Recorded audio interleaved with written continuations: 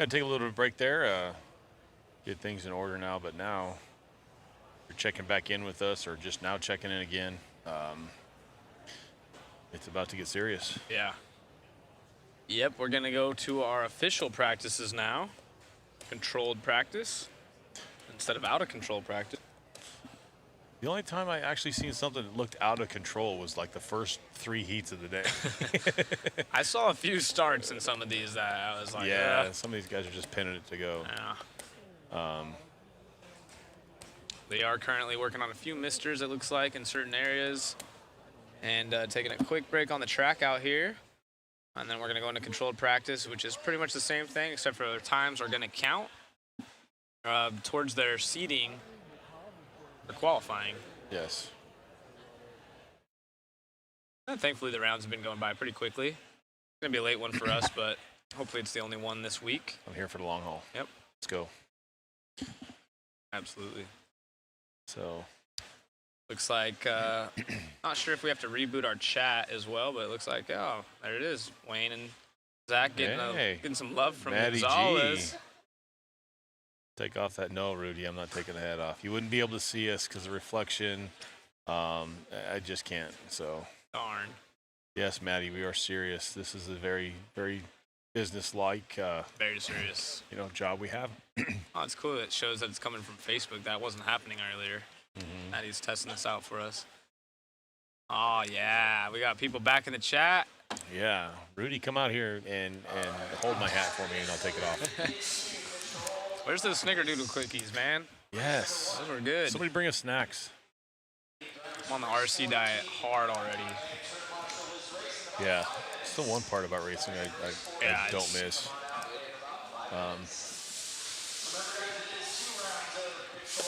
Yeah. Mine's going away too. See, I don't have a hairline, so I don't worry about it. Mike likes to talk crap, but I've seen his as well. So. Yeah, his is fading quickly too. Got the Batman. Hell yeah. I'll wear a hat tomorrow too, huh? Yeah. Cover up. Yeah, I'm not too concerned about it. Who cares? I'm worried about getting sunburnt when we walk outside because it won't take long. Thank you, Del. Appreciate you joining us. Yeah, absolutely good. It's just to let you guys know the coverage that we're doing. It's a lot of hard work, but we are thoroughly enjoying this. We're having fun. You're going to hear us joke and blast people every now and then in a fun way. But we're having fun doing this, and it's a pleasure to be working with the guys we're working with. So this group's a phenomenal group. Yeah. If you're at the restaurant wherever we go tonight when we're there, I'm sorry. We'll shut a place down. Yeah, we did pretty good last night. Peyton's asking, what do you think the drivers are going to be changing setups and fighting for grip this weekend? A lot of the guys have been here on the warm-up and have a pretty dialed-in setup. The tire situation, now that they only have 5, it might change things a little bit, but we talked to BT earlier. They made a really good point about if you were basing your setup on that one-run tire only, your car's probably not super dialed anyways. True. So I don't think we're going to see a ton of changes. I've noticed myself at the end of the straightaway, there are braking bumps that have developed. So I think it's going to be more just not necessarily setup, but realizing that we have a whoop section with a corner right after it, and then the end of the straightaway is starting to develop. I think it's going to be more about just rolling your car through corners. Setup-wise, I don't know if it's going to change too much. And back to the tire situation, when I had my little break there, I was talking to a couple. I did talk to BT. They say they have not noticed that much of a fall off. The traction with the tire stays consistent. The problem is when you get into that third run or a little bit later, they're noticing a little bit of fluxation in the sidewalls. Yeah. So the car's feels a little bit more mushy. But as traction-wise, it's there. I think the problem with that, because I overheard that as well, but as a racer or a past racer myself, is you got to take in consideration that when they were doing testing and coming up with this one-run type thing, the track was already hooked up, and they're basing it. So that first round of qualifier practice, the track was so green that I don't really think it was wearing out the tires and mattering as much. Now that the track's grooved in, is that going to come back into play? I think yes. I think it will. But I think now, I seriously think we're going to see, on on your 3 laps, I think you're going to see possibly 55, 56. Yeah. I think these guys are going to put their heads down and do all they can because now it matters. I mean, these guys don't want to be stuck in a C sort or a D sort. They want to be with the same speed type drivers. Absolutely. So they can lay it down and give themselves the best opportunity possible. I had a question of when the mains are going to start. So mains are going to be on Tuesday for us. Mm-hmm. We have a schedule out. You guys can go check it out. Pretty sure Roar has been posting it, but you can go to Mod. I think we have one. Hobby Action has one. We've got a cool little book right here. We'll try to keep you guys up to date. Today's time schedule changed because we did start late. But currently, Tuesday is going to be our main event. So check in then, and we'll make sure if anything changes, we'll keep you guys notified. Hey, Chris. Thanks, dude. Guess they love you. I guess they do. That's not even an RC guy. That's love. Yeah. Those are chat bots I made on my computer. Oh, yeah. Made me feel special. Nice. Rudy Rosales, he's over here. We party harder than 8-skill racers. Nice. Oh, we do. I have to agree with him on that one. They do practice with the race tires. Someone asked, they don't have to practice with the race tires. This controlled practice, you are required to run those tires. A lot of these guys, a lot of these guys are scrubbing them in for qualifying either way, but you are required to, and they are impounded. We've gone through the tire stuff quite a bit. Hopefully tonight we'll be able to go back through and get that interview with Jason Rona discussing tires. And give you guys all the information on spec tires, what was going on, and how it kind of developed into what it is. Got Jeremy in here. Saw Herring in there. What's up, Herring? Maybe my boys are at the paintball field together or something. Why are they all in here? I don't understand. They should be out there making you some money, selling some product. They do. Those are some good guys right there. Heck yeah. Herring's always a supporter. Yes. Heidi, your wife's in here. Hey. Thank you, guys. If you guys don't mind sharing it, appreciate it. I know we just had to restart the stream. And we're going race number 1. Here we go. We're going race number 1. I think he needs to reset that. So maybe Matt will come over here. We'll reset it for the next one. He might have it. There we go. We're good. We're good. Yep, we got it. So here we go. The cars are on track. Insane. Yes, we got it. I did get told the audio is a little weak on our end. I just moved my mic up a little bit. Hopefully that's better. Tell me if it's too much. So here we go. You see who's putting their head down, turning them out. So we'll see. Looks like Jay asking, shouldn't most of these racers scrub in race tires? I don't want to go over the whole thing again, but quick sum up. You're not allowed to do anything to your tires. You literally get them out of the bag, you glue them, and then they go to impound. And when you hit the track, that is the only thing that happens. You can't even use Simple Green on them at all. This is IFMAR rule. This is spec tire, so no scrubbing of tires in. You can't use Simple Green, any additives, nothing like that. It's very strict around here. Even to clean them, you can only use water. Only water, and it's actually distilled water, not even coming out of a fountain or nothing like that. No faucet.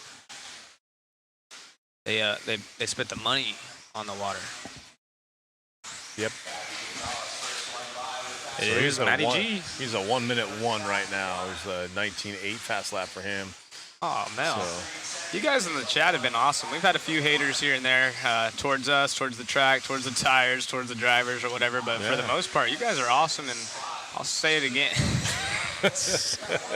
You guys can't hear what we can hear, but there's some funny business going on. But we appreciate you guys. Thank you so much. And I've mentioned it before. You guys are just as much of a part of this event as we are. So the racers are doing their thing. Media guys are doing their thing, and the spectators are doing theirs. And without all that together, it wouldn't make this awesome IFMAR World Championship. It wouldn't be worth coming out here to do this. Gonzalez still at 19.8. He's a 1:01, a 1:07 for Paul, 1:02 for Jaden now, or 1:01 for Jaden. So you guys are looking at the bottom right-hand side of the screen. That's going to be your 3-lap consecutive, which is what you are, or what these drivers are shooting for. Is they want to have 3 laps in a row as quick as possible to seed them for qualifying. So that top bar up there is just showing. I believe it, at least in the last round of practice, it was set up just to show their overall 5-minute time. But on the bottom right-hand corner is what the top drivers are looking to be at. I think, what was it, a 58.7 was the fast one. I think we were down to the 56. I'm sorry, 56 in the last round with Champlin. So currently, Matty Gonzalez, 1 minute, but we're only, we are quite a bit ways into this one. So Gonzalez is going to try to pick it up, followed by Paul and Alex. There it is, a 59.7 now. There we go. Matt's putting a solid one in. Traffic's going to be a big issue in seating. You could have two of the fastest laps in a row, but if you crash and roll over, it don't count for much. You blow one of those out, and then it drops that average back down. So he is catching up to traffic. On the straightaway, coming on the straightaway, Matty got by that one. But sometimes you'll notice these guys, if they know they got the time to do so, they'll lay up and put themselves in a better position on the track around traffic and make sure they have enough room to run a couple clean laps. So they have 2 rounds of this, and so Jeff, AKA tires are being ran. Those are the AKA Slick. That's our spec tire for this event. As we follow Matty around, he's still at a 59.7. Trying to pick up his pace. Hot lap of a 19.7. Paul still in the 2 spot. And we're following Matty G around. That is that white, green, and black car as he comes over the front side tabletop. We know Rudy's rooting for Matty G, longtime friends. Andrew Herring as well. Yeah, he's one of my favorites just because he's coming from the stock range and stepping up. I know about the last year and a half, though, he's been concentrating a lot more on mod. But these younger group of young men coming through, they're going fast. They're doing good. A quick sum up, Steve, for you. I saw you asking. To summarize the tire situation for you, going into this event, it was unlimited tires. You could buy as many as you'd like. Unfortunately, there was not enough after everyone had purchased their tires, and some racers didn't have enough as we were doing, or most racers were opting to do 1 runs. Now the kind of been changed to everyone agreed upon 5 tires, and then A main drivers will get an extra set, so everyone's staying on even playing field. Correct.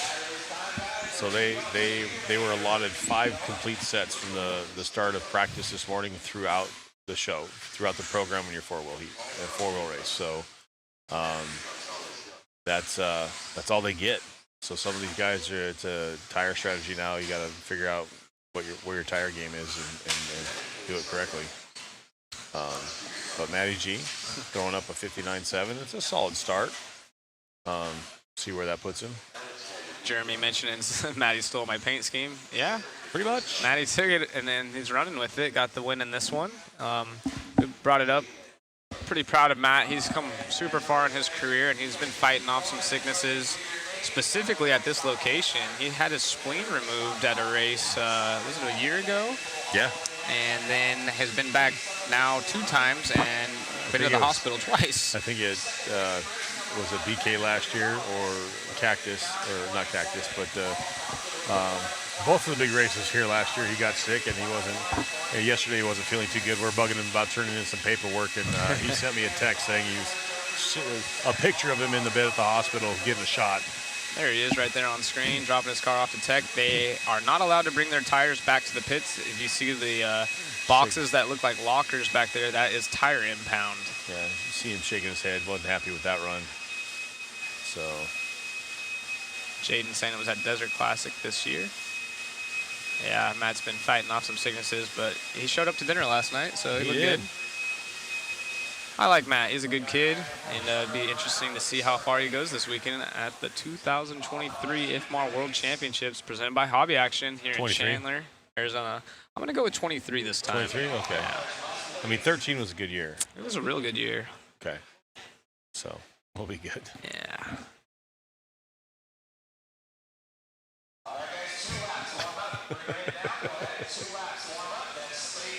So we go heat number 2. See who's in this one.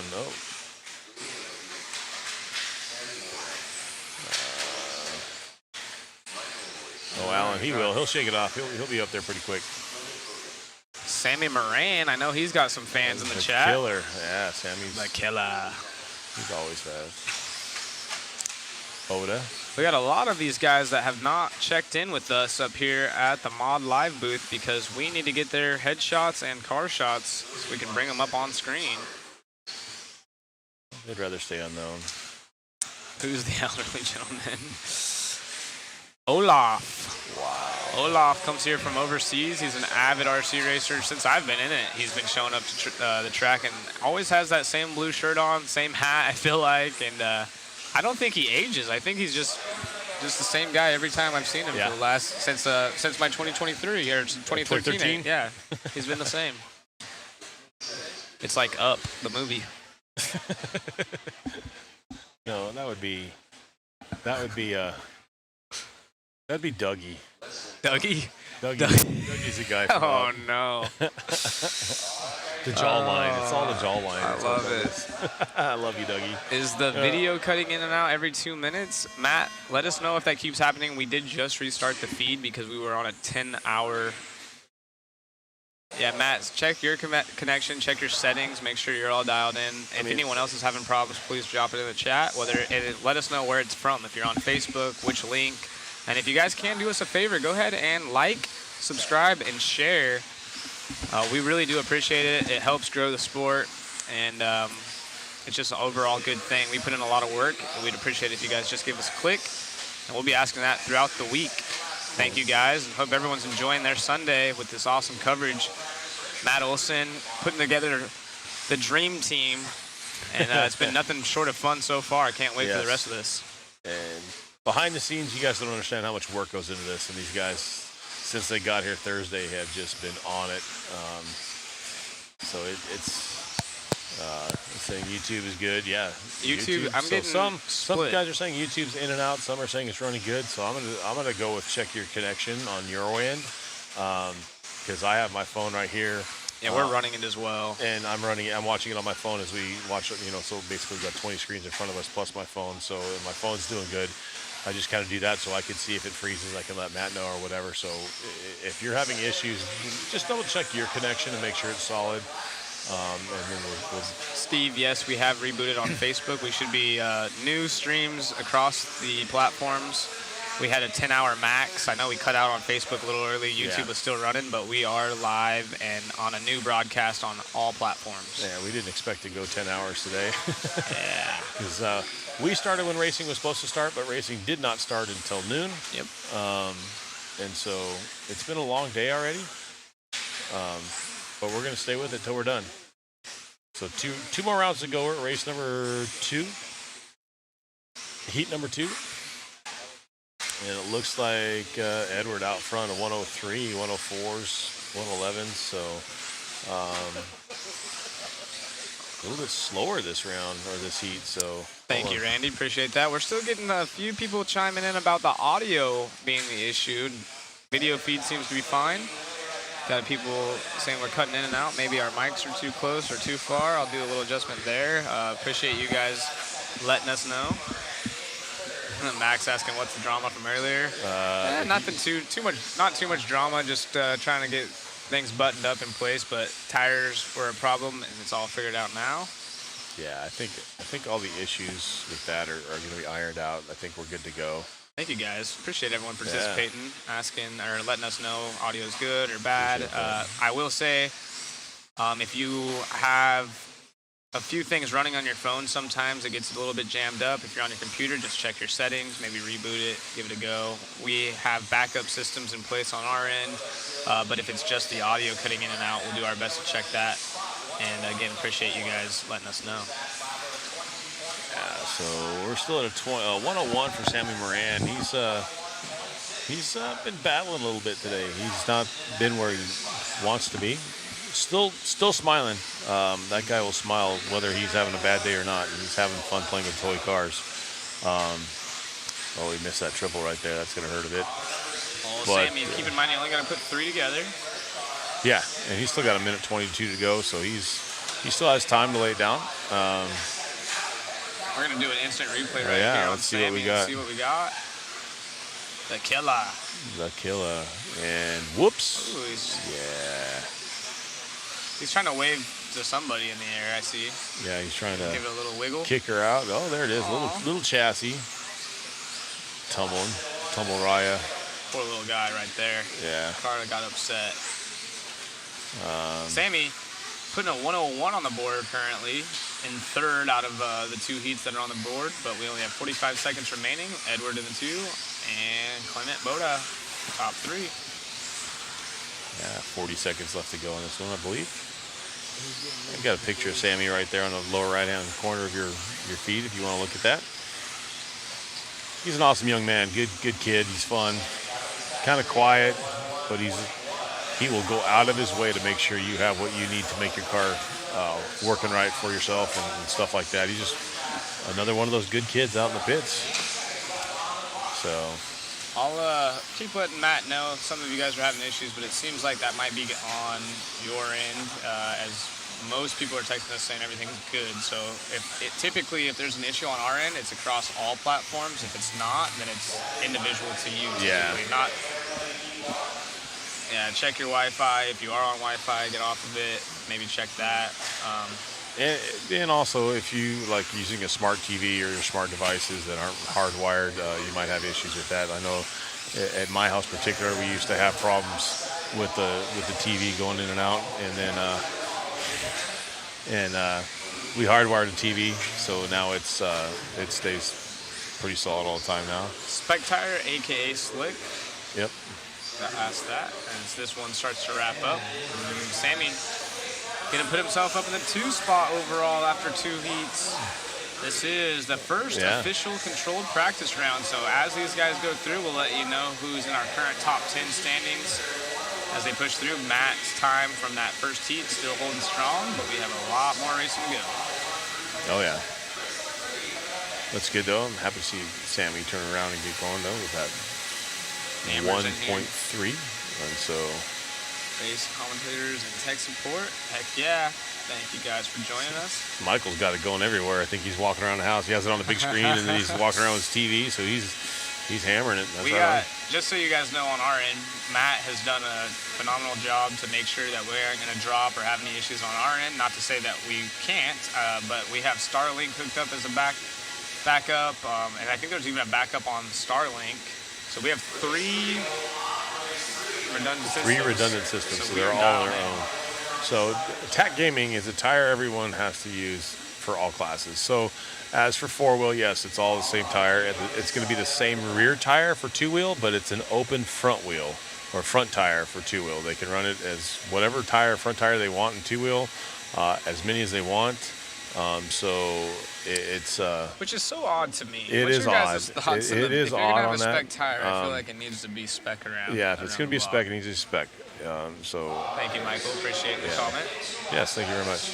So here we go. We're gonna see what we got. 3. Marshals are getting out there. Cars are rolling. Who you got in this one? What's your thoughts, Wayne? Let's see who we got. I'm going to take Joe Hornhorst. Got one paid driver, and you chose him? Yep. Probably pretty smart. I was watching him actually earlier in the last round. I was watching him, and he's pretty calm up there. He seems pretty comfortable with the car. And his car looked good. So we'll have to see how it goes.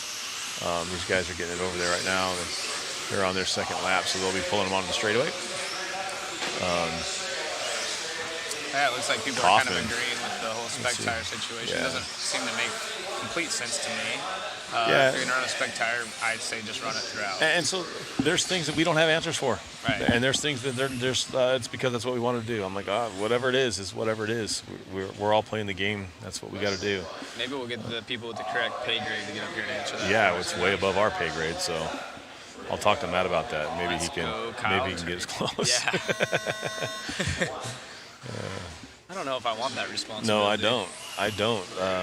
I like this. With the tire situation and stuff like that, Larry, the owner here, man, he owned it. He agrees that they missed it and they got it wrong. So, he didn't point fingers, no excuses, no nothing. It's just an oversight on his part, and they're trying to made it right, and they did. I think they did the best they could with the situation that came up. So one thing with Larry is they will, being that this happened, I can almost guarantee that'll never be a problem again if they have IFMAR Worlds or or even Roar or any big race that they want to run a controlled tire. That will never be an issue again. From the mistake. Yeah. Kevin P. asking what countries are represented and how many. We will have an official count here soon because all of the boards for driver ceremonies, I believe they're already done, but I haven't got a chance to go count them myself. I think there were 12 boards. 12 boards, and 12 countries. It's like math. Yeah. Pretty cool. That's pretty good. So, I'm not sure which countries they are, but we'll know shortly. Let's see. Bernhorst up in there. Bernhorst going back and forth. He's at a 102, 19.8 for Joe. Michael asking, yeah, we'll definitely ask somebody. We had a great time talking to Jason Rona from J Concepts, kind of getting the deets on why there's a spec tire. Hasn't always been a spec tire. But we didn't get to elaborate on the fact that why is two-wheel the only one that has an open tire policy, but we will definitely get that brought up again because personally I'm curious. Yeah, and then Shane asked the question, do you think, will people be more likely to mix the tires like running a JC or a Proline or a Raw Speed tire or even an AKA? I believe they will. I think there's guys that are running a Proline or a JC, they're more comfortable and they know how to, that tire is going to react. So, but then again, there's balance. You need front to rear balance in the car. So, who's to say you don't want to run or you want to run an AKA tire, right? Or whatever is going to give you the best balance. So, looks like Kaufman out front, Turner in the 2 spot, but it's 59.7. 59.7. Guys that's up to the number 6 spot. Yeah, Aaron's the only one. Well, no, Kaufman to the point right now at 59.7. I didn't see that. Yeah, he's the only one beating Matty's time. So Matty disappointed in his run, but only 3 heats in, but he's still in the top 3. Look at Hunter King up to the number 5 spot overall with a 100 or a minute .5. 100. I like that. Yeah, Aaron, Hunter, Kyle.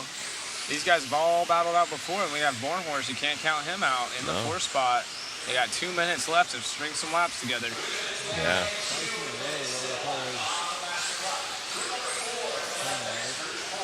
There's Turner, white and red, coming up in the front side of the driver's stand. Step on, step off. Keeping it safe. And we're going to pick up Kaufman here. Ooh, nice on the straightaway. Let's go. 19.4. Oh, he gets it wrong in the pipe. That's going to hurt for a second. He's going to string it together, though. That counts. That was his 3rd lap in a row for a 59.4 to go to the top of the charts over Joe B. Yes, Bernhorst number 2. All right, a minute 30 left. These guys literally have 3 laps. If they are already on a heater, they need to complete it. Make sure they don't run into traffic. We're following around our race leader. Actually, I think that's the 2 spot now. Aaron so I'm going to answer Brad's question. Brad, just tuning in. Okay, why isn't there AKA fronts for 2? There are AKA fronts for 2-wheel. It's an option for the guys to run it if they want. It's an open front tire. They can run whatever tire they want as long as it's legal and fits in the box, and they can run as many as they want. So we don't understand why they're letting them do that. It's me and Zach both just said it's above our pay grade as to make that kind of a decision. But it's an open front tire. They do have to run the AKA rear slick and clay compound, but the front tire is open. So and 2-wheel only. And 2-wheel, yes. These guys on 4-wheel, so everything you're going to watch up until Tuesday, they are all on the same exact tire, front and rear. Bernhorst out front now, 58.7. Yep, that's going to put him above Aaron. So 58.7, that was probably good for around a top 20 run in our free practices, but track is getting better. Looking at Hunter King there, too. He's actually doing pretty good with a minute 5. So these guys... We're gonna see these runs get faster and faster and faster. So it's gonna be pretty good. When you move the mic right up there, Matt, we're good to go. Looks like someone asking about our tire prep on this. There ain't much you can do. There are some rules as how much you can't do anything with foam. Holes that you can put in the tire. There are certain diameters that you have to abide by. And I believe you can only have 4 if I'm not mistaken, but as far as you can't do any saucing, no sanding, these guys glue their tires with officials looking over their shoulders. They put them in a bag and they go to tire impound. First time they get any sort of break-in is on the track. Yeah, and they're not allowed to take it back to the pits. They have to, when the cars come off the track, they go on a rack. Mechanic or driver can take it. They have to take the tires off right then and there, and they have to clean them right then and there, and they use distilled water to clean them. And then they're put back in the bag and put back in the box. And then they can come up 2 heats prior to those to put the car together and go through tech and line up. If the car leaves that area, they are DQ'd. Mike, that's not correct as far as so a tire manufacturer can claim a world championship. We actually have a really cool interview that hopefully we can put out later on from Jason Rona regarding that whole ordeal, because that was a question that I had as well. Like, Jason is obviously the owner of J Concepts, and I thought, what better person to get his take on it? See what he thinks as far as like, hey, would you rather be able to, claim the title, kind of like Team Associated does, as far as, winning a world championship, all that good stuff, or would you rather see everyone on equal playing field as far as tires go? They're, from Jason's point of view, not too concerned about any of the claiming a world title. He's actually obviously been a title sponsor before in the Spec Tire. But we'll have to get the exact details on the front. From my understanding and a little bit of digging I've done, at the time when the rules were made up, the two-wheel front didn't really seem to matter all that much compared to anything else because the cars just pushed. But obviously, we know that's not the case anymore. And it is just kind of a weird rule altogether. I think when it comes to manufacturers claiming world championship, I've touched base on this earlier. I'd like to see... It's not new, Shane. No, the front tire thing has been like that. You're correct. Yes. I'd like to see an open tire to where a manufacturer can say it's kind of like motors and batteries and chassis, where you can legitimately say, we won the world championship and so forth and so on. And in my mindset, in doing that, even if you do open up the tire to run whatever tire you want, you're only submitting. So like today, they're only letting you have 5 sets. You would only submit your 5 sets that you want to use, and that's all you can use. Michael, to answer your question, they very well can, as they are the Spec Tire, but everyone kind of knows that it's not the same as like an 8-scale Worlds where you can choose your tire. And like I said, we'll be releasing the video earlier. This started, Jason mentioned, early 2000s. It used to be open tire, and then it slowly developed over time into a Spec Tire for multiple reasons. But a lot of these companies aren't doing it for the advertising purposes. Everyone knows it's a Spec Tire, and if they wanted, they could all claim more world championships, but they usually do it off their accessories and such anyways. So the J Concepts driver wins, they're going to be advertising as world champions for their products regardless. And a lot of these manufacturers have more than just tires that they produce, so they're going to advertise it regardless, but it isn't based around the tire from who I've talked to at least. Correct. So let's see. Oh, 22 boards, Brad. Thank you. There was 22? That's what Brad said. He counted 22. Wow. Awesome. Thank you, Brad. Appreciate the comment. Yeah, I just kind of checked them out earlier, and it looked like there was, so, yeah. It's been a long day.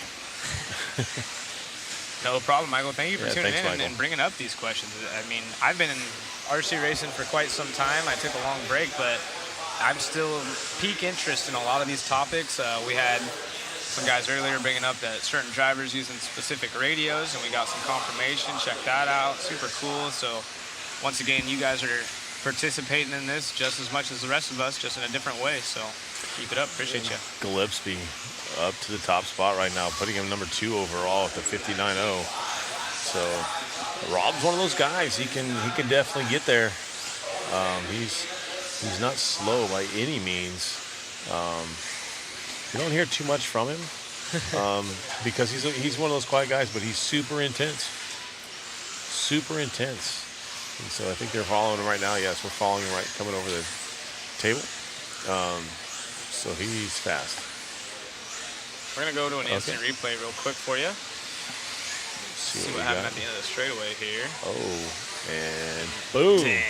I mean, purple car came into the racing line right there, in my opinion.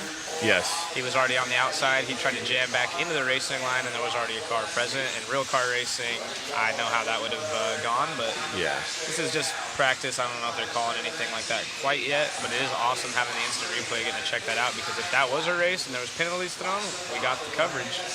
Yeah, it was an incidental. I mean, the guy's just trying to get going again, and, well, Rob's trying to go big. Alan asking, you guys think Kyosho brings back the 10-scale program? Nah. I was the Kyosho team manager for the final years of their 10-scale program, and from my understanding, it won't be back anytime soon. They got an awesome thing going with 8-scale. You can see some manufacturers kind of getting out of 10-scale, and others, like Schumacher, kind of making it their main focus, where Kyosho is allowing do the 8-scale thing. But We got another instant replay coming up. Oh, that's Rob coming up short. Dang, Rob taking a beating. No, it's right not there. Rob. That's number 8 car. That's Owen. Was that Rob? Oh. So Rob needs to string a few together. He's currently third, but with a 59.0, that ain't going to be up there in the top 20, I would Look say, at once we get quicker. Donnelly, though, laying down a 58.6, a 59.0 for Rob, but a 58.6, that throws Donnelly to the top. With the fast lap of the race. 19.3, he's by the line. Yeah. We're going to track him on the track. 58.644. And the end of the straightaway right here, we're seeing a lot of people struggle with the landing of the double with their wheels turned. They just keep traction rolling now that we have more grip. Mike asking when I'm getting a 8-scale car. He's not. A bank owns Kyosho. Yes, they had purchased Kyosho. There's two separate companies involved. Kyosho has their RTR side, and then there's also more of the racing side that makes certain products. But a bank did buy out Kyosho when I was working there. This was years ago, and I worked for Kyosho America. This is overseas in the Japan department, but they have their race team here. Chikuba is one of their designers, auto model. He's here on hand at the event with a few drivers. Didn't ask him if they were developing anything new, but I will probably go talk to Chikuba again here shortly. We stay in touch on Facebook here and there, but I'm also interested in that topic. So my guess is no, but we'll go check it out. Donnelly a 58.644 for that run. That's not bad. A solid run. But I'm noticing something at the end of the straightaway. These guys are really starting to bicycle. So the traction at the end of the straightaway and throw in some bumps there.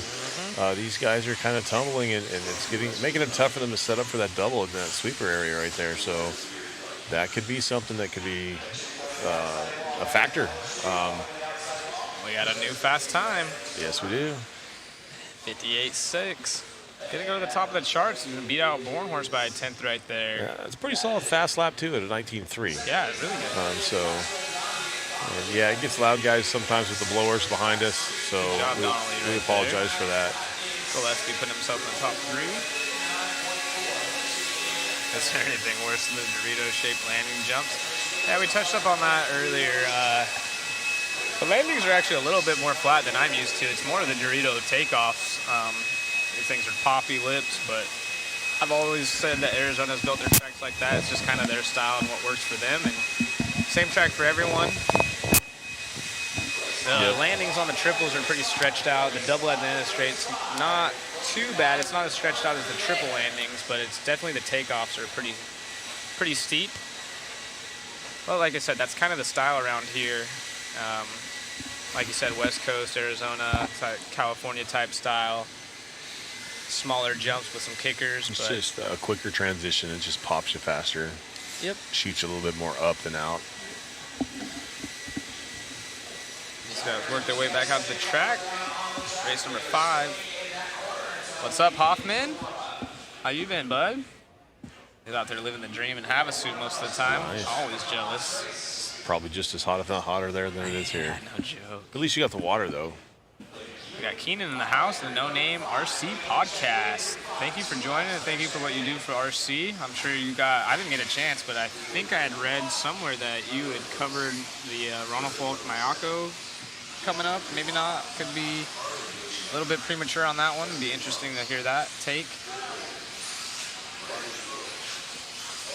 Yeah, the grip levels came up like crazy. Yeah, someone earlier mentioned they didn't think the grip was going to come up quick. Oh, it came up Being that really I've raced here a few times, I was like, I beg to differ. This thing is going to be traction roll city. Somebody else says that the 57 is possible. Then, we're going to see 56s. Oh, yeah. I maybe a stretch, but possibly 55. I was going to say, we've already seen 57s, Yes. 56s. Yes. 156. I think we have a 56-7, but I really think it's possible we might see a 55. Yeah, definitely. The track's getting fast. You can see these cars traction rolling. And let the designer know I demand, Kyosho. We're on that, Brad. We'll go talk to him. We'll do our best. Show 255, he talks about it. So if you guys are interested in the Ronald Mayako situation, go check out the No Name RC podcast. And then also, sounds like there's 254 other episodes you might be interested in. Yeah, if you're bored. Or if you check it out. Pulled the old part number item and started at 200, though. You never know. Right. How many episodes have you done over there, Lefty?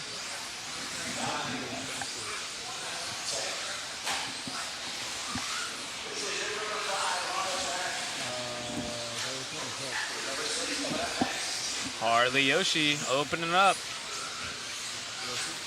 19 and a Cookie. So Cookie actually, that last round, he actually put one up there.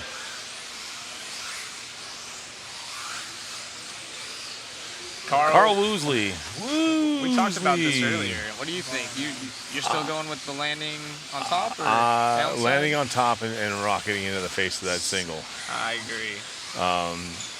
It's just, I'm not going to say it's overall faster, but it is more consistent, and you have more control of your car. So it's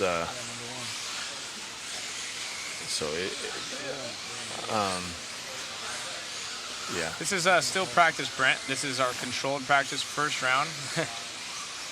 Angaro don't even race 10 scale as an intense scale. Man, Angaro can really will anything. Talked to him earlier. Feeling super relaxed coming into this event. I wouldn't be surprised to see him in the main event as well. Very talented driver. Has the right support, has the right mindset. Yes, Carl, you're right. Probably more relaxed being that it's not 8 scale. Probably doesn't care as much, but just out there willing. We'll see. See who we're following on the track right now, the pink and white car. Who is that?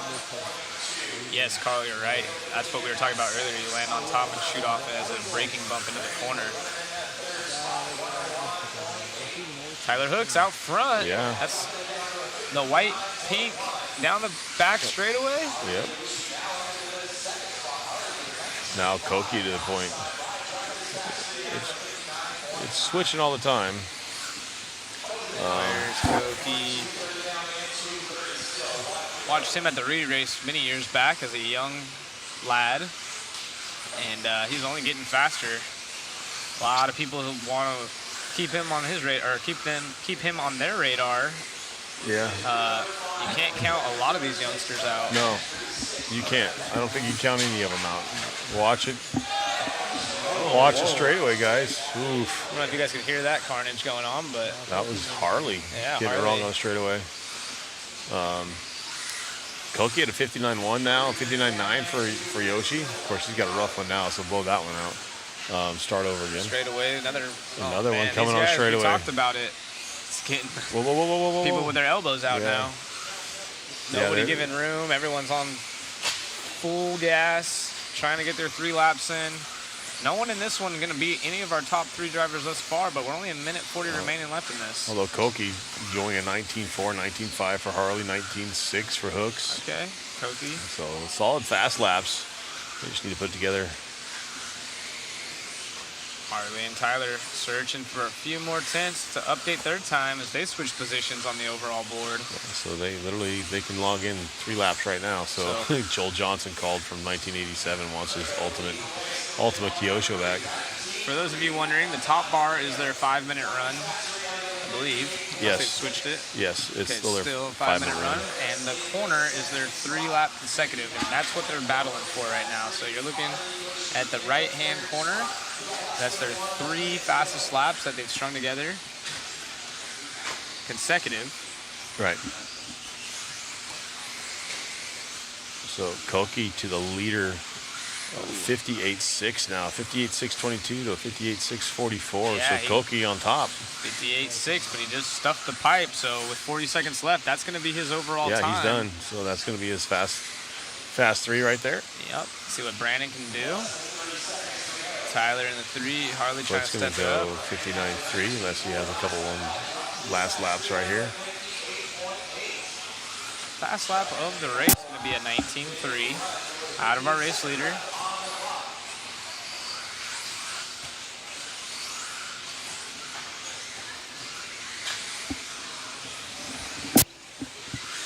Kato out front. So you're 58.891. So foot up to number 4 overall, Hook 6, Harley 10th. So these guys, no joke, they're laying some down. And we're going to see that. We're going to see these guys start putting faster runs together as we go through the program, just because of the way, if you look at who's in what heat, it almost seems like they put the faster guys a little bit later. So I don't know if there was. I believe it goes off of basically how the entries are. So like race 14 should be your top dudes. Based on the entry, and then like your resume guys in are going to be your bottom heats. Absolutely. I believe that's how they set up the heat sheets. Okay. Koki. So that's why you see those top 2, 13 and 14 are pretty stacked. Yeah. It goes off of how you finish the roar and how I'd say probably 12, 13, and 14 are the ones that lock themselves in by earning it. And then we know Matty G, he resumed in, he was in the first heat. Yeah. So, Mac, what's going on? Hopefully we'll see you this weekend. Yeah. Yep, it is consecutive laps, so you got to put 3 heaters together. You can set the 2 fastest laps of the whole entire event, but then put it on the pipe, crash, and it not count for anything for you. Yep. So a little bit of consistency with a little bit of speed mixed in, and that is how you're going to sort yourself for qualifying, which will go off in full 5-minute runs.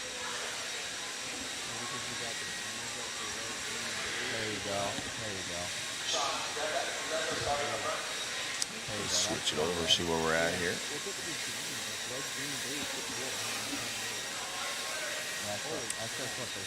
Mint. Oh, Mac was here earlier. I might have said hi, I don't know. I've been stuck in this booth. Pratty with all kinds of fans online. So Yeah. Mitchell. I have to make sure we get him followed around. Already hearing some cars go upside down. Like we said, these guys it's go time. Now we got to do something. Now it's not practice. So these guys, you'll see them definitely start strapping it up. You know, right now, Koki's at a 58.622, Donnelly at 58.644, Burnhouse at 58.733. So your top 5 at 59.0. So they're all within half a second, your top 5. And that's over 3 laps. So we're definitely going to see faster times. I will not be surprised if we see a very low 56 or maybe even a 55. These guys are just going to start strapping it up. I'm asking how the S-Works are doing. Currently, Bornhorst, after 5 heats, is third, but not sure who is going quickest so far overall throughout the weekend. I know they got Spencer over there. One of the only teams that has a female present here. Overseas. I think the X-Ray team also. See how they stack up. But yeah, Bornhorst currently sitting third. We got lots of racing left. Jared Mint, he's been out here. A group of those guys have been out here for, gosh, I'd say 4 or 5 months. He came and ran a JBRL in Bakersfield. And he, super cool young man. not used to these tracks. Even this track is small by nature that they normally run on. They run on almost 8 scale size tracks where he's at. Dan coming in here asking who the youngest entry is. We were talking about this earlier. I can't confirm, but I do know that Owen, there's someone in this race that's really young. I think it's, what do you say, 14? Owen is 13. I'm not sure who's the kid in this one. Someone in the chat will probably drop it on us. But I do know we have a 13-year-old. Just crossed the line. From Iowa. Thank you, Norman, for the love. Appreciate you tuning in. It will be a good week. If you guys don't mind, give us a like, share, all that good stuff. Number 9 car, I believe, number 9. He's the number 9. Martin? So if anyone knows Martin, maybe he looks young. I believe that's the young man at the end of the driver's stand. Right here, he's the orange and white car. Heading towards the straightaway on the triple right there, down the straightaway. So if that is Martin, maybe we can get an update. We didn't put it on our sheets to get everyone's ages, but I do know Owen's at 13. So if you know anyone younger, drop it in the chat. Yeah, and this young man's the youngest one in the race right now, so. Pratt down there in the 6th spot. Charlie down to a 59.9. Chris Van Air. It's good for 10th overall. We're going to have to start calling Chris Vintage Van Air, dude. Vintage Van Air. He's always got the cool RC10 shirts on every time I see him. Yeah, that's Owen, Steve. Yes.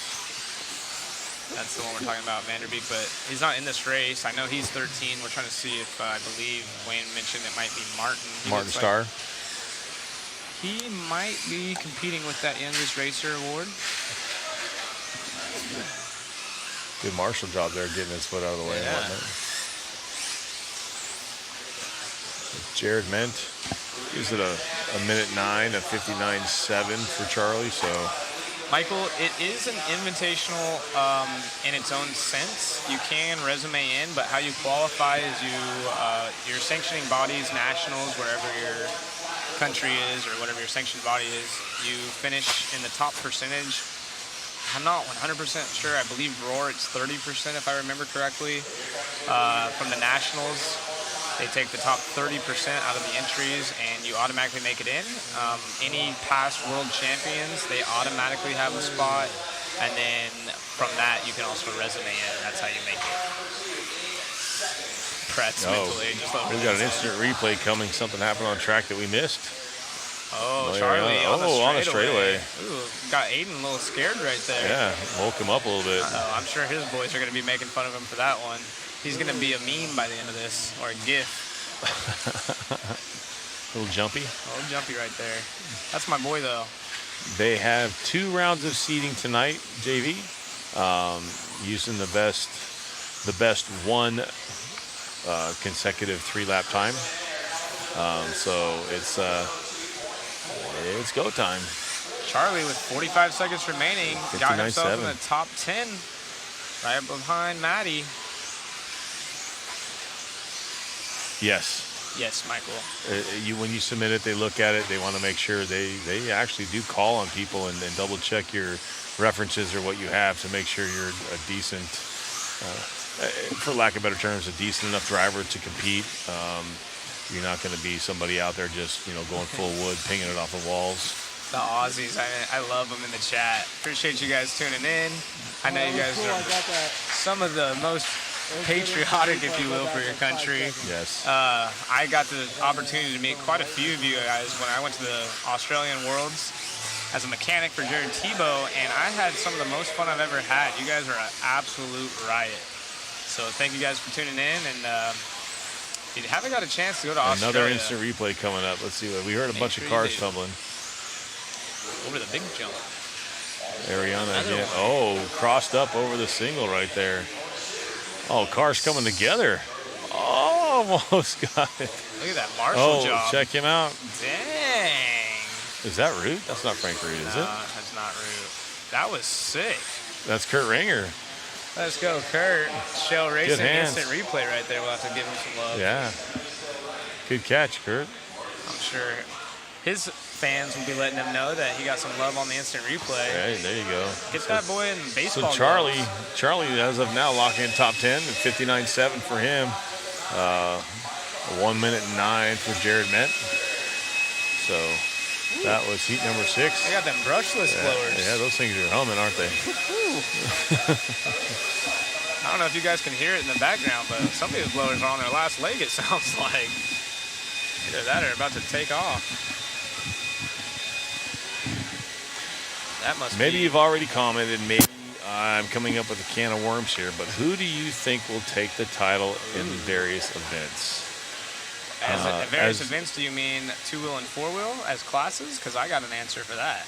You go first, Mike. What do you think? So here's my question to you, Michael. Is it who do we think or who do we have a favorite of? Right. Because I've worked with him, he's helped my son with my son's racing program. I'm a huge fan of Mayfield. And knowing that he doesn't have a locked-in chassis sponsor, I would love to see him do well and win at least one. It'd be awesome to see him do both, which is it's so hard to do that. And he did it with Yokomo when he first signed on with them the first World's year with that.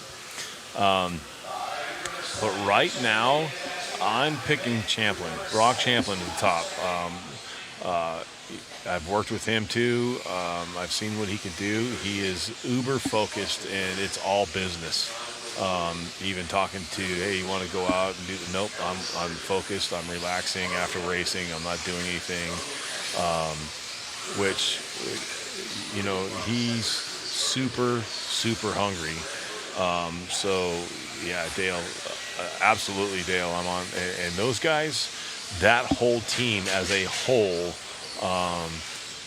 they came to play. All of them are just super serious. All the cars look good. So it's going to be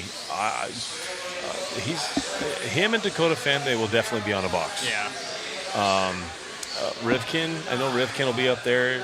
Some of you guys argue that it's his home track and it's not fair and this and that. Well, honestly, he hasn't been consistently the fastest guy up there, so you can't really say it's an unfair advantage or anything like that because it's his own track. He's been fast, but not as fast as some. So since about the second round, Brock Champlin's been on top. Yeah, I mean, I couldn't agree more. I think there's quite a few drivers you could pick. Orlowski's going to be one of those, in my opinion. Another Schumacher. Yeah, another Schumacher. But I think Dakota Fenn, he's been on an absolute tear. He's going to be hard to dethrone from this event. He feels comfortable on these smaller tracks like this. He can see everything just fine. His cars are dialed in. But Spencer's obviously a heavy hitter. Dakota Fenn, Brock Champlin's flying out there. What do you guys think? Drop it in the chat. What do you think for two-wheel? What do you think for four-wheel? Currently four-wheel. Brock's been going really fast. Those Schumacher cars look great. Yeah. And I wouldn't be surprised to see a Schumacher take it home in the four-wheel drive class. Yeah. We haven't seen a two-wheel yet, so we can't really, go there. Anybody but Rivkin. You can't. Well, he's got a couple, so he doesn't need them. Exactly, he doesn't need them. But it's definitely something that, we all have our sentimental favorites that we want to see do good. But, the likelihood, not that he doesn't have the support, but Mayfield's going to be fast. Yeah, Mayfield. He'll definitely be in the show. And if he's not on a box, he's definitely, I think, potentially top 5. I'm excited to see what Ongaro can do with his four-wheel as well. He's a wheel and an 8 scale. I've seen him race 10 scale before, and it wouldn't surprise me either to see some consistency out of Ongaro if he gets his car feeling like he wants. I mean, we've seen it time and time again. Yep. He will pull away from the world's best. He will. It's also one of those things too where you see and you hear in sports teams or any kind of sport that are people peaking at the right time. Did Dakota Fenn, although he's been stringing a lot of runs together, but did he peak too soon in the year? Right.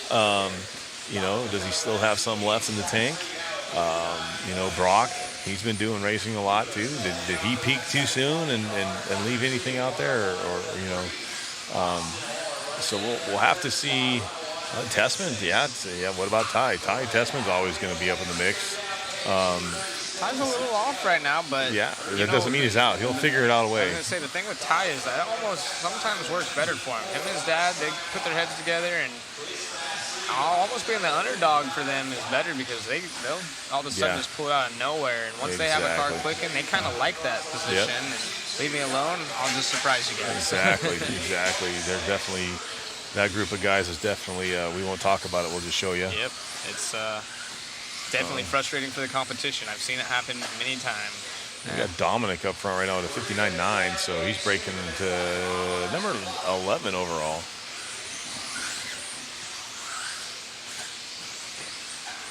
Yeah, curious to see what manufacturer, what driver. Some of these teams have bigger teams that I've seen in the past, and a lot of these teams smaller teams. So bringing their heavy hitters, we have a lot of movement. Cavalieri, Schumacher now, obviously. Like you said, Mayfield running associated cars here. And I just can't wait to see an A main in the top 10 out here battling it out on this part. I did talk to Mayfield about that to get clarification. Is he getting any factory support? He is not. It's straight from, he gets his cars and his kits through J Concepts, through that deal. Other than, he has been working with Rivkin. As for setups and figuring out what the car needs, what the car doesn't need. So he's been working with Rivkin there, and they have run a lot of packs here.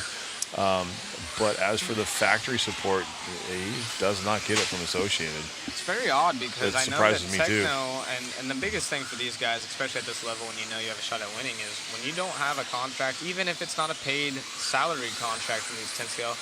I do know when he was with Techno, they do have contingency programs. So maybe J Concept stepped up on the contingency side of things where he just said, hey, I'll run whatever I want because there's a lot of money on the line if you don't have a contract to fill that gap, especially when you're Mayfield's caliber driver. That's a lot of money left on the table if you do take home one of these wins. Well, if you look at his car, he's got a big Techno sticker on that car, so you got to, their driver is going to win. So, you never know. I'm sure Rona will take care of him if he wins the World. Somebody will take care of him. Oh, absolutely. I'll buy him a drink. Or two. Yeah. All right, back on the track. Austin Horn moving his way back up, but nobody really challenging except for Dominic. Dominic going to 58.604, top of the charts. He's been fast all day in his heats. But then you look at that overall, not that overall needs a difference, but a 15.509 for Austin. That'd be a solid run overall. Puts him with a 10 on his top 3 consecutive so far as we are in heat 7 out of 14 halfway through this round, and they're getting whippy over on that tabletop. Okay, so Mike Winder's up there. He's saying exactly what I was talking about. Schumacher for Brockett for Wheeler and Mikhail for two-wheel, and they're both peaking at the right time. People laugh when you say that, but there's a lot of truth to that. Oh, absolutely. Me and Richard were talking about the fact that they've built their team around not only developing the car, but drivers that were in development. Brock Champlin, Orlowski, Cavalieri, bringing that old school mentality. Have been there, done that. Let me show you guys. Kind of exactly. Oh, we got Jason Bullinger. Look at him. Full-time napper. Bullinger. Is he awake? That's our photographer. So if you guys haven't seen the pictures, oh man, check out Mod Live Media because we have some of the coolest pictures I've seen in RC. And this guy's been around. He knows exactly what to do. He's got the right lenses. He's right there, track side, level with the cars. Are those long socks or legs? I don't know. That guy. I don't know. Good old Jason. And we got the T-shirt with the faces on it. Yeah, we got to find out who that is and whose face it is. That's tight. Yeah. Steve Hartson retires tomorrow and takes four-wheel. That'd be something, huh? Yeah. Yep, Hartson has a four-wheel title. He's not currently an active racer. Actually, he is. They're saying he's racing at Northville or wherever he's at. He's in Florida. I believe it was Florida. I'm not sure. Last I had talked to him, I think he was working for Boeing with his father. Yeah, something like that. But that's super cool to hear that he's got a car again. I know he was messing around with the e-buggy here and there back in the day after his four-wheel title, but... Anyone notice on Garo's car, it seems to have the only car that doesn't slide. Maybe. Let's see who's in this one. Tommy Hall's been fast. Thank you, Caden. Good seeing you join us in the chat. Oh, that's Pratt. Heck yeah. That's why Australia's going wild. He seems like he's a good character. I'm good. I think Zach's up. Zach's up for a break. Yeah. I'm good. So Joel Johnson will take the double win.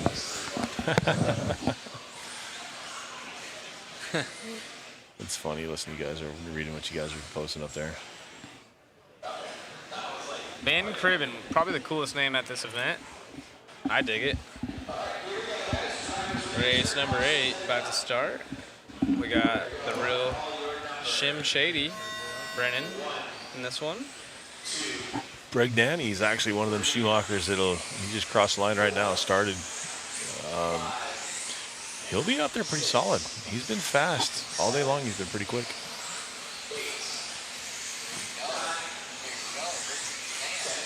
What did we get?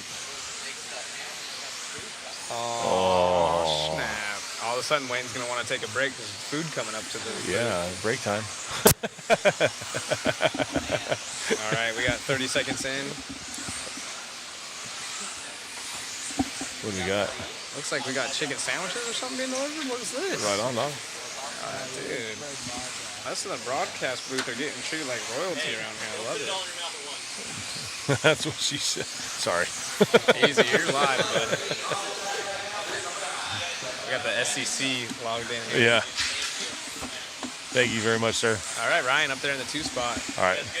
Thank you. Ben Cribben falling back, but Tommy Hall trying to make things happen. Everyone's saying or not everyone, but someone's saying the Facebook feed is way better. Mark. Wow. Yeah, like I said on the Facebook feed, I have it going on my phone, and it hiccup once. So. Yokomo team at this event. Not that I've seen. There are Yokomo drivers here, but we're not sure. Yeah. There's I know there's at least 2 drivers. No, Australia.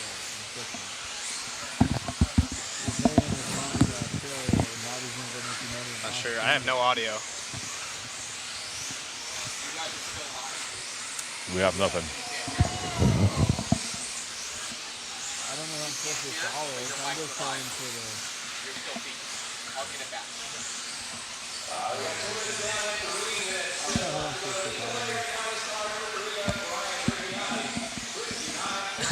That's his own face on the t-shirt, they're saying.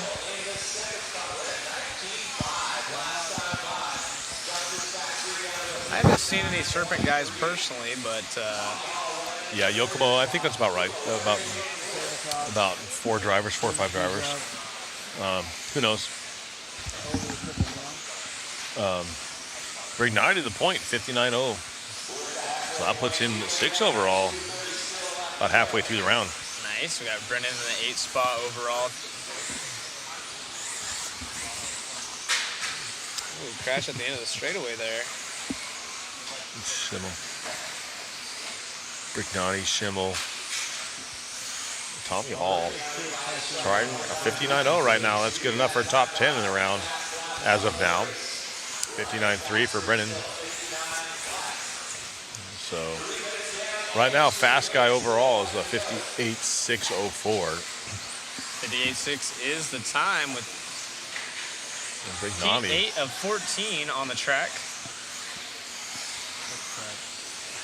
Might be a little bit quiet. We got food up in the booth now, so yeah. Taking a few bites every now and here then we're clicking you off so we don't chomp in your ear. Like so we can hear our master on his mic, and we can hear the chewing in the background. Mother Matt. Brignani at 59.0. 59.3. Yeah, Brignani's. Yep. Car number 3. He just crossed the line right there. So following him right now. Going to the inside. Nice move there. Nice clean pass to get by that guy. Oh, he gets a little squirrely. He had to let the guy go by. He knows he doesn't need any more, so he's pretty much done on this run. He's probably just going to log some laps to see where we got. With that hiccup, it's just 3 consecutive laps. Won't matter. He won't be able to do another 3 consecutive laps, so he's going to be done with a 59.07. A 59.1 for Tommy Hall now up into the mix. Tommy Hall to the point of 58.9.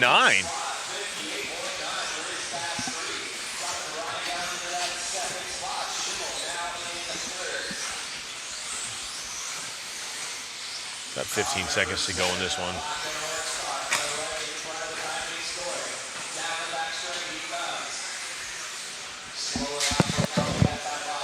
Ben Cribben, yeah, nice. Ooh, Tommy coming by with a 22 Tommy Hall, 58.9. Ryan, 19.6. Last lap. I don't know if he can string anything else together.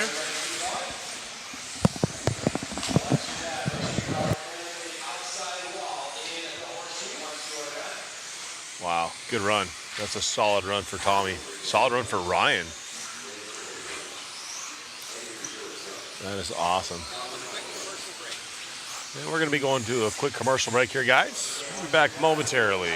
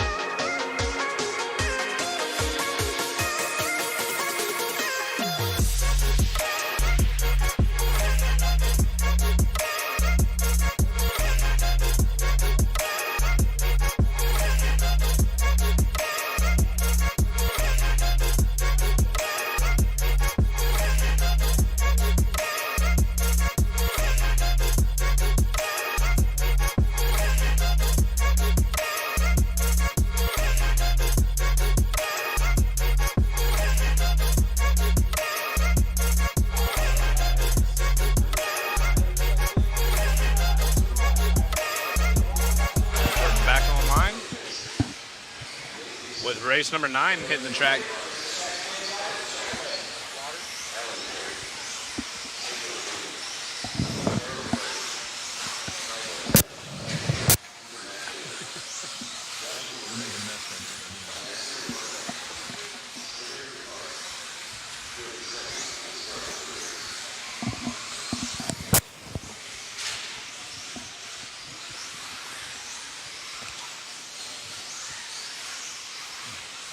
So do we know which brand seems to be most popular? Here in the States, most popular is going to be your Associated and TLRs. In the States, I'm not exactly sure. I know Schumachers are good at Euro. So I don't know what it is over the pond, but we're watching Tyler Fenster shaking his head like he's not ready for this one. So let's see what we got here. We got a couple fast guys in this one. Fenster's been laying some runs down. Oh, I didn't see that, but Schimmel snuck his way up to the top spot right there. He did. 58.3.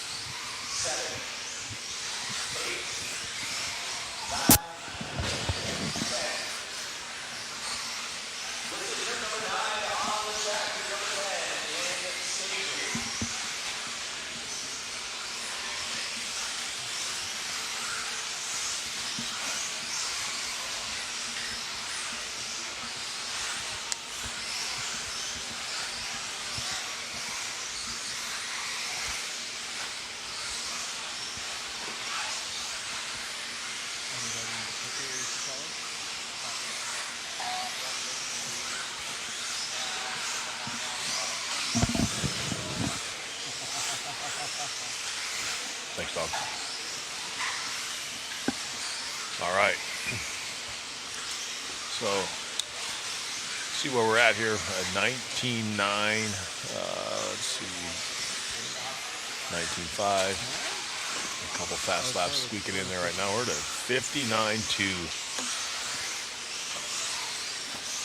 for Nick. Tyler Fenster up there.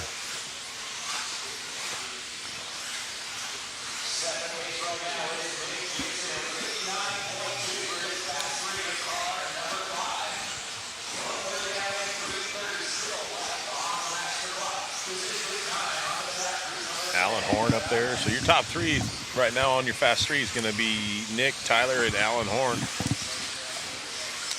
Those guys trying to lay it down right now.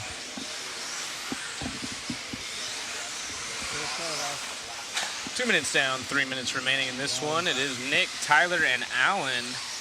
All these same names that we saw in their earlier practices at the top of their sheet, still up there. Track is definitely grooving up. Times are getting quicker, but Nick is the only one in the top 10 currently out of this heat. As 9 out of 14 in. Alan Horn squeaking up there, so he's slowly getting to that, almost to that sub 1 minute mark. Oh, Big Al. Oh yeah, he'll be up there before it's all over. Oh, another rough lap for him. Somebody asking for EMAC, but we got an instant replay. We're going instant replay here really quick. On the straightaway. Oh man. Oh wow.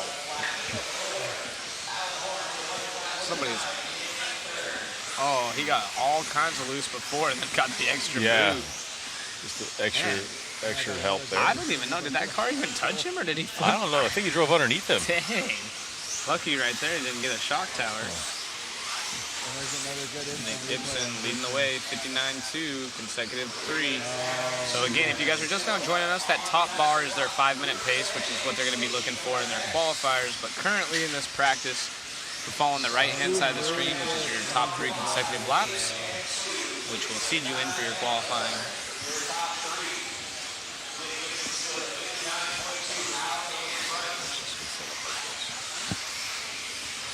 Yeah, the instant replays are pretty cool, huh, Kevin?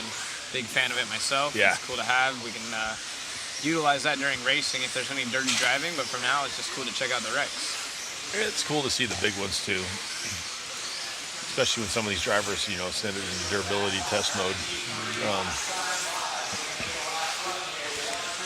At the end of that straightaway, I'm noticing these cars, again, they're starting to, with the traction coming up, it's a high speed, so the car's kind of unloading on the inside. And you see him starting to come up a little bit. So I believe by the end of the night, we'll see some definite traction rolls. That's another hiccup is they're coming around the corner and trying to set up that double and land at an angle to make that corner right after that. Kind of like Mr. Horn did just there. It's just a matter of, another one. Another instant replay. Let's see what happened here. Into the triple, carrying some speed. Punt. Wow. Okay, so that one, that's Gibson right there. Wow. It's just practice, so I don't know if they're getting any calls right now. You can see he got crossed up in the corner before, and then thought he was going to make the inside right there, carrying quite Pushed a bit of speed. little wide, got the guy sideways, and just roosted him. Yeah. Luckily, no one broke. Cars are getting stronger and stronger, aren't they? Yeah. 59.2 now for Nick Gibson out front. Tyler Fenster at 59.8. Still Nick with the only one at the top solid 10 run, time. though. Tyler Fenster jumping up to number 10 overall. And that puts him in the top 10. As time is getting ready to expire, this is his last lap. Let's see if he can better his 19.3. He might, if he's on a good one. Fenster, that red car. 58.7 for Fenster. What a lap. Wow.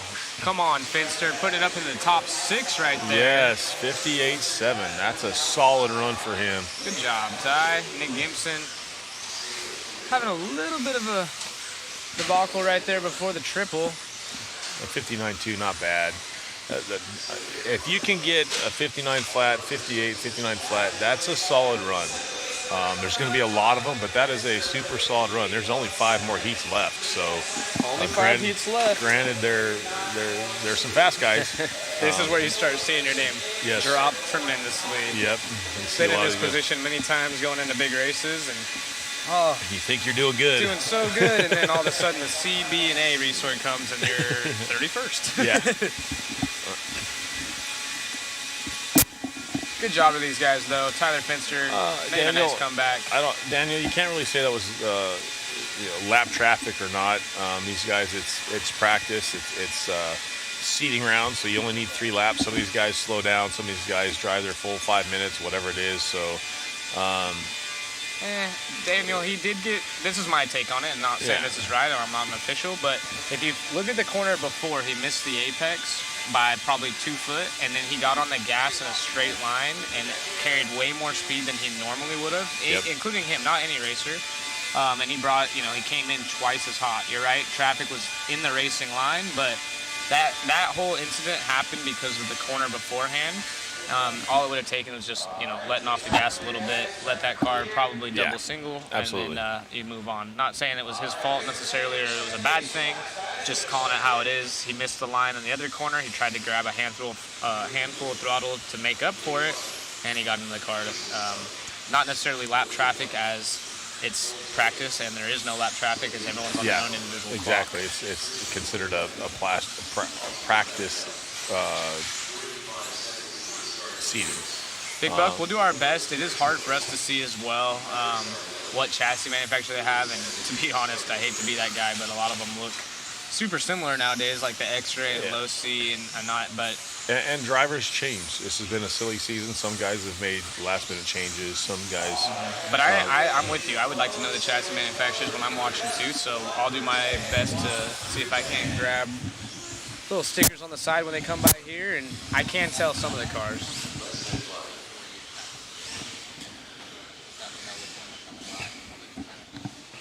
Thanks, Mother Matt. Thank you, Mother Matt. We got Matt Olson taking care of us from food to our mental I think that was Larry that just fed us. Oh, that was Larry? Yeah. Matt told him. Oh, you told him to? Matt's a very good boss. He can tell people to do whatever. He's just like, you're going to go now. No, Matt's honestly one of the greatest guys out here. Yeah, appreciate it, Matt. He's taking care of us. He's treating us well. Taking care of you guys. Bringing the awesome Mod Live Media to this IFMAR World Championship. As race number 10 on the track, Austin has some fans out there, I know, asking him to get followed around earlier, so I'm sure Austin will be on the top of the screen. We don't even have to ask, because if you lead your heat, you pretty much get followed, yeah? Yeah. Let's watch Davey, though. Oh, yeah, a 19.7. Opening lap. Right out of the chute. Only driver to hit a 19 on his first lap. And that kid is actually really fast. Obviously, him and his dad own a track. And I would say upper Southern California in the valley. I don't know exactly where that would be. Jared, we haven't had a chance to interview many drivers yet because everyone is hell-bent on making sure their cars are dialed. It makes sense. But we also don't have our camera set up for Richard Lake to go around and do interviews. That will be happening tomorrow, from my understanding, and we'll probably have all kinds of good content. Richard's awesome on the mic, so I'm sure we'll get great coverage down there. And I'm actually interested myself because I want to hear what some of these drivers have to say about their changes, the track, and where they feel like they're going to fit in overall this week.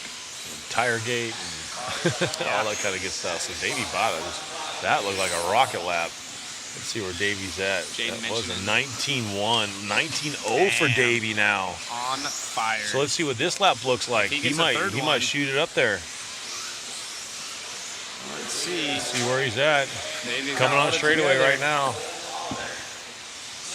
Davey bought a 57.5. Let's go. So Davey, halfway through this race, not even quite halfway, going to put a 57 on the board. That's going to smash second place. Cole Toller is going to be fast. Almost by a second. 7 tenths, 8 tenths.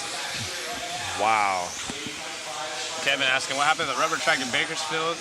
It switched to clay, and then it was part of a go-kart track that ended up closing down after a few years, so the RC track went with it, unfortunately. Yeah, I don't know who it was or what it was. So let's see what Davy's got now. 57.521. Last time by a 19.0.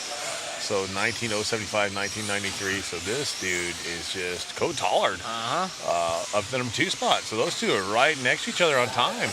They've been battling all day long too. They've been next to each other, running laps with each other. Oh, Tollard coming up on traffic. Gets around nice and clean. Let's see what he can do right here. That is a TLR car, for those wondering. Tollard to a 57.501. Wow, Tollard putting it down still. Minutes, 50 seconds left. Let's see if he can go any quicker.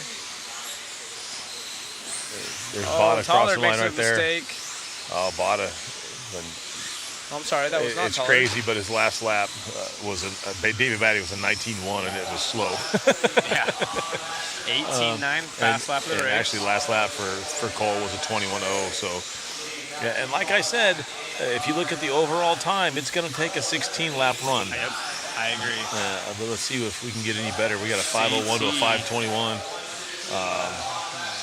Oh man! Man, I wish these guys were side by side on the track. They're coming up on traffic. Tollard down the front straightaway. He is our current race leader. Switched over from Team Associated TLR. Oh, man. Gets Wow. lucky. Downsided the number. I'm going to have to go ahead and say that he's probably got his top 3 in now because he just made a mistake. But let's see if we can pick up Davey. I'm not sure. I think Davey's going to be done too because he's got a 22nd lap time. 19.5 down here out of Killick in this 5 spot. Let's see if he can do anything with that. That's going to be his fastest lap. No, 24.4. That one hurt. 19.9 out of Austin. 19.9 and 19.5. So there's something there. Austin can put something there. Well, he needs one more. Let's see where Austin's at. He should be coming close. Austin in the 4th spot on our 5-minute time. Yeah, a 19.4 for Austin. Nice. So 25 seconds left. He can get another one. No, I know. Davey Bada, 19.0, 19.2. Thank you, Rich. That's Matt Olson taking care of our graphics with the boys. That was probably a good 4 hours of work just last night alone. Austin with 59.662. Austin's on fire. 5 seconds left. And that 57.501 though was incredible. Ooh, that didn't sound good. That sounded like a break. It's time. Let's see what Davey's got on this last lap. Man, these guys' cars are really starting to hook up. Cole Tollard's car, so much rear grip. Both those cars. It's crazy how different the track is from earlier this morning, where these guys looked like they had broken axles in it. Yeah, exactly. And now, wow, skyrocket. Colin, Davey, just setting it down. They didn't even. 18.8 out of Tollard on that last lap, followed by 18.9. Holy moly! If he only had that one more lap, Tollard would have just that would have been a 55. That would have been a 55. I think Tollard is going to be happy with his car I would setup. say so. I wouldn't change much. These two jumped to the top of the board by a mile. Yes. It's separated by 0.02 of a second. Oh man! Wow. And awesome job out of Davey there as well. He's a young driver, putting it down, super calm and relaxed. Both those drivers very calm and relaxed on the driver's stand. And what a race. Good job out of those guys. Look at chat's going crazy for both those guys. Oh, yeah. Heck yeah. That was awesome. Hashtag Coyote Hobbies. CFT. You already know if you know. Do you know? Oh, I know. You'll have to fill me in later. It's Frank. Okay. No, I'm just kidding. So we got BT in this one. Who else do we got? Yeah, it depends on the venue, John. No hired marshals. That's had mixed reviews multiple times because sometimes the marshals that they hire don't understand RC and they're not, the quickest because they don't really care. They don't have any skin in the game. Yeah. There's no take. There's no seriousness. Doing the old school way where if you race, you marshal. Some will argue they'd rather have paid marshals. I personally think this is better, especially in electric where you don't have to go sit out there for an hour. It's a little bit different. I think one of the last Silver States that they actually had in Vegas out of Western, we did have a couple paid drivers or paid marshals for us.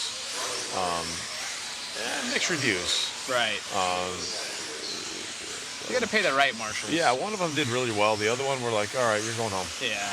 So it can work. It can, hey, how much do they want to make? So it's all good.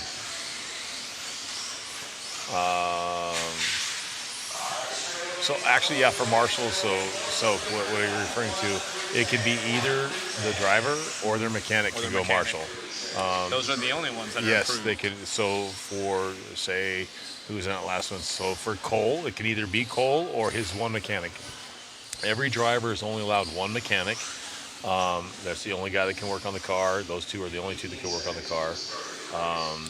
They say those are the only two that are supposed to be allowed in the pits, but they're really not monitoring that. But either one of those two can be marshaling unless you physically cannot marshal. It's up to you to find someone to marshal for you. It's not up to the organization or the facility. So Looks like Frank Root is the marshal of choice. For yeah, because he's a Cole team manager. He's been marshaling for a few guys. Yep.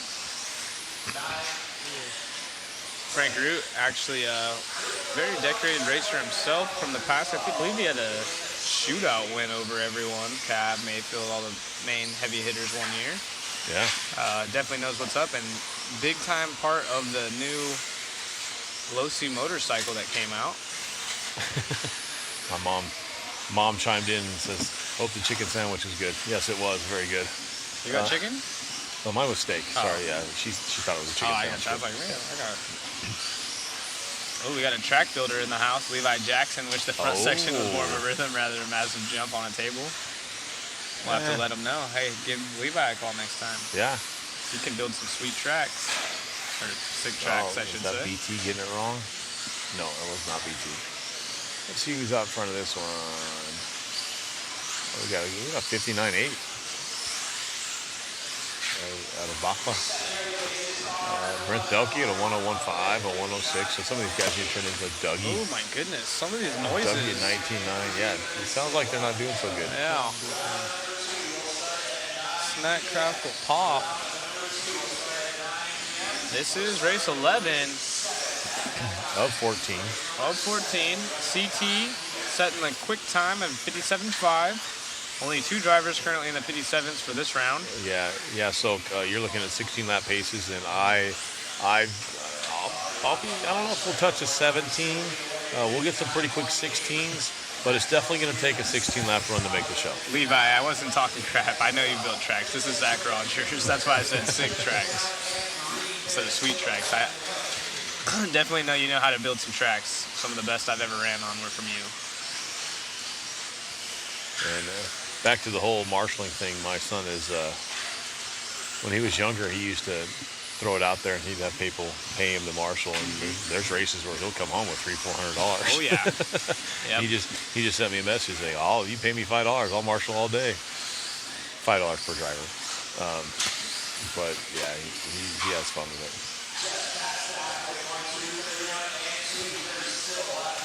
Someone's saying it's CFT, not just CT. That's one of those, if you know, you know. Fill me in later. Max going 59.309, 59.27 or 7.27 for Ari. I do not know if there's any H-body or HB drivers in Will attendance. Cushing, I believe, is an HB driver. Hot bodies. Correct me if I'm wrong in the chat. Jacob, if you know who Will Cushing is, you could probably let me know. Yeah. Oh, I'm sorry, Levi. I didn't know if they'd shown me yet or what on there, but yeah, absolutely, man. Miss you. Hope all is good. How do they know it's not you? You've been on TV all day long. I have not. I've been showing RC cars. Yeah, that's true.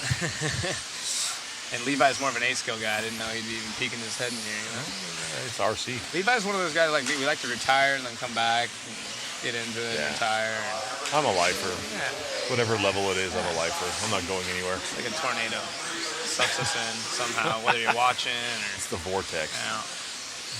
I wish I could have thrown down a car after seeing the track. At first, coming in, I told Wayne, I'm like, man, whatever, it is what it is. But you get here, and it's just like, man.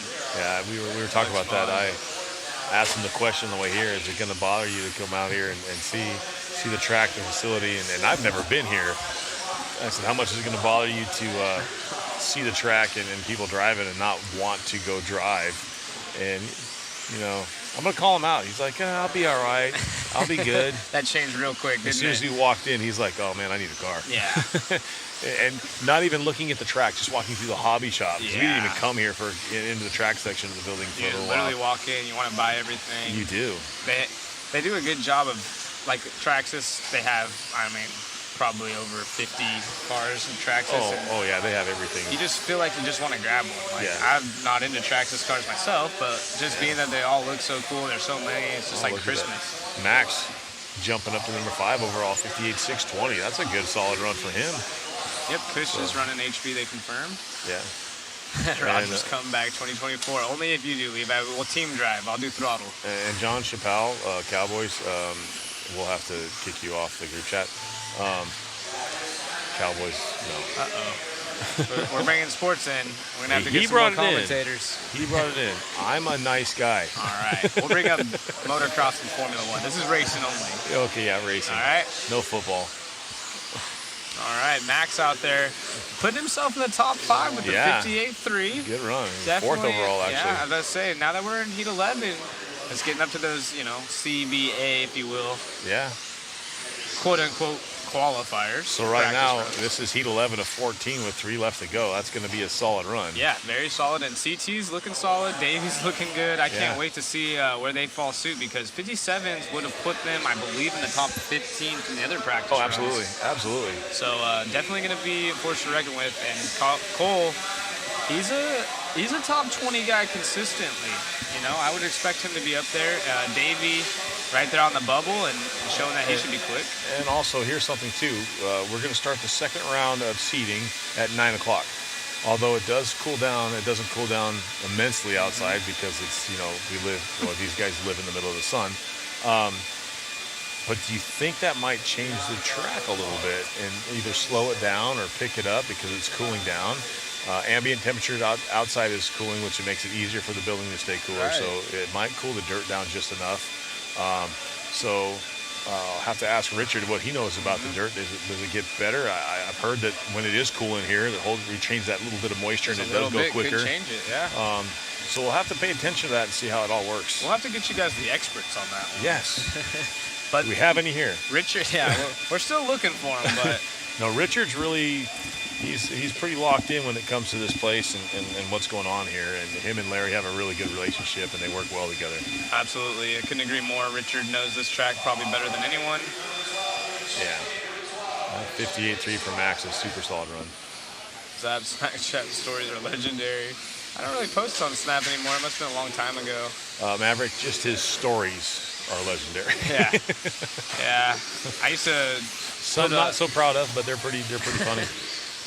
I used to film all the people that would be, their car would minor accidents, and you can't park there. We did that for a year or so, but I haven't been active on Snap in a long while.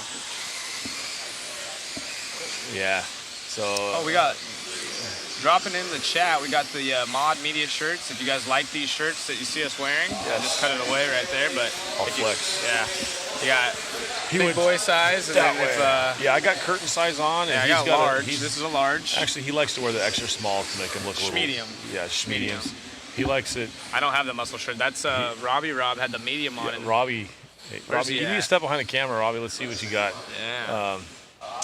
Robbie's got an extra small on, and he normally wears like a medium. There he is.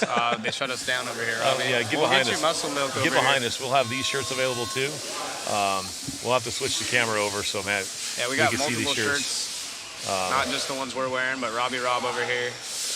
Matt Olson's Matt's not dialed switching in. the camera over for us to show Robbie's shirt. I think he's doing more important things. Yeah. We got fast guys on the track. Mother Matt's ignoring us. Yeah. That's all right. It's all right, Matt. Don't worry. It's too late. Whoa, who's that guy standing right in front of the camera? Oh, we got Chris in here. First link is invalid. It looks like they put a new one up there.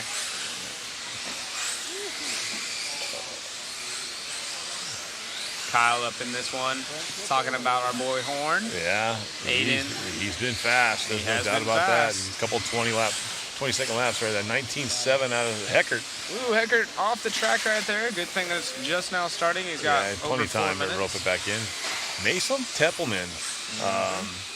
He's been throwing some lap times together. Ooh, Kyle Layton, where is he at? I would expected him to be here. He's in the group. Yeah. We got Chris. What's up, Chris? Green Chris. Green Chris from New Bakersfield. Zealand in the house. Yeah. A lot of people probably tuning in now, morning time for the rest of the world, as it's 8:30 p.m. local. I think it's becoming bedtime for some of the guys, so they're just laying in bed watching their phones or TVs. Yep, we know Andrew Herring out there, sleepy night-night. Yeah. No Green Chris, Tebow. yes, sir. He's a Mayako only. You probably already know this, but yeah, just no more 10 scale for Tebow. It's actually his last year in total. But yeah, it's kind of surprising not seeing Aiden him. Horn, a 58.45. Misha with a 58.49. So these guys stepping it up a little bit. It's 5 and 6 overall for the round. Misha's been quick all Yes, he week, has. or all day, I should say. I'm excited to see what happens with Misha. Rob Moot saying hi to us. What's up, Rob? Oh boy. Mootsy. We got Rob in the chat. Heck yeah. Yeah.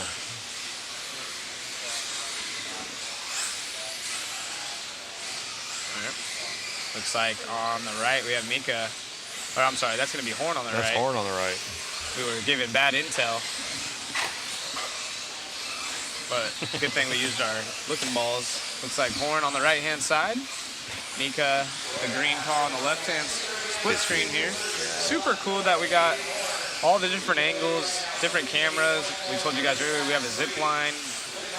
Not up and running yet, but we'll also have the pit walk cam going, so we'll be able to go through the... We're going to have a lot of stuff going on tomorrow during qualifying, and the racing's going to even get more intense than it already... Oh, someone getting the wheel there. Got Aiden Horn on the right side there. A lot of guys sad Tebow's not here. Yeah, I thought he would kind of grab one as well.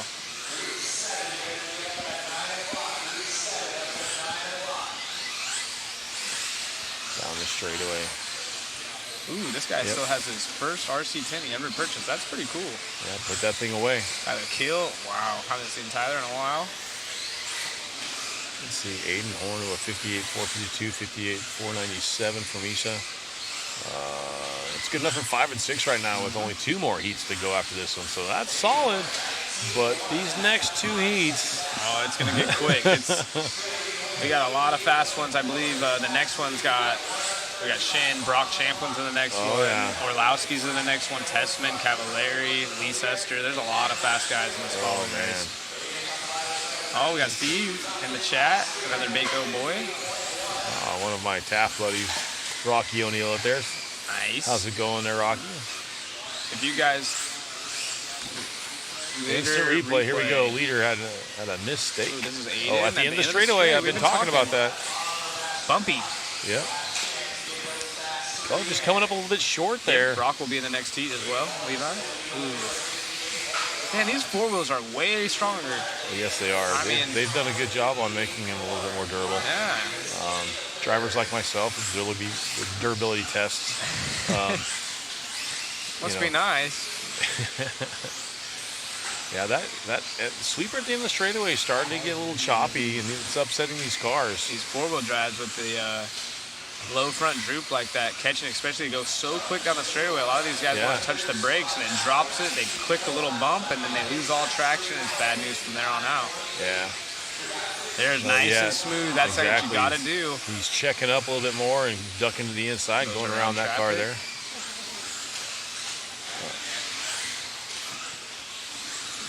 See, 8:36 58.1 for Aiden Horn now. 58.174. So he found some more time. Top 3 after 12 heats if no one goes quicker on this final lap right here. But he's looking like he's pretty locked in. He might be done. Yeah. 19.4. Let's see what this last lap looks like. Micah not too far out either. See if he can. 19.1, 19.4, 19.8. So let's see what we got. Cross the line right there. Boom. 22. So he got caught. So everyone's pretty much finishing up what their time they already had. Ryan going to get himself a top 16 with 2 more heats remaining. Quick view of the track as these guys blow off. Get the surface prepped for arguably 2 of our quicker. I will agree with you. This is going to be a few of the faster heats, if you will. Joe would say the sweeper has some character. Absolutely. It does. It's the character is being added every The low race. C triple X4 would be wicked on this track. Oh man, that'd be cool. That car on anything high bite. Oh, Stephen Godwin. I didn't even see Godwin. What's up, Godwin? Yeah, another Baco. Yeah, a Baco boy showing up and giving us some support. Appreciate you guys. As you guys wake up overseas, start dropping where you guys are viewing from. We'd love to know who's in our chat. If you guys don't mind giving us a share. We got a whole nother round of this to do. One more to go. It's supposed to start at 9 o'clock, so we will have a little bit of a break there. So Cole Tollard still with that 57.5, holding our current TQ, if you will. Controlled practice, consecutive top 3 with 2 heats left. Yes, Tyler, you are right. This heat is stacked. Yeah. Some big dogs. I'm curious to see if we'll see a 50. I'm sure we'll see a 56. Oh yeah, they're brothers. Possibly a 55. Yeah, they're brothers, Levi, Blake, and Brock. Yes. Both super fast, talented drivers. Yep. All right, chat. Who do you guys got for heat number 13 stacked? We got Cole Tollard at the top of the 57. Do you think we're going to see that 56? Do you think Champlin's going to lay it down and pretty much slap everybody in the face? He's already first lap, opening lap, a 19.6 for Champlin. So here comes Brock.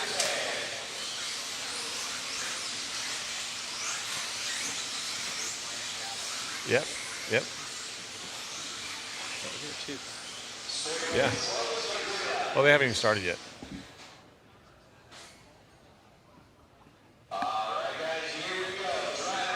Oh, the race lineup. Yeah. Very cool. It showed up late, Matt. Yeah, so it's still practice and we're still practicing, so we're learning this stuff. So we added some more stuff to the layovers. So now at the beginning of a race, we'll have the lineup. I did a study of what year we're in. Yeah. Doing pretty good so far.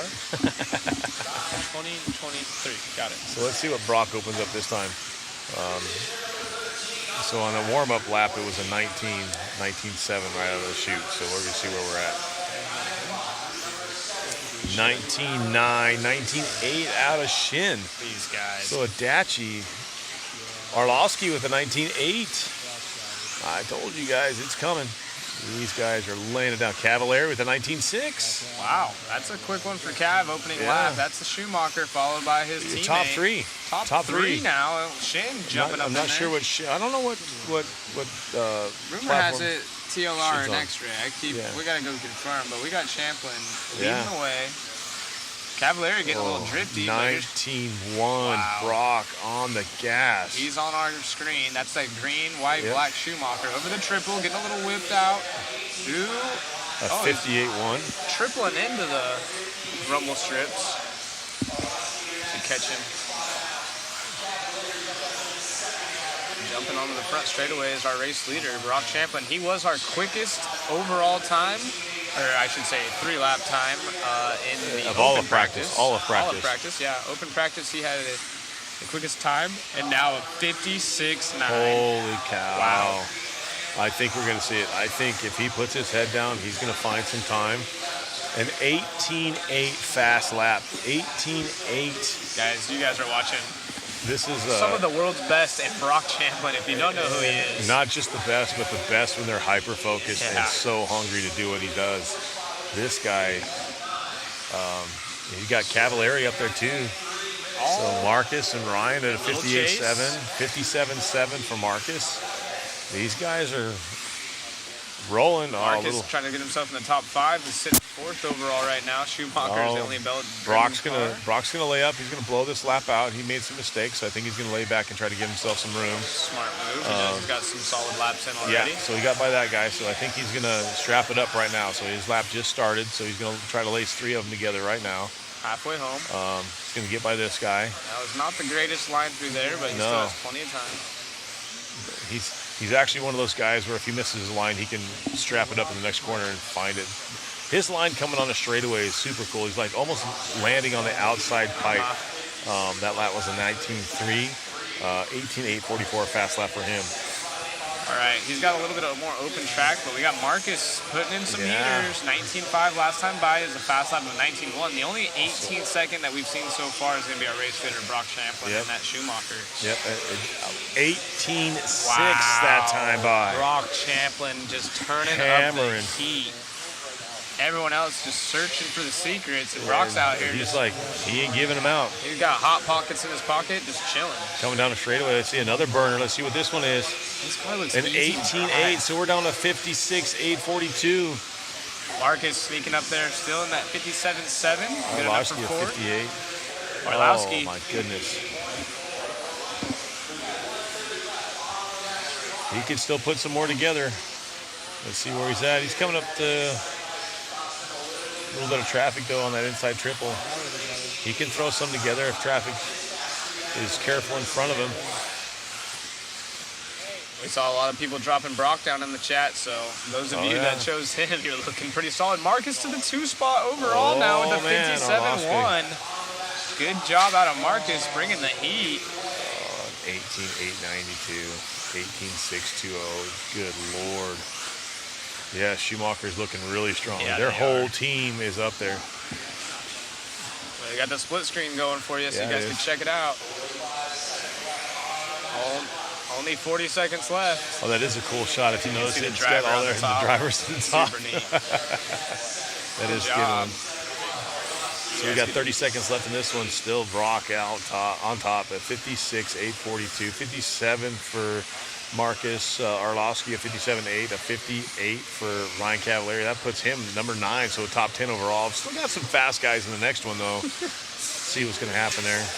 In the chat said waiting for Brock just to pull it off after that last lap. Save some tires, huh? Exactly. Yeah, a 19.5 is a slow lap. He's done. Pull it off. That's crazy. Absolutely insane. Wow. Yep. You're 15 now. Yeah, you're 15. I want to be 22. Yeah. Yep. Shin should be from Japan, if I'm not mistaken. Yes. It was Kyosho driver. Yokomo. No, he was Kyosho, then Yokomo. Mugen now. Design, and then, Mugen. And we're not sure what chassis he's on right now either. Man, Brock really showing these guys around the track. Yeah. Yes, Mugen. But we're talking about what he's racing. What's he racing now? Tensco? Really? We'll have to get a look at that thing. Send somebody over. Where's Richard We're Lake? hearing some intel that there might be a prototype Mugen Tensco in the That'd building. be interesting. I don't want to start any rumors over here. Man, looking at this. Champlin laying it down a 56. And let's not forget about Marcus. Very dude, that's a great run. Great run for him. Only driver in the 56, though, is going to be Brock with that Schumacher. Cole Tollard up there, still out of, forget which heat he was in, but it was quite a ways back, and it's still holding up his 3rd overall with Davey Bata. Going to be super proud of that one. 4th currently with 1 qualifier remaining. 1 practice remaining, I should say. One round. We got Ongaro in this one. Man. Rivkin, Tommy. So there will be a little bit of break in the action because we're going to go from this one and round number 2 will start right at 9 o'clock. Round 2. Round 2. Fight. All right, once again, who do you got? I see Mayfield. Yeah, I knew Mugen has a 10 scale coming. I just didn't realize it was like that. Yeah. We'll send somebody over there to check it out. Here we go. These guys are warming up. They get 2 laps right now, guys, so time doesn't really count right now, so we'll see where it's at. I'm just checking them in, watch it. A couple cars upside down. Yeah, hit 17 lap pace, no joke. Oh, it's gonna. I think. Ian Ortiz.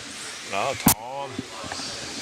Let's see. Rivkin, Rendernick, Fenn, Sontag, Dorn. Taking a divot out right Bruno. And this is like an A-main event. Yeah, it's like a main. This is an A-main event right here. Tater, a 19.5 in a practice lap. Yeah. Nice. 19.4 out of Evans in a practice lap. 19.4. Tom, I wouldn't be surprised. Oh my goodness. Yeah, I'm gonna go with This is going to be a tight one. I like Tom in this one as well. Dakota and Tom are my picks. All right, I'll give him the field. Number 4. Wow. Tom would definitely be an underdog because he's not expected to be there, but I think he'll end up there. Yeah, he's like I'm sure he's pretty annoying to these guys because they don't really count him, and then all of a sudden he's there. He's like, what? And he's like, oh yeah, And I actually, won. he just, Dakota Finn a 19-1 out of the chute. If you look through right Here here, we go. We have a This great is angle. like we're talking about, right out of the chute, Dakota Finn a 19-1. Because it's go time. He knows. If you look right here, our angle through the chicane, all these Yeah. drivers do a little fishtail. Dakota's car is about to pull a wheelie every time he goes through it. Yeah. One of the only guys. Oh, And he he goes had some. upside down. Yeah, that That's helped. all right. Little reset there. He had And traffic. he A ton of hit traffic. 18-8, so he's going to have to recoup and start all over again. Rendernick, 19-4, 19-5. Tom could throw one down. Let's see where he's at. Oh, rough lap for him. Yeah, that's That a hurt. bummer. That's going to hurt his time 58-9, so he's up to 18th. Rivkin a 59-1, 59-6. So for Bruno, Dakota Fend. Let's see. Yes, he is in the lead. Mayfield up to the number 2 at a 59-0. Newman showing Yeah. face as well. So not just the 58-9 American now. guys in this one. Bruno's No. always quick. Let's see what he can do. Neumann up to the number 1 spot at 58-6 for Mayfield. Ryan cracking the top 15 right now, so he's only going to go faster. He's running an all-white body, so I wonder if there's something he didn't like. Rivkin 19-0. Last lap by. That's his fast lap. 57-7, so he's up to number 5 overall.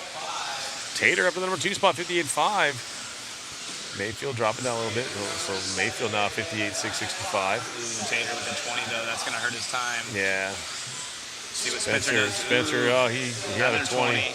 Dakota 19-0, yeah. So 18-7 for Dakota.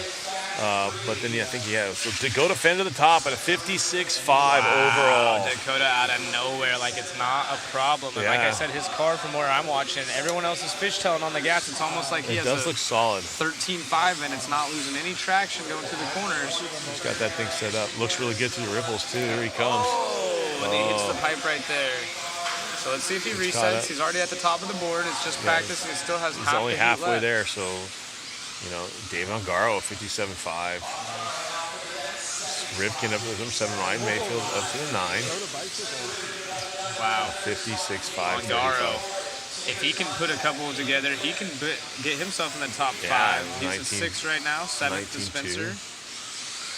This is crazy. Ongaro top 5 now in 4th over Cole Tollard's time.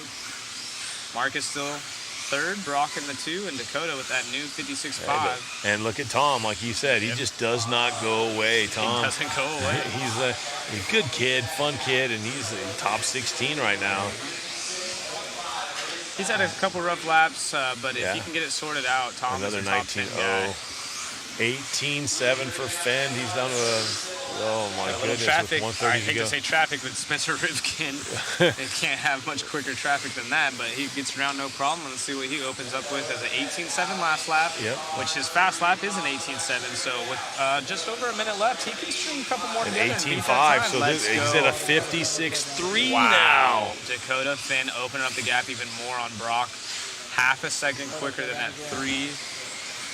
But yeah, Dakota with another rollover, so his overall time. I would say that's it. He's going to lock in at that 56.3 right now. I don't know if Ongaro's got anything. He just turned an 18.8. Ongaro on it. He's on one right now. He can click something off. Look at all these 16 lappers. Oh my goodness! Like I said, and we're going to see 16. I think so because the 16.5.11, the track's still coming in. Dakota's rolled over 3 times, just what I've seen. And still in a 16 lap. Needs to get off that 25.666 though. And the misters come on halfway through this one, or I should say, almost all the way through this race, but they got 18.5. hold of that real quickly. Ongaro 19 flat, so that's a 57.2. Can anyone defeat Dakota Finn's time with 15 seconds left? It's not looking good because Ongaro's last lap 19.0. No, but It was a little bit of a slower Look run at that. before 19-2, 19-0, 19-1, 19-1, 19-1, 19-1, 19-2, 19-4, 19-4. These guys are These dying. are these guys are just a different level. This is crazy fast. Go to Fenn, 19-2, finishes up with a 21-8. Just when everyone thought they were chasing Brock, Dakota comes in and says, "Hey guys, remember me? Yeah, exactly. Bright orange car, don't forget about it." Yeah. Wow. So still, I mean, your top 10 on your fast 3 is going to be Dakota number 1, Brock 2, Marcus on the 3, Tater on the 4. Tater's on tag on the number 4. That's really cool. impressive. Garl on the 5, Cole Tollard 6, Davey 7. Yeah. Bruno on the 8, Spencer Rivkin 9, Arlowski 10, and we'll shoot down to Mayfield on the 11, Aiden Horn 12, Dustin Evans. And I believe, it's crazy that these guys are just that ballistically fast. I believe Tater's on low C, so that's 2 in the top 10. There's 2 Schumachers in the top 10. Yeah, it's. Hey, good job, Tater. Rob, bringing that up. I like seeing different manufacturers. I like seeing the salad bowl of manufacturers in there instead of just seeing 6 of one. Of course, Associated wants all 10 of them, their cars to be there, and Losi wants the same. Who doesn't? They want. You talk to Schumacher, they want all their cars up there and whatnot, but that was a crazy run. Those guys are just different level. It's like not even human. I have to bring up the next round here. We're gonna take a short little break. I think for about 5 minutes, and then they're gonna go into the final round. Awesome. If you guys need to go take a bathroom break, we're taking a break up here, so we'll be back, I think, in about 5. Yeah, 5 minutes. 9 o'clock. 9 o'clock. Yeah. First race of the final round will be at 9 o'clock. Awesome. Yeah, congrats to Dakota on that one. Doing a great job. Yeah. Rob Coolsey, yeah, we agree. It's going to be tight. And it's fun reading your guys' comments right here. Yeah. Who else remembers when Brian Kimmel ran the X Factory cars? Yes. I remember that. Actually, one of those cars are here in the case. Yeah, we'll have to get a picture of some of the media guys to go get. Actually, there are pictures. If you check out Mod Live Media, if you go on Facebook, we have a picture of the case in there. Case, he has his own pit spot. Heard you talking about it earlier. This whole facility has red pit tables, and then Kinwald has his own space that's blue. It's Kinwald blue, and it's super neat what they've done for Kinwald around here. Oh man, this is like getting me pumped, dude. That makes what 30% of the top 10 under 18. That's actually a good statistic we'll have to follow. Very interesting. Turning of the tides. Yeah. But then when you're as old as me and you see these kids growing up, and you look at Dakota Fenn, he's married. Right. You look at even Ryan Campbell married with a couple kids. Mayfield married with a couple kids. I mean, it's not. It's like I remember seeing these kids. I was at the Cactus when Mayfield pretty much put a spanking on all the pros as a kid. And so it's cool seeing this kind of stuff and they're grown adults. They're grown-ass men now playing with toy cars still. Still playing with toy cars and getting paid pretty well to do it. Yes, they are. Good for them. And honestly, great group of guys. Dakota, yes, loyal to his sponsors. TLR has been backed by them since he was a kid. And it would be awesome to get a world title. I'm sure he wants one. Mike Dunham, what would you like us to go look at Mayfield's car for? I can tell you what it is. It's an Associated. It's pretty much off the shelf. There's nothing crazy about that car. Yep. J Call, absolutely. 40 plus is where it's at.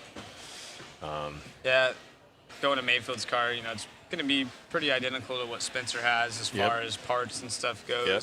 They're very in tune. Practice at this track. I saw someone earlier mention, just because it's their home track doesn't mean they race here often. You're right, but they do practice here a lot. Especially for a big race like this coming up. But a lot of people did. Yeah, and those guys, you look at Mayfield and Spencer. I've touched base on this earlier. They run together, even in their 8-scale programs, even different chassis. They run together, and they feed off each other. They help each other out. They learn from each other. That's Mayfield with the prototype body. I don't think white. So. It's just standard body. It's not prototype. I don't know. I was just saying, is that why it's all white? I can't confirm. No, pretty sure it isn't. Never know. We'll get somebody over there to take a look at it. I'll go take a look at it. We got a Mayfield break. likes those white bodies, though. Yeah, we want to see Shin's car as well. We definitely want to see Shin's car. You guys hear us in the media booth over there? I'd like to see Shin's car. The rumor mill is spinning online. Yeah, it is. Yeah, too bad he isn't here, Mark. We're good. Thanks. You guys want to go check out Shin's car?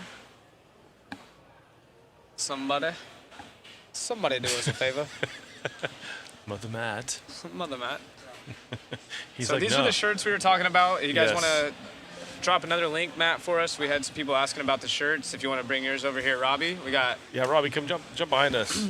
This is actually Stephanie. the muscle milk model right here, as Yes. you can tell. Yep. And that's actually a 2X for him. That's how big that guy is. This is a medium right here, but this is actually an extra large on the arms only. He's just that buff. He's yoked. it's Yo, just check out the something back crazy. on that. So, yeah, easy. Yeah, Don't blow out. Rob's helping us out with the cameras. Super good Yes. guy. That's part of our crew. I'm sure you guys have seen Super the fun guy. introduction. Yes. And he's actually past Marine, so thank you for your service Absolutely. again. Thank you very much. Told us some stories about his tours and whatnot last night. It's Very interesting. It's very interesting. I was gonna say it's kind of cool, but it's not always cool to hear some of those stories and the stuff that they go through. So We had some really good story time last night. at yeah, we dinner. did. That was kind of cool. Kind of went around the table. It's funny we talk about story time, but it was cool. Some of us didn't. We didn't. We met each other briefly on Thursday, our Friday morning. So when we went to dinner last night, we sat at the table and we really, literally had story time. We all just kind of talked about each other, about ourselves, and then gave each other our stories on how we got involved and when, and our life stories. Friends, family, racing, whatever it is, what you're into, and it kind of. Is that Cliff Letton here? I see Cliff L. The mod media thumbs up. That seems like a Cliff thing to do. Just give that could be. Just a quick thumbs up. Actually, a Just cool like- story about Cliff.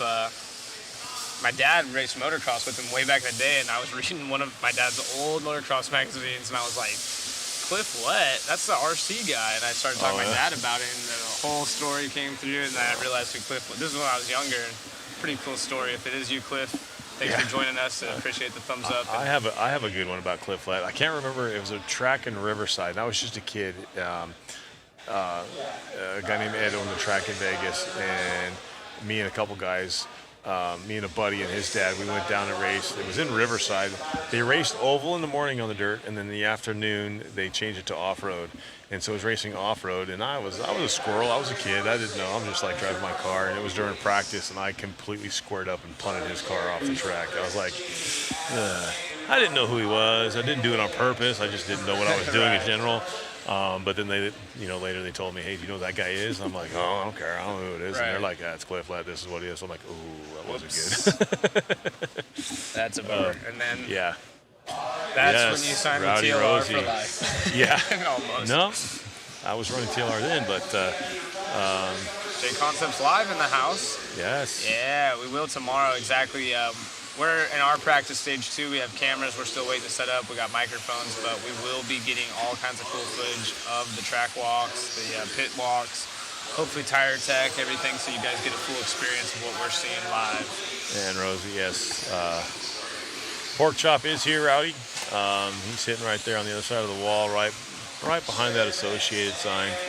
I don't know if they can hear me to get a camera on that, but Pork Chop, Then you long time putted racer. J. What's that? Someone said, then you putted J. I did. Nice. I didn't punt Jay Holder. He was lap traffic. Yeah. He was in my way. So we're over here trying to get the next round started. Yep.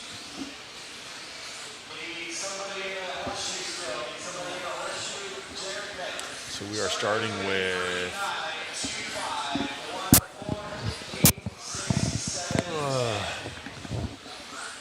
Is this right? Heat 7. Brian. They are on a switch. I think the RD will switch them up and forget to turn them off. So you switch them on.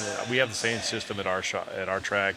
If you turn them on, they stay on the timer. So if you forget to shut it off, it's going to come on. Or it's gonna. If you forget to shut them off, it'll come on time. So typically you just want to shut them off whenever they're done running. So that's why, Brian, they come on. It's just one of those things. You're busy up there and you forget sometimes. So let's see who's in this. Dominic, Austin, Nico. So for you just joining us, wondering what the heck, why are they starting on Heat 7? They do split it right down the middle. So they're going to start with these guys, and they'll end. They'll go through race 14, and they'll end on race 6. Yep. And that's going to be the full round for this one. So you're going to see a lot of these fast guys up quicker than normal. Yeah. And They do that. They do that to, spread the track conditions out, I guess you would say. So appreciate it. Great coverage. Go Aussies. yeah. Oi, oi, oi. Oi, oi, oi. Oh, speaking of hot bodies, Kush Daddy in the house. He's running one by the line. That's that red and yellow car. It looks pretty hooked up. Just shot some sparks right there. Yeah, running them titanium screws. Here, Dominic out front right now, 59.1. Dominic been fast in this heat every single Austin time. Horn, a 59.8. So yeah, doing pretty good. Sorry. Pit walk. Yeah, it'll happen tomorrow.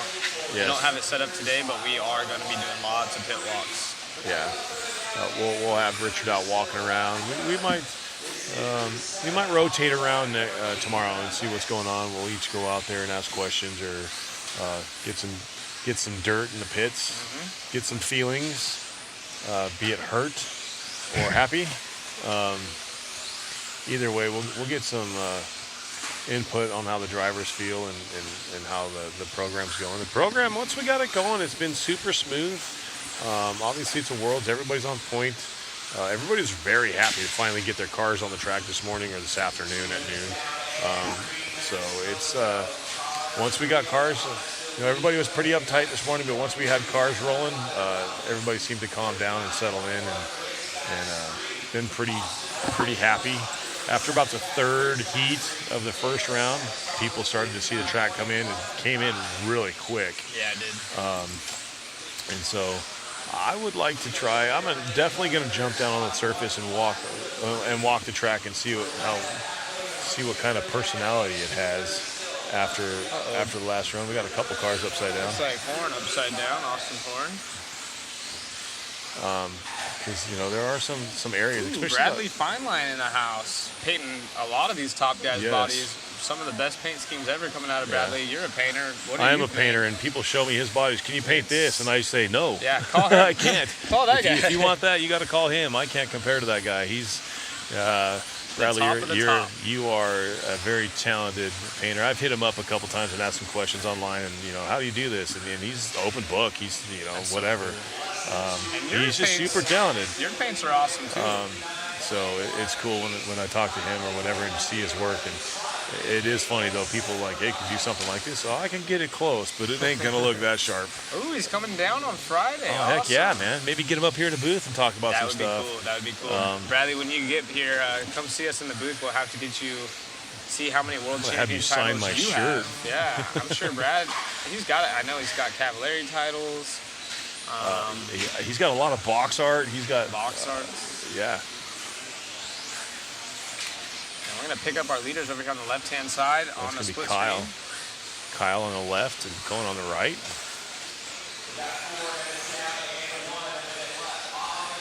Look at the chat going off the hook for Brad. Yeah, heck yeah. The regular stock class guys are doing well. Yep, Yes, they are. They're and I've been quietly rooting for those guys just because it's nice to see new faces. Not to say that we don't like the guys that do normally run up there, but it's nice to see Davey Botta laying it down, getting it up there in the top. What was he in top 10? Wasn't he? I think he got seventh there. Yeah, if and I'm so not mistaken. Maddie doing good. Dougie and Samley's a little bit on the struggle bus right now, but I'm sure he'll put it together by the end of the program Minster, tomorrow. Templin, we got all Yeah, kinds of good guys. these young guys are coming up and laying it down. So 15 drivers at the Worlds. I think you're pretty close. Yeah, and yes, he is a badass painter. I say that because I am a painter myself, and I just see the artwork that he does, and we got a couple guys in Baco that run run his stuff, and I'm just like, yeah, I can't do that. I wouldn't even want to do it. It looks like a lot of time. Yeah, I'm like, I don't know how you, because, I mean, I have a regular job, so I'll spend maybe 1 or 2 hours in the afternoon painting. I couldn't imagine sitting there doing that stuff. It'd take me way too long. Yeah, we appreciate that too. I know from me racing, I've had you paint me bodies, I've had painters over the years. Yeah. One thing I will say that they all agree on, painting RC bodies, you're not really doing it for the money. Yeah, they I are enjoy a pain it. in the ass to do for the biggest complainers, I will say, to say nicely. I'm sure he will. Yeah, there's some that You're dealing they're with a never lot. happy, and of course they always want a deal, and it just, it is what it is. Yeah, very cool to have Brad painting some of the world's best RC bodies. Oh, absolutely. Countless box arts.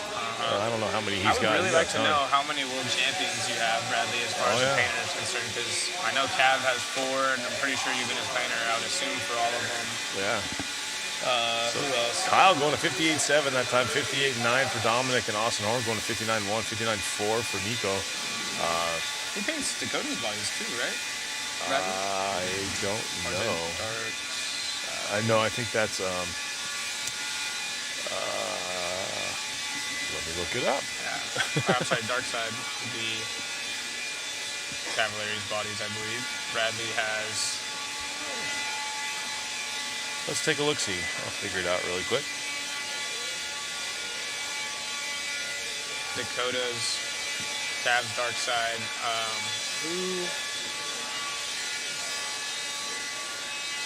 There was a bunch posted online. I think he did Mason Templeton's for this event. Maybe Tyler Finster's. I think that is. Or both, maybe.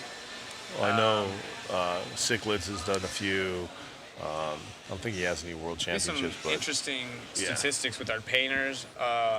We had so another Bradley, statistic. yes. So Dakota, okay, thank you, Oh, yeah, Bradley. Dakota. No world titles yet? What? No way. How? So Dark Side's Cav. I got that Yes, one Dark Side is backwards. Cav. Dark Side does a lot of the AE guys. Yeah, but I could have swore. Wow. Well, hopefully, maybe this week will Hey, be the first he's time. looking pretty good right now. National titles we can go crazy Yes. on because Dakota. He's locked in there. Yeah, Dakota has quite a few. So we're just boosting you up a little bit prematurely. We have one Dark title Side, maybe. Dark Side's also. I mean, there's a handful of super talented painters Yeah, out Dark there. Side's awesome. And like I say, I'm not at that level. I do it for a hobby to have fun, but I look at that stuff and I'm like, how? Yeah, it's amazing. Like I said, if you haven't checked it out, go check out Bradley's work. Not a painter, but you can appreciate it. Yeah. Where are all the Japanese drivers? There's quite a few here. Not a ton, but there's a few, I think.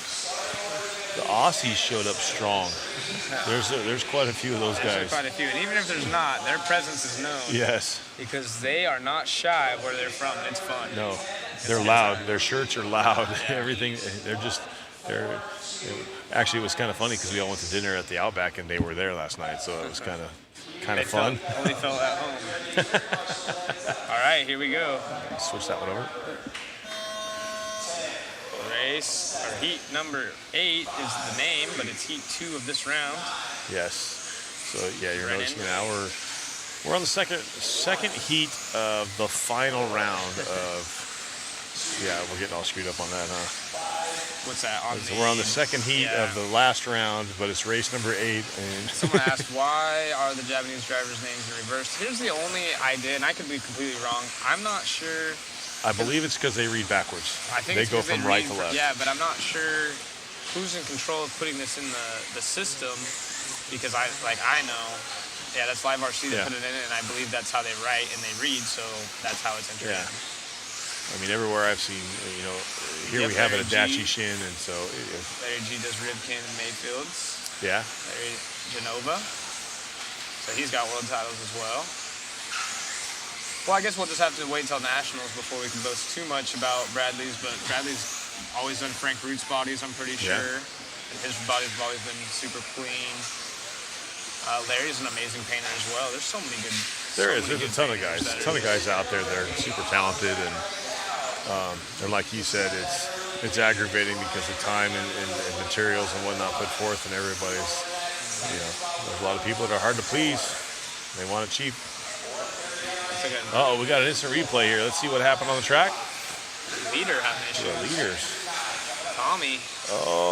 Boom. Beat it. Oh, that's cool. sweet. Bergadani. Oh, that is Bergadani. Well, testing the Bergadani, durability of the alright. rear wing mount. Getting to the backside of that guy. Stop to check it out. Make sure we're good. He's still out front. He's running second. Tommy Hall out front. Yeah, Tommy Hall still our race leader. 59.0, 59.5 for Schimmel. Brennan. Schimmel. To the top, 59.0. We're 2 minutes down, 3 minutes to go. This is the second heat of this round, even though it's labeled as race 8, like I said. Ooh, Mario Kart. That was a tire thing. That looked incidental. No Yokoma's in the top 10. Not that I'm aware of, no. The best painters are the painters that need money. SoCal Mitch. SoCal Mitch. The best painters are the painters that need money. Great Remember, series. SoCal Mitch has had the same username so long. If you guys remember RC Tech days, I think the RC Tech's still cracking. I'm not sure, but I don't know. SoCal Mitch has been around for a while. Drop your painters in the group. Who do you guys like? Yeah, who do you guys use? Who do you use? Who do you like? Either big names like Bradley or your local guy. Who do you guys paint your own use? stuff? Yeah, give him a shout out. Yeah, give him a shout out.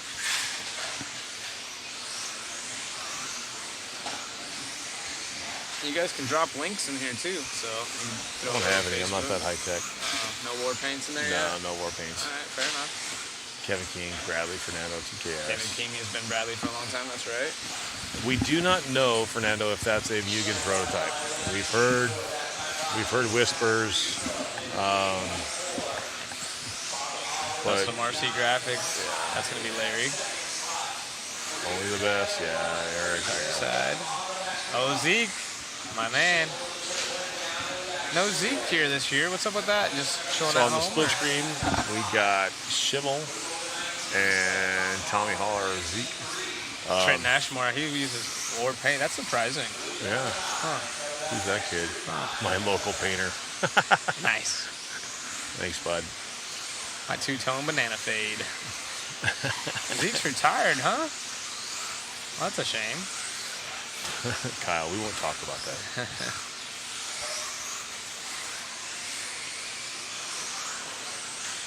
Everyone's digging the split screen over here, Matt. Thunder was pretty good in SoCal, yeah, back in the day. Check out above the split screen, you can see each one of the drivers on the driver's stand, kind of a unique perspective with all three screens going.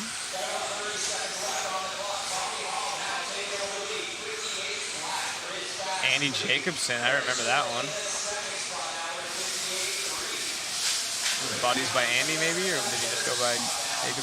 I forget. Ian Ortiz.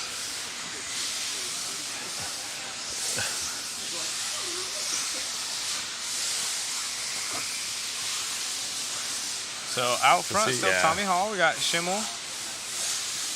Tommy Hall shooting the top also. Yeah, he is. 58.0.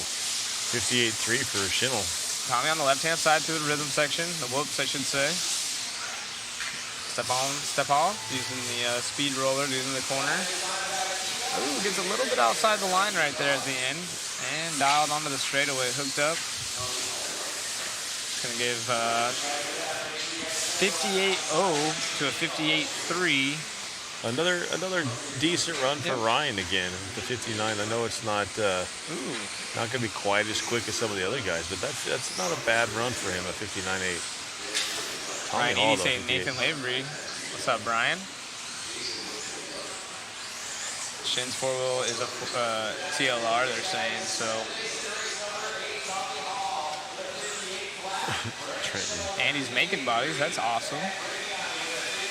Is he doing on-road, off-road, or what's he doing? I think I've seen some oval stuff. You might have to correct me on that. I know he's still painting, but I think he's producing an oval body or a sedan body. I'm not sure. I want to say maybe Matt Olson was having his bodies done by Andy back in the day, no? Yeah. There you go.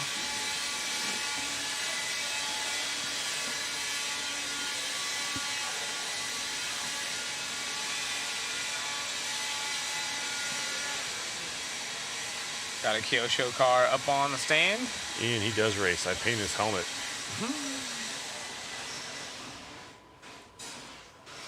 Chris doing a lot of on-road painting. That's cool. Yeah.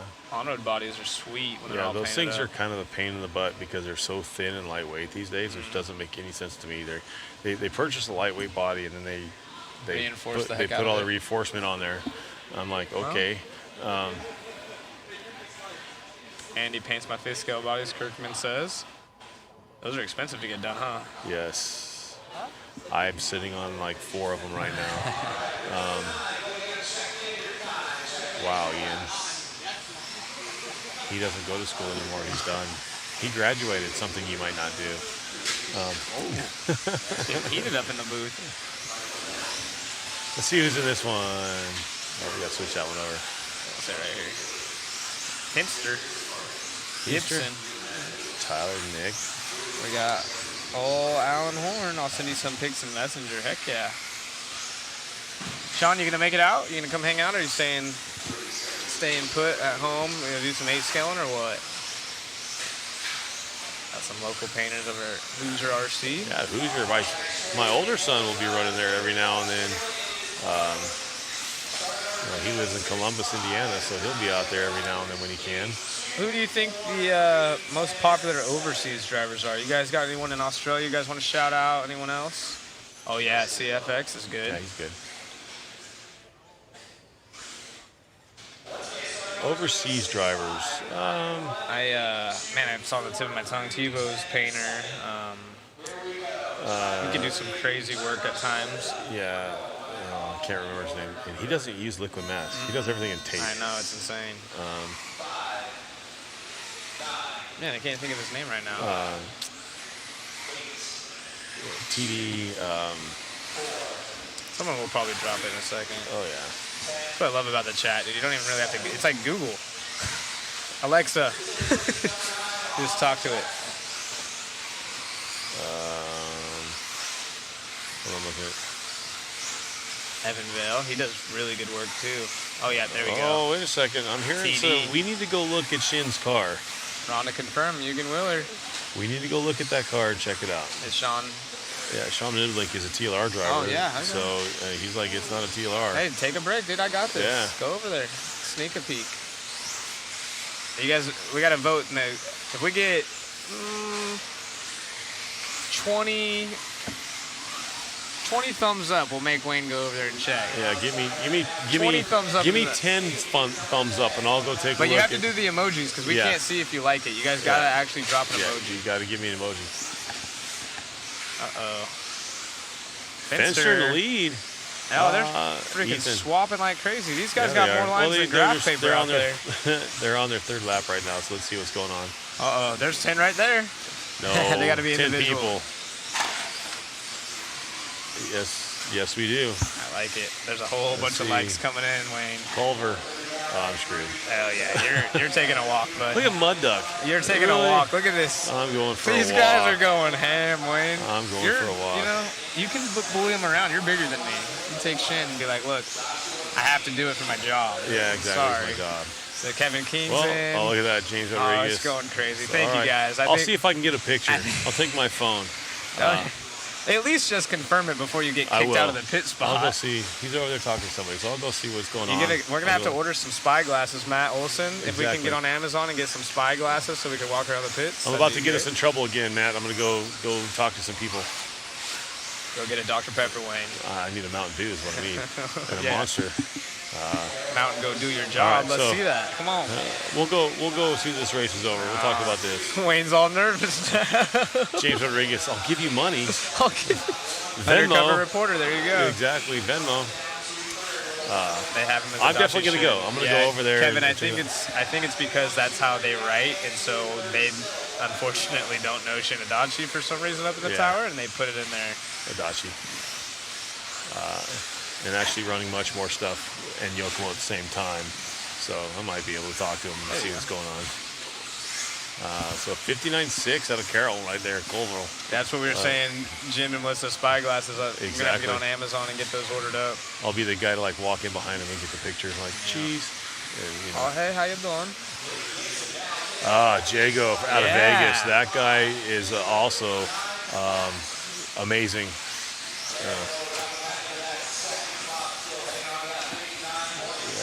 Someone's probably giving him the heads up. Yeah, I bet. Yeah, exactly. They're like, hey, Shin's they're looking. phone's going crazy. So now he's gonna slip out the TLR car. Yeah, exactly. There's a Mugen sticker on the side of the body. Yeah, well, I mean, So we figured that we much. know he's running Yeah. their 8 scale. Yeah, we figured that much. Just like Mayfield running Techno. So I'm gonna cheat over there to Fenster to the point of 58.9 up to number 4 all over. That's 3 now. 58.6. Putting himself in front of Kyle on that overall, but still behind his friend Schimmel. Yeah. Those guys bicker like brothers and sisters. It's funny.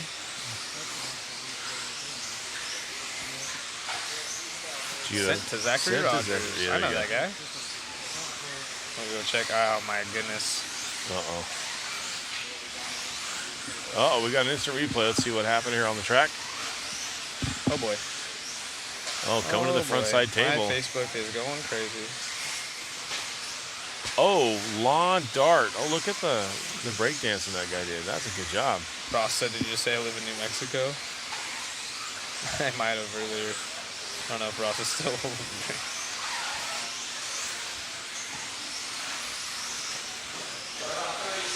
Yeah, Fenster to number 3 at 58.643 right now. He should be coming on the straightaway, just crossed the line. Fenster at 58, 59 flat for Nick, 59.5 for Carol, 59.6, 59.6 for Ellen. So these guys 58s, 59s.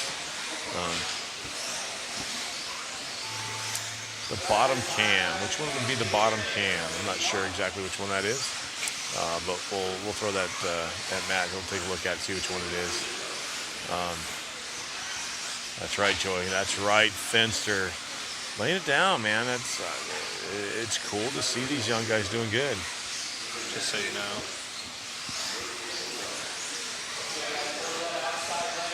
Oh, okay. I don't know what they're meaning by the bottom camera. Oh, nice, Chris. Sending some cool photos of all of his paint. Yeah. Those look awesome. Heck yeah. Dialed. Those are really nice. Good job, Chris. All right, so you guys talked me into it. I'm going to take a quick break. Let's go. I'm going to go check out Shin's card, see what we got, and see if it can be confirmed or not. So I'll be back momentarily. Do you have life insurance in case you don't make it back? Are we good? I think we're all right. I think we're good. All right, cool. I'll be back momentarily. All right, hopefully Wayne comes back with some exciting news. We're either going to get shut down completely or it'll be really cool. Heyo. Race number 10. Up next on the track, Austin in this one. He's got quite the fan base. David Bata, he had that top 5 run from that first controlled practice. See if he can back that up. I didn't see the car jump onto the straight. I must have missed that.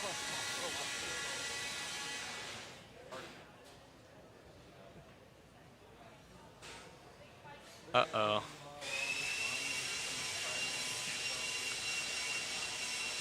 Hey, did you guys see the car jump onto the straightaway? We got any instant replays of that? Probably not. No, let's see. Does anyone know what was it with like a minute left, they're saying? Got 1 minute left.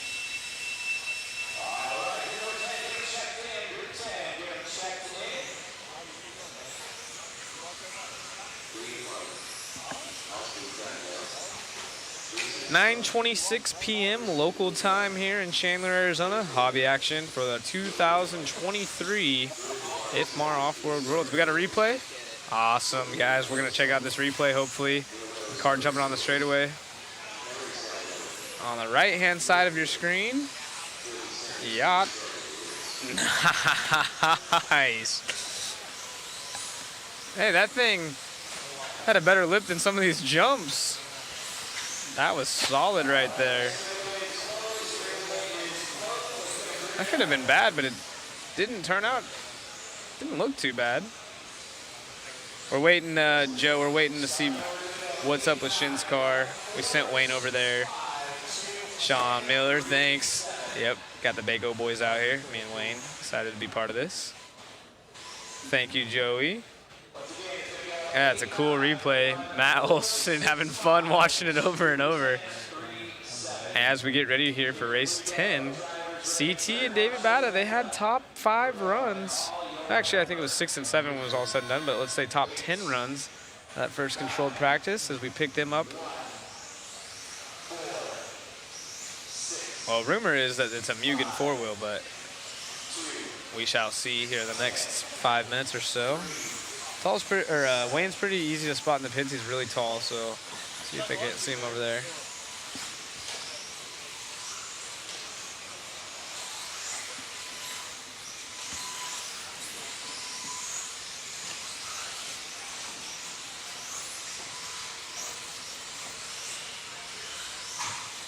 I think so.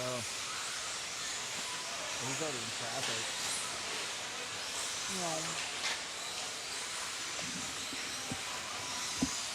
At least he took him off.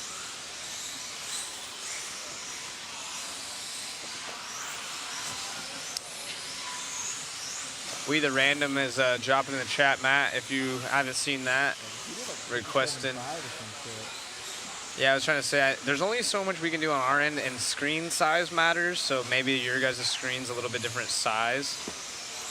Yeah. Right.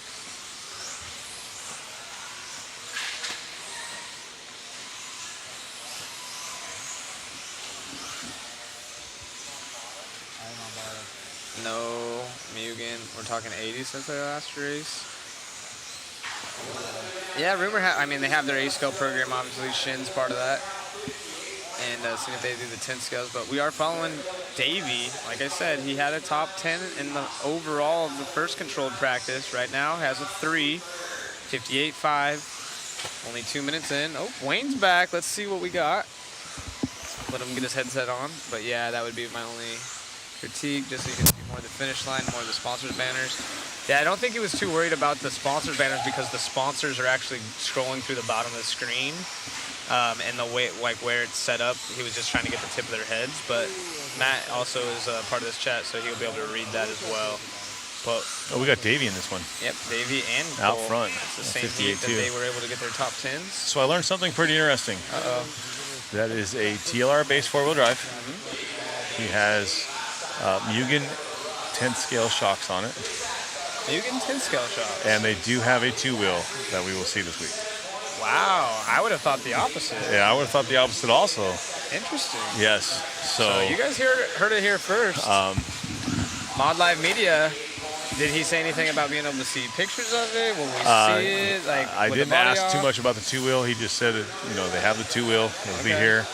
So I don't think he has it readily available for us now. But the 4-wheel drive, he kind of winked, and it's, they're Mugen shocks. Okay. And so we'll have to see.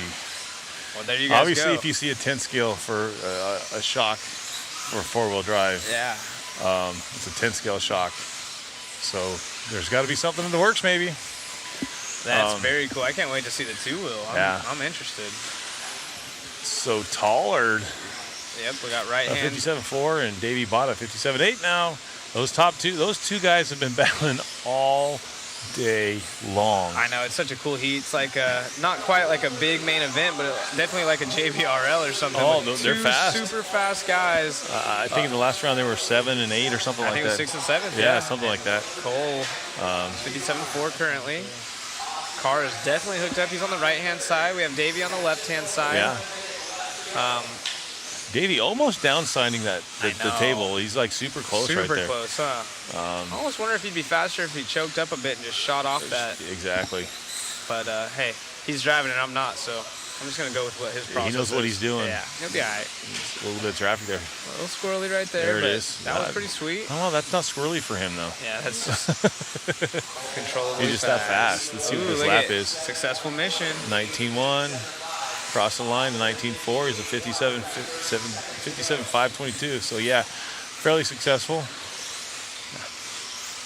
Of course. Thank you, We the Random. Yeah, I'm not sure. Like I said, Matt's on it. He was saying maybe if we can get more of the finish line. Yeah, the finish line's on the straightaway, but I think that corner looks like it's the straightaway, but it's not. there's 2 lanes behind that. We either random, so the straightaway you wouldn't be able to see it because there's 2 more lanes behind the straightaway. If that makes sense. That triple pipe right there is up against the driver's stand, so there's still the rhythm section that have to go past, the triple, and then the straightaway where the start finish is. Adam Drake. Yes. Welcome, Adam. Hope you guys are doing good. Hey, Adam Drake up in the house with the heart emojis. Yeah. Hey, the heart or stars? You can't see from it's here. Heart eyes, isn't it? Is it? My eyes are old. It's got red stars if that's the case, but either way. I want to know why the Seattle. Schumacher is being so hush-hush. Whatever is on their cars. I don't think it is. From my I don't think it's. Yeah, they're not. They're not like covering their cars or anything like that. Do you know something we don't know? Exactly. From my understanding, they've been pretty open every time I've been over there. Yeah. X-Ray is the only one that shut us down. So Sulk, you are correct. He's running. I went over there and talked to him. He's running that's a Mugen 10th scale shock on his 4-wheel drive. I assume the 2-wheel shocks probably have the same bodies, but just different shock shafts. Different shafts. And he said they have a 2-wheel, and so he kind of left it at that. So it'll be interesting. Let's see what they got. We'll have to butter them up throughout the week. Maybe bring them some Star V's and see if we can't get some 2-wheel drive shots. Adam, you want to drop any knowledge on this? What's going on, Adam, dude? what do you got? Come on, he got text messages is what happened. Exactly. Hey, they're talking about it on the live. Hey, you better shut these guys up before they spill something. let me jump in there and just let them know I'm listening. We got you, Adam. Christopher Asterisk, well, we just did. Yeah. Adams. All is well. Thanks for the amazing coverage. See you guys in a couple of days. Heck yeah, but we want to know now, Adam. We want to know now. Inquiring minds want to know. It'll be good to see Adam here. What do we got for a Mugen platform on the 10th scale side? Do we have something coming? This is exciting now. Yeah. Check it out. I'm a free agent. I might grab myself a little Mugen 2-wheel. Exactly. I mean, you never know. I remember their 10th scale gas truck was actually pretty good. So. I actually made a drawing of that when I was in high school. That was that nitro truck they had in the magazine. Look at these guys. Adam got a call saying to shut you guys down. Yeah. I'm good. Yeah. We got a guy walking by giving us the drink sign, and the Roar president Clayton comes by. He's exactly. Like, you guys are gonna start drinking we're on the good. job? We don't need anything to drink. No, not us. Too much info too quick. It's always good. Clayton's got a smile on his face, so it looks like things are going somewhat smoothly. Yes, please. All right, BT. In this this next race, we got Max. Who else? We have Brian Wyrick. Oh, I'm sorry, Brian Wyrick actually. I'm pretty impressed with the quality of the screen. Oh, yes. Thank you very much, the random. Yeah. Yeah, I appreciate you. It is a lot of work. Tomorrow we'll get to show you what we have going on behind here, and it's crazy. It looks like we're at, I don't know, CBS studios. I will say this. It's a ton of work, and me and Zach aren't we're helping out, we're doing our things, but we are not doing a tenth of what Matt does or the video guys. Those guys are busting their butts. And we have Starlink to back this up. Yes. We need to talk to SpaceX. It looks like you're, You look like a space command cadet. control over there, ready to launch something with all your screens and buttons and dials and. We got Ziggy Stardust in the booth. Matt doesn't even get that reference. Only the older generation will get it. I bet Adam will jump in here. Yeah. If you know Ziggy Stardust, drop a like. I'm kind of bummed because he got quiet really quick. He's not saying anything. He just said thanks. Thanks for the shout out. We'll see you in a couple of days. Come on, Adam. He's making some phone calls. He's Shin, like, what are you thinking, exactly. He's like, these hillbillies are over here just. We thought it was going to be a surprise. There you go, Adam Drake, 10th scale, 20. Hey, Rhonda's in the yes. Dang, everyone. This is cool. Rhonda didn't give us no cool emojis though. No, she didn't. It's all right. We still love her. She just, thrown. That's good people right there. Rhonda and Adam, awesome. Known them for a long time. Yeah. Very fortunate enough to spend some time with them at Thunder Alley, and all around good people. Obviously, both of them have done so much. Funny for the story. industry. Funny story about my son. The first time he met Adam Drake is when Losi came out with their mini T. Tanner was probably 4 or 5, and we were at this. I think it was one of the last Silver States out, the Silver Bowl in Vegas. and Tanner has his, and he's driving up and down the parking lot in the pits and just pelted Adam in the ankle. It was kind of funny. He laughed about it, and he thought it was cool. You know, Tanner, just a little guy driving a car. He thought it was really cool, but it was still He's like, what one is of that, those a moments. cricket? Exactly. Just one of those moments. We got Frank up in here. That is cool.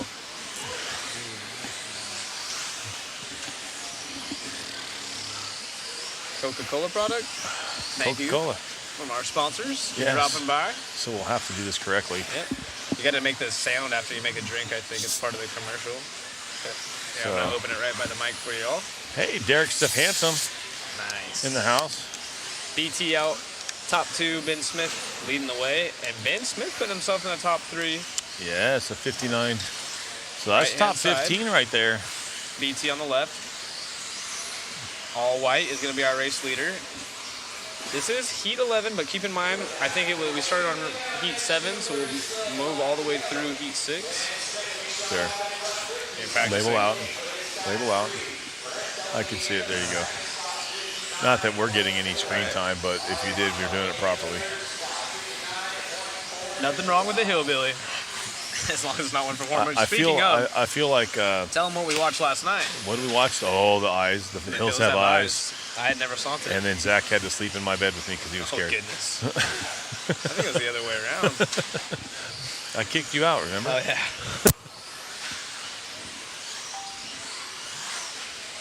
What did we lose? Okay. We'll keep talking. Jeff Brown, oops. We lost it, but we don't know what is. Can you guys put an update on 10 scale TLR new kit stats, please? We can't. I could talk to Frank and see what we come up with. Yeah. I mean, I think after racing tonight, we're going to wander around and ask some questions. You guys brought up some good ones. But I think we're going to do a track walk. I want to check out the track after racing tonight, see what it looks like. Here's my thoughts on the 110 scale kit. You know, being around Frank pretty much my whole racing career and understanding where they're at with their business model. They finally have finished up their motocross bike. They got that all dialed in. They have their line of parts. I'm assuming now if they do have intentions, which I'm assuming they do, they'll be able to put most of their efforts back into racing now that they have that RTR model out, because they did take a lot of resources and financials for that project. So I mean, and the way they kind of cut back on their team side, a lot of the 65 drivers or the 75 drivers or however their structure is, they kind of laid back on that. I'm really interested to see the direction they want to go. Are they going to start pumping out a competitive car? Right. Not that their car is competitive, but updates or even a new chassis or whatever you want to come up with. Because it has been a minute since they've had any major updates on that car. And I know at my local track there are some guys that are just kind of halfway frustrated that they're diehard Losi guys, and there's been no changes. Right. And so maybe they need to. I'm not saying they need to. I'm not the business guy. Obviously, maybe they think it's competitive enough that they don't need to make massive changes to it, and they don't want to.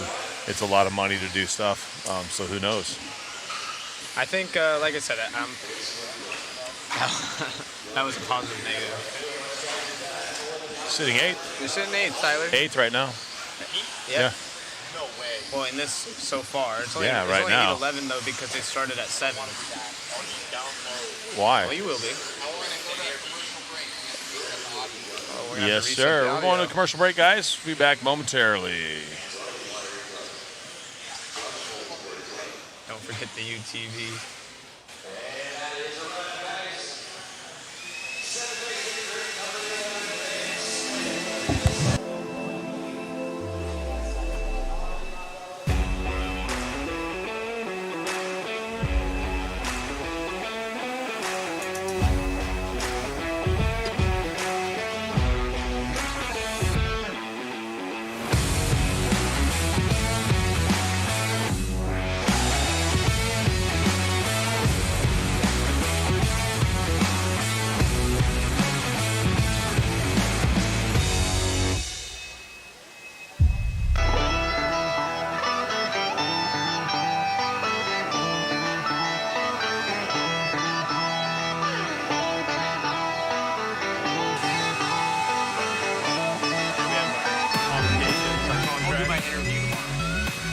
Big 5. Big room.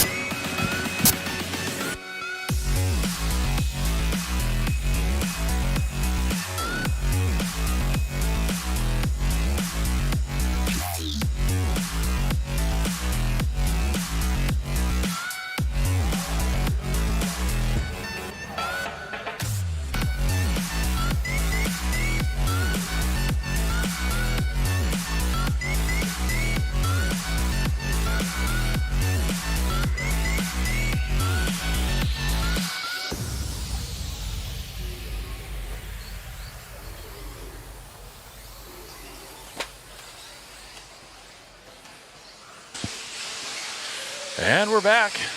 Oh, yeah, there it is. Hey, that's There's a spot. your Coca-Cola sponsorship you got going. Nice. That's some good stuff. Yeah, like you mentioned, it's cool to see some outside sponsors over here. Absolutely, it Coca-Cola is. hooking us up with some drinks, and that's also Monster is a Coca-Cola product. Dr. Pepper. Dr. Pepper, So Sprite. Sprite. Some Gator, Powerades, I believe. I'm not sure.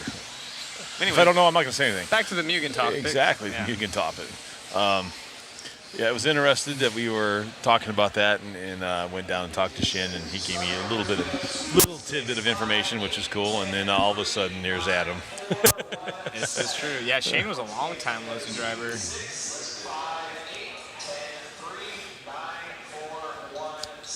Came from Kyosho and now on Losi, I think, pretty much since then. So that's got to be some years now. Let's see where we're Has at. anyone ever thrown the controller? Here's a fun one for you. Oh, God. There's a little sticker. We'll have to get. There's a little sticker chart. Actually, I up think here we on got the to picture driver's that. stand. Picture that on the live, Mod Live? on the Mighty Mod Live. Yes, we got a picture of that. Go on Facebook. Go check Yes. it out. There's a. If you go through the pictures of day one, I think it's the first album that has about 182 photos. Yes. You can go through and scroll. There's a little sticker chart. I just remember 181. 186, 181, something like that. But yes, people have smashed their radios and they are counting them. Yes, there's a sticker on there, and it shows both the ones. Mayfield has Yes, smashed one. Mayfield. He's done more than one, but one here. Yes. Looks like. I'm on top right now with the middle. Oh, 8 Have you more guys getting ever somebody. smashed? Have you ever smashed a radio, Wayne? No, No. no. I can also say I don't have deep smashed a radio. pockets like that, and I don't get them for free, so I'm not going to do that. You gotta carry a Tractus radio with you just Exactly. in case. Get mad, you have a backup. I mean, unfortunately, I'll Eric drive my car.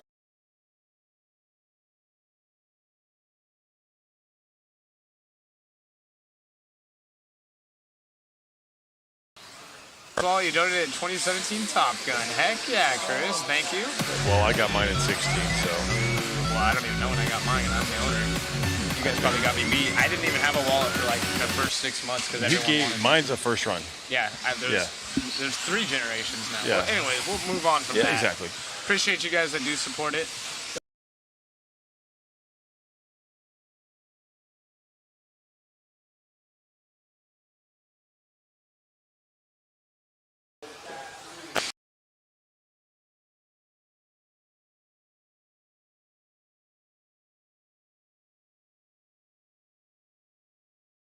Started one. Some of our top guys doing their part, and you know something I've learned, not to get too far off topic, but I got into the paintball industry after RC, and one big difference I've noticed is the pros in paintball are outside of a couple. I don't want to name drop, but you know, obviously Drake's a really good one. They do a ton of stuff for Yeah. the public. I mean, videos every day, Instagram like crazy. They're doing. You can go do some coaching lessons with them almost weekly. It's just, and it's same kind of industry. It's small, Yeah. but there's people getting paid to do it. You know, Yeah. there's probably a good 20 to 40 guys throughout the world that are making a good living. But they're super involved with it.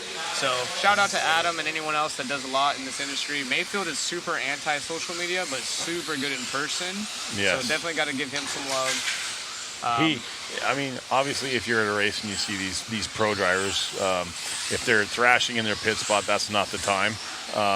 But most of these guys, even now, I think if you had a question, you could probably stop by, tap them on the shoulder, and say, "Hey, I got a question." They'll be more than happy to answer your question.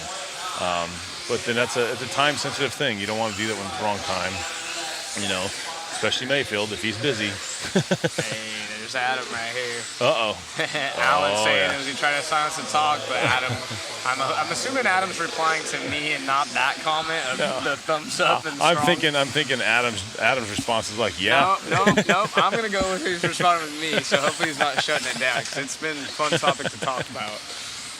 Misha out here in second behind Aiden. Aiden at a 57.9. Yep, trying to get his name up in the top 5, seaming it in. It's still Taller, Data, and Smith holding. 57.9. That's good enough for 4 right now overall.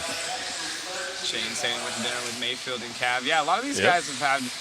They're all buddies off the track. It's cool. They all kind of somewhat hang out. And they are a good time. You get a few drinks going. You get them after a main day. That's where it's fun. Yes. Yep. Especially if one of them wins. Cav, he's fun to hang out with when he's got a little alcohol in him. Brock's a good time. Those guys hang out and they have a good time. I've never seen Adam get out of line or anything. No, with some drinks. he stays pretty I'm not straight. sure. Does Adam drink? Do you drink a beer here and there, Adam? I don't think so. Let's say I've been with a lot of pros when they've had their moments, but Adam's not one of them. He's always very level-headed. He's the dad. He's the RC dad. Yeah. The Godfather. He keeps everybody straight and narrow. Rhonda says nope. Mr. G, can anyone go watch these races live? Do we need tickets? You do not need to buy tickets. You can come straight to the facility right now, walk in. You probably won't want to get past the hobby shop without wanting to buy something, and then you'll come back here. They have stands set up. You can come inside, sit down, and watch. And you can even, peruse through the pits and see how everybody's got their stuff set up. So, absolutely, Mr. G, come on out here and take a look and watch some racing. Pretty much any RC track across the U.S. and the world, for the most part, is going to be free entry to go watch. Outside of maybe 1 or 2 events, but yeah, I think most of these events, they want the spectators. We're trying to build this. This isn't a big.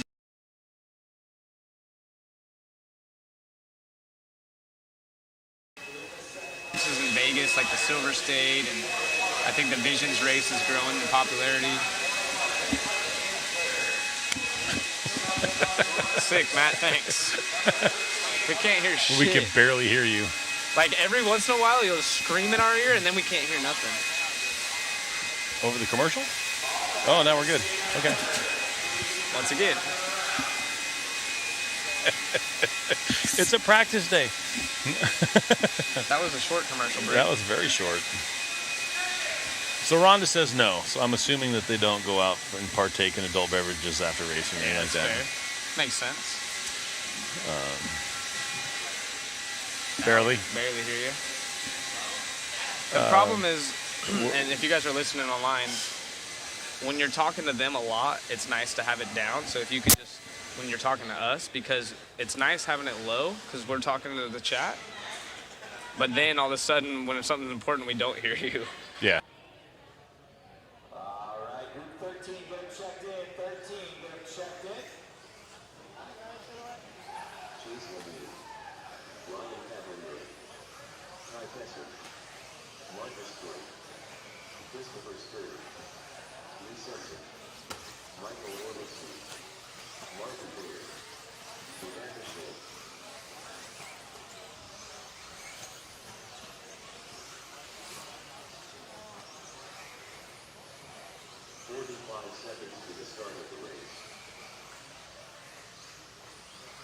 Throttles don't stick. Gas cars, the nitro.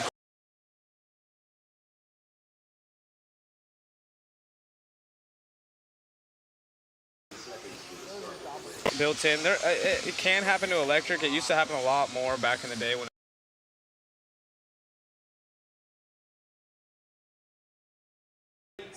Open, someone would be on their channel or frequency.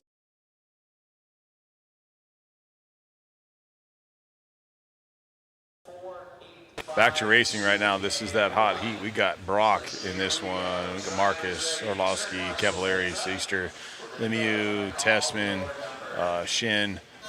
Cole Tollett right now is at top spot still at a 57.407. Davies running second at a 57.522.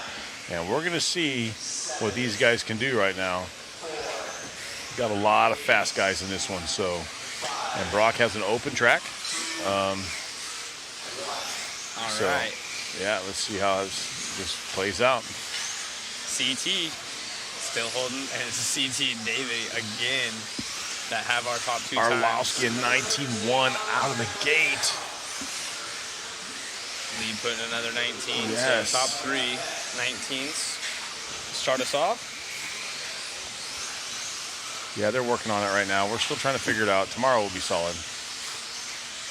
Yes, you can buy Yeah, some old swag. absolutely. I'm not sure if they Go to- have it online. If you head over to mod.com, either modspeedshop.com, you can check out all the swag.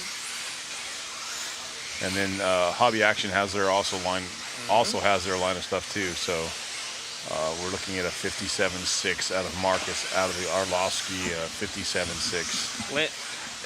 Lenny's saying, hope they beefed up their upload connection. I don't believe it's us, Lenny, because we're running a bunch of live and we have our own people watching to make sure. So if you're having issues, not saying it's 100% you, but most of the time you got to check your setting connection, because we have a ton of people that when everyone else says, hey, they're cutting out, it ends up being on their end, because we're backed by 2 separate, we have 3 systems in place, and one of them's Starlink.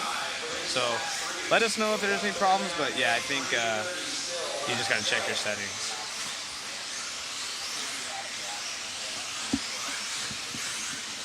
But we will check on our end as well, but So I don't know what it was for the first round, but I'm looking at Cole and Davey Bada running first and second still, and this is the fast heat. So Brock's dropped off a little bit. I don't know if he's got an issue, but his last lap was an 18.8. So you're going to see him jump up there again. A 56.9. Brock Chaplin to the top. 56.903. 57.6 for Arlovsky. So now Brock Chaplin up top.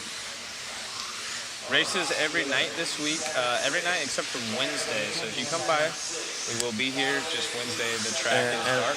I don't know about night, because we're starting at 9 o'clock in the mornings.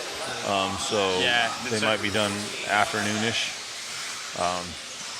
I think they're trying to be done before dinner or late dinner time. So Sure, it was our feed. Matt's checking it out for us right now. Everything checked out on their end. Is it working good now for you guys? Let us know. yeah. All right, looks like it's fixed. Oh my goodness, a 56.6. Holy cow, Brock. Arlovsky 57.6 with Champlin. Taking it up. That's up. An White, green, and black. 18.813, 18.845. Oh, let's see if he's got another burner right now. This one's gonna be quick. Let's follow Brock Long. He's going on the triple in front of Coming the timing tower. on the straightaway right now. This could be interesting. An 18.9, so 56.76. Let's see. Orlowski needs to get himself up there, and he does so right there. 57.0 with that 18.8 goodness. last time by. Let's see if he can connect a few more. These guys have about 4 laps left. Here comes Brock crossing the line again right there. A 19.8, so that's going to hold up just a little bit, but he's got a little bit of traffic. He's going to pull off to the side. I think he's going to call it a shot. Call it good right Try now. one more. These guys are, I'm sorry, I said 3 laps left or 4 laps left earlier. Well, they got a minute, so if Yeah. they're doing it under a minute, he can separate himself and do something and get it going. So. Orlowski, though, with that 18.8, if he can string a couple together, Yeah, he'll he be able could. to challenge. He's already up there with a 56.8 now, so he did knock off 2 more Yes, tens. he did. So he's up to number 2 overall. This lap right here is going to be crucial as he comes on the straightaway. Oh, no, he's got red, so he's down. Yeah, that's So a let's see bummer. what happened to Brock. Brock needs to put a couple together. He got 21.1, so he might be on 2. 25.4 on Mike Orlowski that one. Yeah, I think he just pulled to the side to see where he's at. Brock just a 19.4, so that one's going to be a 19.1, 18.8. Another top 10 would be really solid for him. Absolutely. Cavallari 57.6. Tessman Ty at making 57. So Ty's, after a rough start, he's doing pretty good. Lee Setzer up there. Yeah. And that still leaves Cole and Davey What 4 about and Chase? 5. Chase in the top 15. Martin Bayer, these guys sneaking in down there. They're Yes. just in such high quality heats. We don't talk about them, but Right. Chase, we've seen it in the chat. You guys have been talking good about him. Yeah. Be awesome to see him get a top 10 up here right now, currently 14th with 1 heat remaining after this of the fast guys. And then there's still a lot of fast drivers in those other heats that can make it 1 through 6. Champlin, though, looking to try to put a 56.6 as an official time as time expires on the clock. don't think anyone's going to challenge him. Orlowski's last That's time by time. was 19.5, and Yeah, that's so time. that's not that's slow.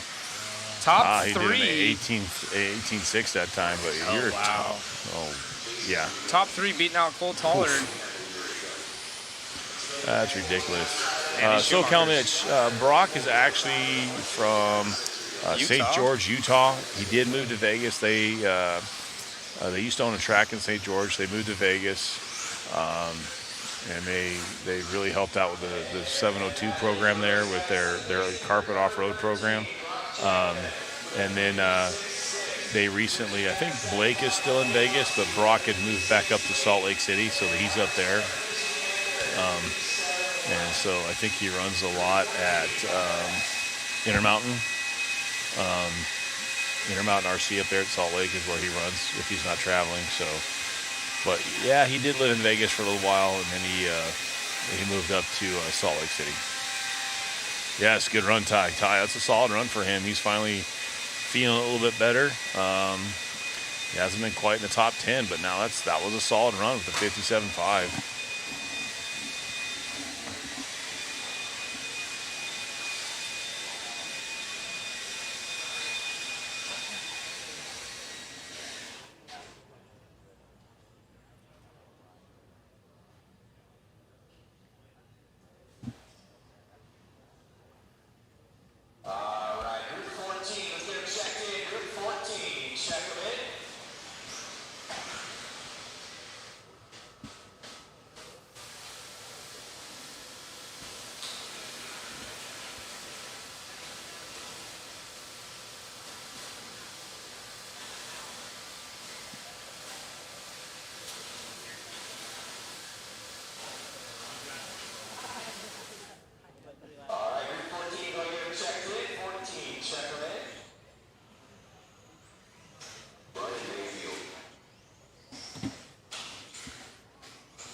Yeah, Brock laying it down that last round.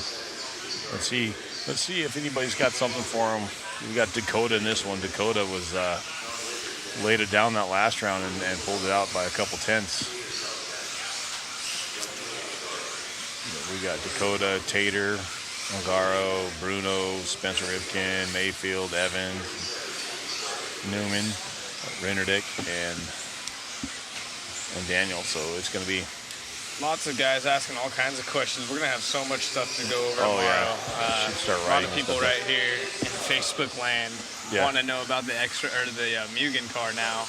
We got the Mugen 2-wheel. Did you hear about that, All I know is there's a Mugen 2-wheel. That's all I know. Yeah, the phones are going off the He hook. would not give me any insight. I do know that they have a 10th scale shock body or shocks on the 4-wheel is what he told me. Yep. It is a TLR 4-wheel, but they do have a 2-wheel here. Very interested to see that. Yeah, that's what he said. No, so I don't know. It's cool that he's been an open book about it because the X-ray guys, as always, They're covered up over there. Warren CO. Oh, this is what I want to know. Heck yeah. Yeah. All right, guys. This is the fast heat.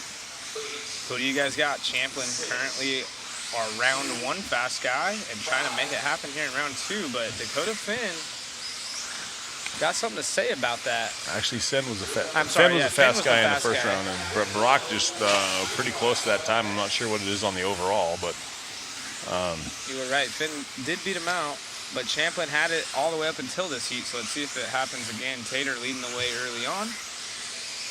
Everyone coming by the gate with a 19-second lap this time by outside of Yorn. 19.0. Tater's first lap at 19.0. 18.6 by Finn already. It's going to be a heater. 19.0 and an 18.6, so he's going to jump to the top really quick here. All gray body is going to be Dakota. Over the triple, it is a different body. Is it prototype, I wonder? All right, Dakota with a gray body through the whoop section on the front side. It doesn't look prototype to me. It looks like It definitely doesn't look easier to see. So I'm not sure if that's something he's just doing for fun or if it is a prototype because Ongaro is our new leader. fast lap. David Ongaro to the top of the charts, already beating out Brock with a minute 30 in. So lots of time left. Fender to 57.1, 57.2, 57.3, 57.7, 57.8, 58. Oh my goodness, these guys are all ballistic. Something like a 10 scale new again. Yeah, we'll get back to that after this race. Our fast guys, we're going to check out what Ongaro can do. Someone already dropped that, yeah, he is running sticks. Ongaro is a stick driver. So Dakota in that gray body. Ongaro, let's see if we can pick him up on the... Oh, it looks like we are on Ongaro. Over the triple through the washboard section. 56.6 is his current time, a couple hundredths quicker than Brock. Yeah. Let's see if he can strap it up. It was a 19.1 last time by. He's not going to count that one. That's a quote-unquote slow lap for these guys. Right. Dustin Evans peeking his nose up there. 4th overall with a 19.1 right there. Yep. He does have an 18.8 and a 19.1. So let's see what he's got now. Another 19.8 out of Evans. Another 18.9. So a 56.9. So Evans up to number 4 overall. Yep. Dakota Finn in the 5. So not sure if the body's got anything to do with that, but not looking quite as strong as the first run. So let's see what Dustin Evans, he's coming up again right now. See what he's got going on. He crosses the line right there. 56.9. So he's getting a little bit quicker. Here comes Tater. He's peeking at it. 18.7 last time by. Tater in that 5 spot. See what he can do. It's still Ongaro out front. Comes by the line 18.8. Sticking with his 56.6 overall. Evans in the 2. So as fast as an 18.7. Upside down right there for Ongaro. Yeah, but Ongaro, though, if you look at his times, an 18.7 is average, or an 18.9 is average right now, and 18.7 is fast. 18.8 with his last time by. That's ridiculous. Mayfield up to number 2, 56.30. Not sure what Shane's saying, 56.3. Yeah, 56.8, but that's not the... That's Mayfield, 56.833 right now. At Dakota and Brock right here. Mayfield down to a 56.7. Mayfield's strapping it up here. Yes, he is. See if we can follow him around on screen. He's 18.8, 18.9. He might be on a burner right now, too. Triple onto the straightaway. Mayfield. On the gas. 18.8. That's the top 3 now. 56.7. There's only 4 of these. I'm sorry. Yes. Yeah. These guys. Brock is right there. 7 in the 56s. Mayfield needs to have a stellar lap right here if he wants to shoot for a top seed. And there's no one in front of him. He's all by himself. He's coming on the straightaway right now on the triple. Oh boy. Let's see what he's got this time by 19.1. That hurt his touch. It's all right. Top 3. Ongaro still our race leader. Overall time. Evans 3rd, but 4th overall, with Brock still holding that 2 spot. But most of these guys, actually pretty much every driver outside of Daniel is going to be in our top 15. Bruno, 12th, is our slowest in the top 15.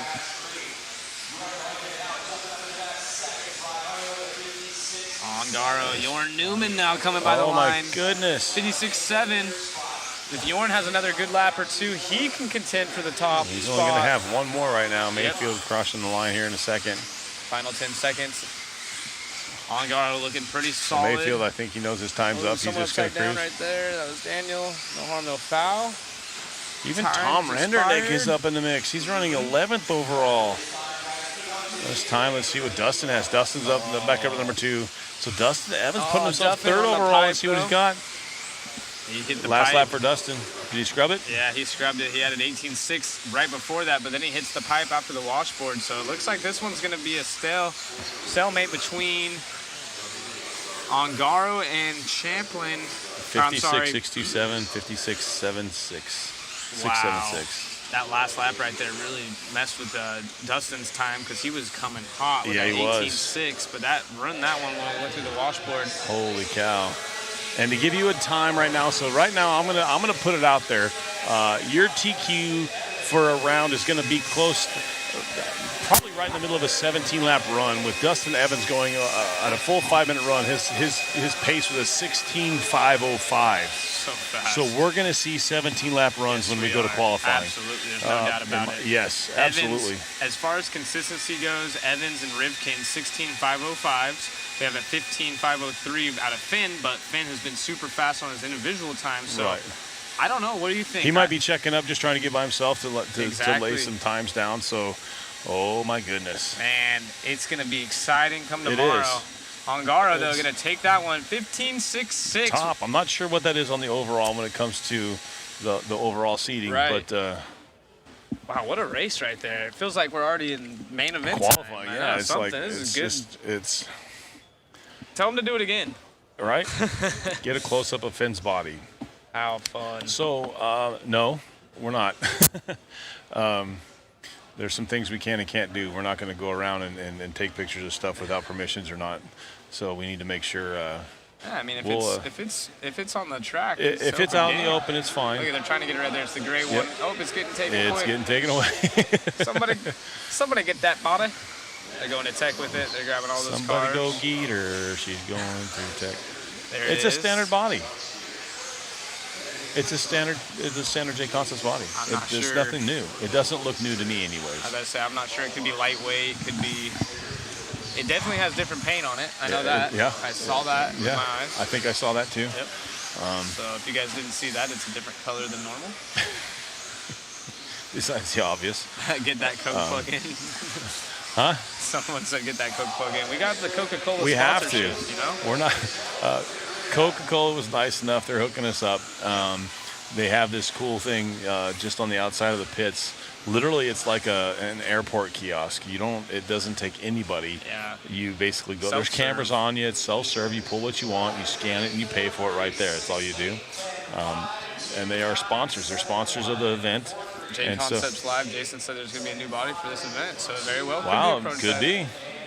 We'll have to go check that out. Maybe even Mayfield, because Mayfield was running an off That's what I color. was saying earlier. I So- think maybe these guys might be trying I mean, out some new bodies. it looked like a standard J Concepts body. I mean, most of the time they're going to be minor changes, but even if it's just a lightweight Yeah, version. Steph Hansen. Yeah, it does look like an S1. Look good. I mean, it looked cool. Obviously the body worked because he was sailing it. All right, guys. So we are in Heat 1 of this final round. Keep in mind these guys are still competing with Ongaro, Champlin, Evans time. This is just the other half that was first in the first round. Yeah, so we'll go 1 through 6 now. We got Matty G. Yeah. That's everyone's favorite Matthew, is Matty Gonzalez. Yes, it is. Thank you, Rob. So Appreciate maybe it. we'll go talk to Jason and see if there is a new body. Yeah. I mean, he's an open book. Jason, He'll yeah, answer any that's questions. useful about it. I also want to give a shout out to our camera guys. I saw someone in the chat earlier mention how good they've been doing with keeping Yes. the guys in center frame, with how quick the cars are going. Appreciate the positive comments, guys, especially with our camera crew, Matt Olson, Richard Lake, everyone involved. Really cool. There's a lot of hard work, and even the mistakes made, everyone's owning up to them. Like you mentioned about Larry with the tires and everything. It's Just super cool. yeah, it's just what it is. I mean, whether we understand how it was made or not, that mistakes were made, and I'm not going to say mistakes. I'm going to say learning experiences, because it's not every day you run a world's event. It's not every day you run into stuff like that. So he definitely learned an event or learned something this weekend or this week, and I can guarantee you, with the way Larry runs this place, if he has an event here with a controlled tire, we will not have an issue again. Won't be a repeat. They say it's a Yokomo body chain is. I'll have to go confirm that. Yeah. Maybe we should tell Jason we need to start working on a Mugen tool body, huh? Get all kinds of stuff going. We've already stirred the pot with Mugen already, so. The Mugen tool. Your boys over here digging the replays. Yeah. So I'm sure Alex, if you were driving Trenton, there'd be a ton of replays, because either you'd be punting somebody or doing, nice. epically wrecking. Alex with a sweet drift right there in the yellow car. They're coming down the front straightaway. 59.5 is our leader's pace. Oh, a little kick flip. Oh, double kick flip. This is the X Games. Yeah. He's like, if you're not going to move, I'll just land on you. Waffle stomp. I'm here for style points, baby. A couple cars running tight together. There we go. One's going wide, let him go by. Is that Matty G coming on the straightaway? It is. That's the number 2 spot. 59.3 for Matty. 57.9 for Alex. That's solid right now. Yeah, I don't know what the fast lap is, but I did see that 18.5, and I would have to assume that would be the fastest, right? I've seen 18.6s, 18. I think that's pretty close. Yeah. We definitely haven't seen any. I think maybe an 18.4. We haven't seen anything. I don't think I've seen anything I don't know. quicker. In my eyes, I saw an 18.5. Yeah. So either way, it's ridiculously fast. So, once again, we appreciate guys, chiming in and talking with us. Trenton, I'd be giving people the best instant replays. Yes, you would. At least 1 or 2 until the car broke. But yeah, we appreciate you guys chiming in. I hope most of you guys get to watch tomorrow while you're at work, or listen, or whatever it is you can. So we got Gonzalez on the right-hand side and Alex on the left of our screen here. You guys can check them out going through the washboard sections with Matty G. He's searching for a little bit more pace, about a full second off that last heat as far as lap time goes on the fast laps. There's just under a minute left in this one, so these guys have to start strapping it up. Their average lap. 19.1 out of Alex. That's a pretty solid lap time right there. Actually, he's got an 18.7. So lap. It's Matty looking for his first 18-second lap to run. I'm sure he'll get it. Still what they're considered a controlled practice, set, seating. I've talked to a few guys. There's a few guys that want to be in that A sort. A few guys would rather be in the C sort. I don't. And I kind of understand their thought process, but then again, I don't. I'd rather be with guys that might be faster than me, so I know to chase them and judge my time. To a certain extent, you don't want to be that guy that's in everyone's way. Exactly. I don't want to be that guy. You want to be that sweet spot, right? Yeah. I think Ty Finster came by and was saying, "I hope I'm in the C resort." Yes.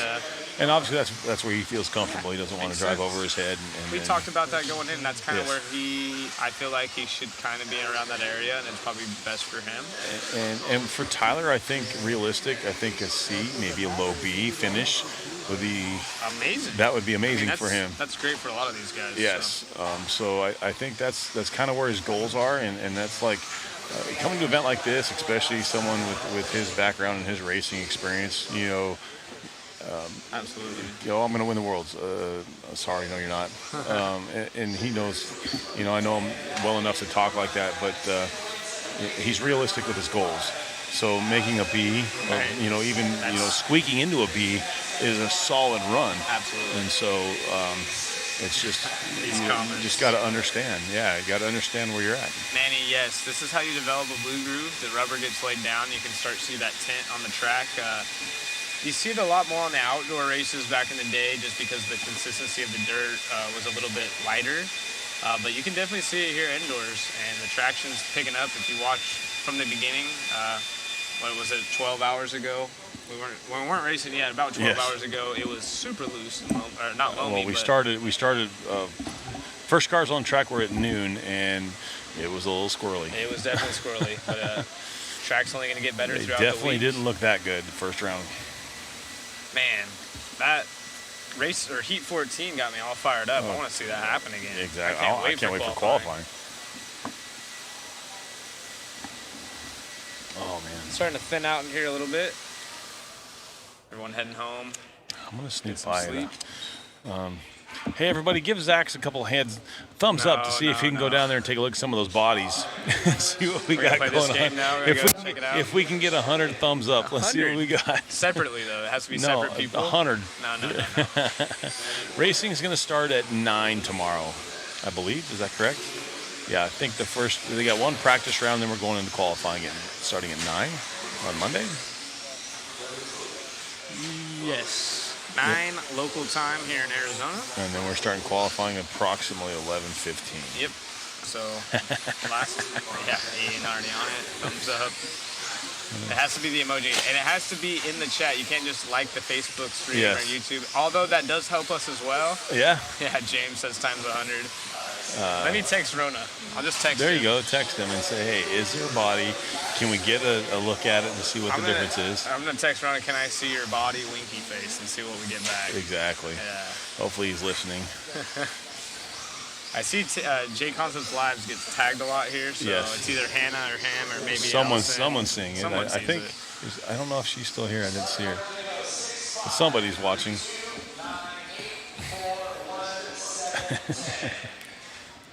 We can't get away with anything up here.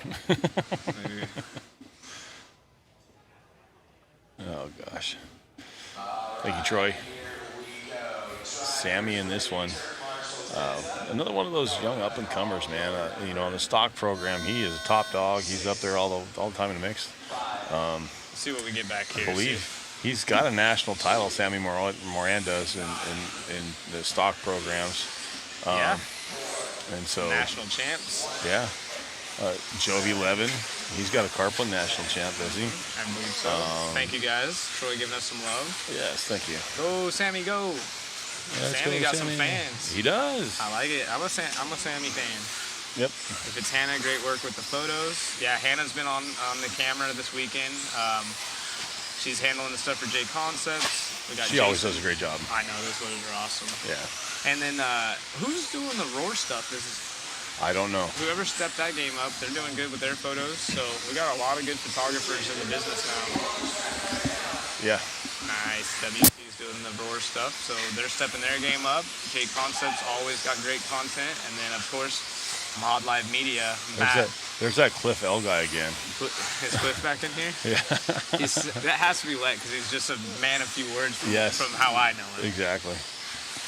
So hopefully we get to see Cliff. BT mentioned that Cliff's going to be here, I believe. Saxon's going to come out. Saxon's coming to hang out. A lot of these guys coming through. Yeah. That'd be cool. Used to run the the Las Vegas RC Off-Road Club with Richard Saxon years ago in Vegas. We ran Western RC. And actually Mud Duck was on it earlier. He's like, no one mentions that anymore. I'm like, well, a lot of people talk to me about it, just because we used to run races out there at Silver Bowl. Right. And so you guys have had a lot of cool tracks in your guys' area in your time. Yeah. It's just when Western was around, it wasn't exactly a destination track because it was next to a boneyard for VW parts and whatnot. Western VW was right next door, and there's railroad tracks, and it was just it was an outdoor track that needed love. They had a quarter scale banked paved oval. Wow, that's cool. It was cool. I'd love to get Cliff up in the booth whenever those guys come. Yeah, if we can absolutely. get you, Cliff, if you're listening and you're interested in maybe giving us 5 or 10 minutes of your time, that'd be greatly appreciated. I know you have a wealth of knowledge, and for those of you that don't know, Cliff pretty much is team associated. Yep. So, and has a lot of motocross background, and definitely an admirable dude. Even Rick Hort. I'd like to see Rick, but I know he's on the Reedy side now of the associated stuff. Rick Dog. So I know Wally was sick, but Wally from a team associated, he does our social media now. Maybe we can get some insight. Ooh, yeah, nice little Sammy hop skip there. Sammy Moran looking to go 58.659, which is solid, right around a 20, a top 20.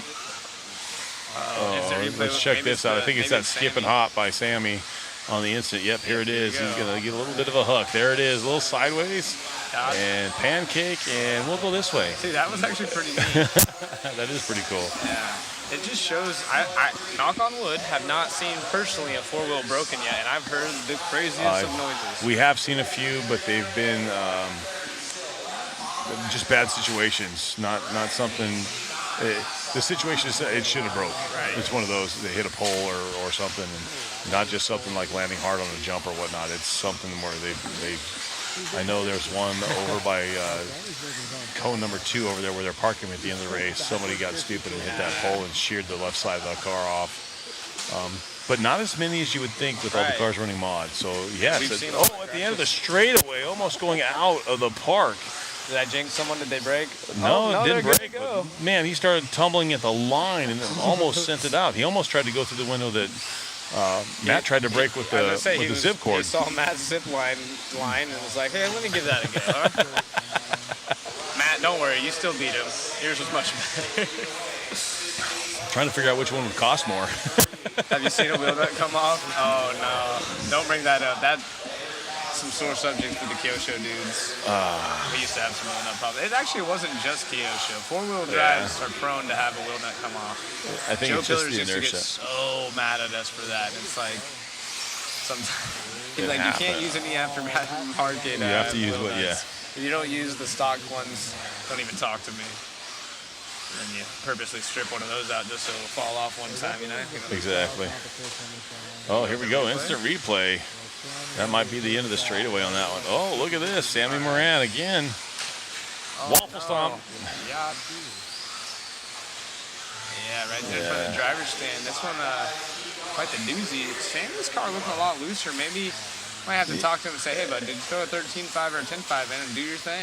Yeah, I think maybe he's just trying to overdrive it, maybe. Yeah, just a lay little some bit. power down. Look at Sammy getting all kinds of love, though. He has a lot of fans, as he should. He does. And like, it's, hey, he came to my local track and helped me out last year with his two-wheel drive, and that gave me his personal setup sheet with all his sounds like notes. Sammy. Yeah, that's exactly Sammy. Yep. Definitely knows his role and knows his job. At a young man at that Great age. ambassador. Yes, absolutely. Decent run. 58.448 for him. 59 for Clement. So that's not bad. Someone keeps tagging at J Concepts Live. I think they're on the J Concepts Live shared event. So there's an open mic somewhere. Matt Olson, I believe it's very faint, but I can hear it. Oh. I'm assuming because we're sharing from J Concepts. I believe that's just our, It's just you him talking. talking. But they're saying they can hear you faintly. Oh, David does? Uh-oh, that's like the worst guy. That's the worst guy to have a mic. Uh-oh, we got a text message from J-Ro. Uh-oh. What do we got? Only the all-white or gray ones. You want to tell us what? Perfect, so they are Oh, we protos. just lost it. Only white or all So gray. yes, Mayfield's was a prototype, as was Dakota's that last time. Okay, so yeah, some prototype bodies out there. Dakota's going to stick to his race paint P2 body. Okay. Nice. So there's audio's about to go out.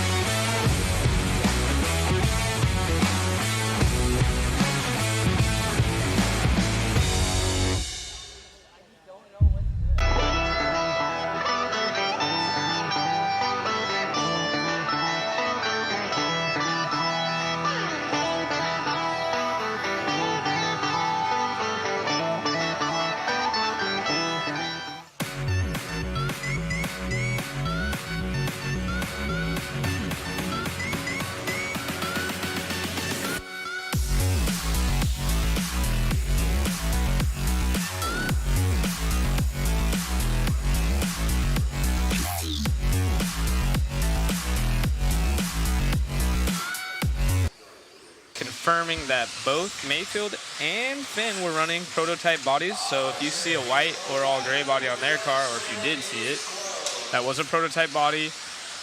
But it's already confirmed that they both will be sticking with their original bodies for now. The paint scheme's on. And they've been running the P2 bodies. Yep, So and it's the P2. That's what they're going to be running as of now for the rest of the program, I believe. Yeah, so big shout out to Rona for being transparent like that. That's super cool. We've played the games of super secrecy and this and that, and it's cool to just, hey, we see it on the track as a prototype, and we're at the World Championships. Everyone likes Try to it. know. I mean, you might find something. You never know. That's what this stuff's about.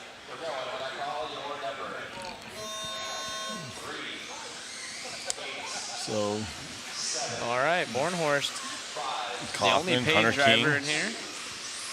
S-Works, that's that orange and yellow, followed by Aaron and Hunter King, Kyle Turner. Those top four guys have been pretty much the running order and finishing order in this heat. Yeah. Also, Jason mentioned it last night during the podcast, so you could have said that earlier and saved us the headache, because it was, he could have sprained a finger texting him or something. Yeah. So, Well, I know Whoever that, that I was. already knew that they had brought bodies, but we didn't know that those were the bodies. yeah. That was the thing. They didn't. I didn't know. It is what it is. We've got to ask questions. People are asking us. We had to ask questions, so it's all good. Pretty sick to. Now we have confirmed bodies and Mugen stuff. Mugen two-wheel, which. So, but I'm not going to say I'm sold on the two-wheel. He just says, yes, I have two-wheel. Right. But they're running two-wheel. They're running 10 scale shocks on the four-wheel. So, I mean, why would they invest the time and money on a 10 scale shock for the four-wheel without doing something? So, maybe it'll we'll be see the that same Mugen. shock bodies, so Yeah. they just put a different shaft in there and call it good. But I am surprised that they would work on the two-wheel before a four-wheel. But maybe they know something I don't know. Yeah. That's why they get paid the big bucks. I mean, I know when it comes to building these cars, the tooling and all that stuff's way expensive, and you got more moving parts and whatnot on a 4-wheel, obviously. So maybe they want to go with a 2-wheel to see what kind of following they're going to have before they dump a bunch of money. No worries, Manny. Thank you for pointing it out. It's pretty cool. We get to chase this stuff around. If you guys have heard anything else, we also confirmed the Mayfield radio thing from you guys earlier. Appreciate that. And it looks like Kyle Turner with some fans in the chat. He's in the top 5 right now. Aaron Kaufman jumping up to the number 15 overall. Yep, right there behind Davies' time. Ooh, that didn't sound very neat. A lot of wings getting crumbled up. Well, we're trying out the prototype Coca-Cola. Yeah. Sponsorship for our RC race is pretty cool to see. You told me you tried out that new Monster Beast, right, by Coca-Cola products? Yes, but it's an adult beverage. We can't talk about it. Oh, I did not know that. Yes. Oh.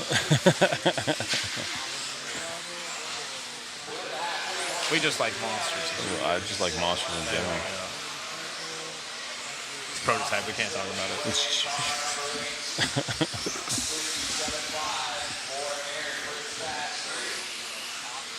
Kaufman, we got an instant replay of Kaufman. End of the straight again. End of the straight. Oh, that was a sensitive. No, that could have been bad. Yeah, he needs to head over to the ice tin because this guy's ice skating out there. Yeah. Doing little tricks, a little ballerina action on us. Trying to go full send here. Kaufman 57.5, 57.9 for Hornhorst. A little squirrely down the straightaway. It looks like the car, they're starting to slightly duck walk a little bit coming on the straightaway. So that to me is telling me that the traction is definitely coming up. Yes, absolutely. And at the end of the straightaway, they're still kind of halfway bicycling up. Yeah, even the Marshall's got more traction now. So yeah. So you end up, you put a lot of traction at the end of the straightaway and bumps, and things get interested. And that last heat, we saw a car tumble literally from the scoring loop all the way to the end of the straightaway. What's your thoughts on best Marshall shoes? Best Marshall shoes? Yep. Crocs. Crocs? In sport mode. In sport mode? Yeah. All right. I like it. You're not going with the old school Nike or Adidas over here. We got maybe a good pair of Vans. Maybe a solid Vans, some Reeboks, some dad Vans, or some dad shoes, I'm sorry. Converse and Chucks. What do you guys use out there in the Facebook land? Cleats. Nice, Daniel. Some cleats. I'm going to use a golfing shoe. You got Vans, golf shoe, get all kinds of grip. You'll break your ankle out there, you go to turn. Aaron getting a little bit sideways. I need to wear that because if I twist and slide and go down, I'll break a hip and then I'll put a shell in me. We'll make you a jump. Moccasins. Nice, Rudy. We'll make you a roller. Just stick a fork some in moccasins? me. Bury me there. Rudy, you're not going to wear some... Hey, dudes. Yes. Hey, dudes are comfortable. Look at Matt looks. He's like, what? Huh? Yeah. Hey, dude. Hey, dude. Half calves. You guys remember the old Osiris moon shoes? Gives that ankle protection. That what protection? Ankle. Oh, okay. All right, this one's winding down. Aaron looking like he's going to finish up with a 57.5. Good enough for a top 15 out of this one. Not bad. Bornhorst still getting his car dialed in, not too far behind. 15.79, but not going to put him in the top 20, unfortunately. I don't remember what his last time was, but this is a 22nd currently overall. So once we get, I think, who else is in these top 6 heats or these first 6 heats? We got a couple heavy hitters here and there. I think Mason's in one of these. Mason Templeton. Maybe one of the Horns. Austin Horn, I think. Boots. Somebody's marshalling in the boots. So we're slowly crawling to an end here this long day at day one. Yeah, I'm getting a little bit tired. Yeah, a little bit tired. Thank you guys for staying with us. I know quite a few of you guys have been here the whole time, so appreciate you. Rob getting ready for his race. A lot of you guys checked out for a while and came back to us. Some of you guys are watching now, you know, especially on the West Coast. You guys are watching now, like I would do, laying in bed and playing on your phone or whatnot. Getting that pillow talk. Why is this on repeat live? I don't know.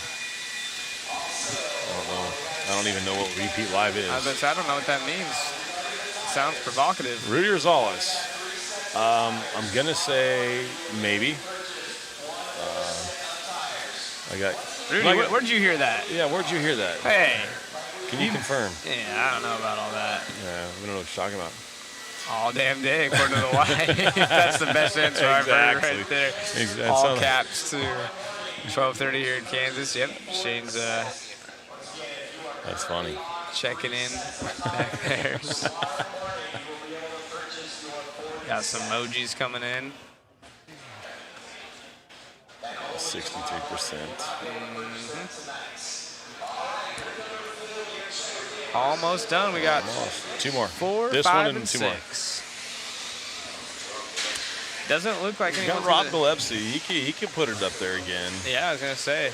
Donnelly had a good run last time. He did have a really good run. Owen, that young man's doing good. Owen's cars didn't even show up until I believe This morning. This morning, and he's out here holding it together. As we take a look at the tire lockers, those guys have been hard at work all day. Yeah, they haven't had a break. Those guys have been consistently in and out, in and out, in and out. It looks cool, huh? I like seeing all the organization they got over there. All the drivers are labeled their bags of tires in each little block. Appreciate you, Kyle. Thank you. Hope all has been well. Bummed to not have you out here. Anyone from Red Army racing this weekend?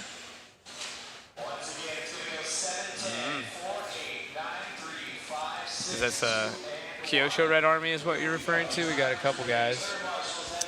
Let's see how this one turns out. I think Donnelly might go top 15. That'd be sick. Gillespie like definitely. good. I could see Gillespie doing top 15.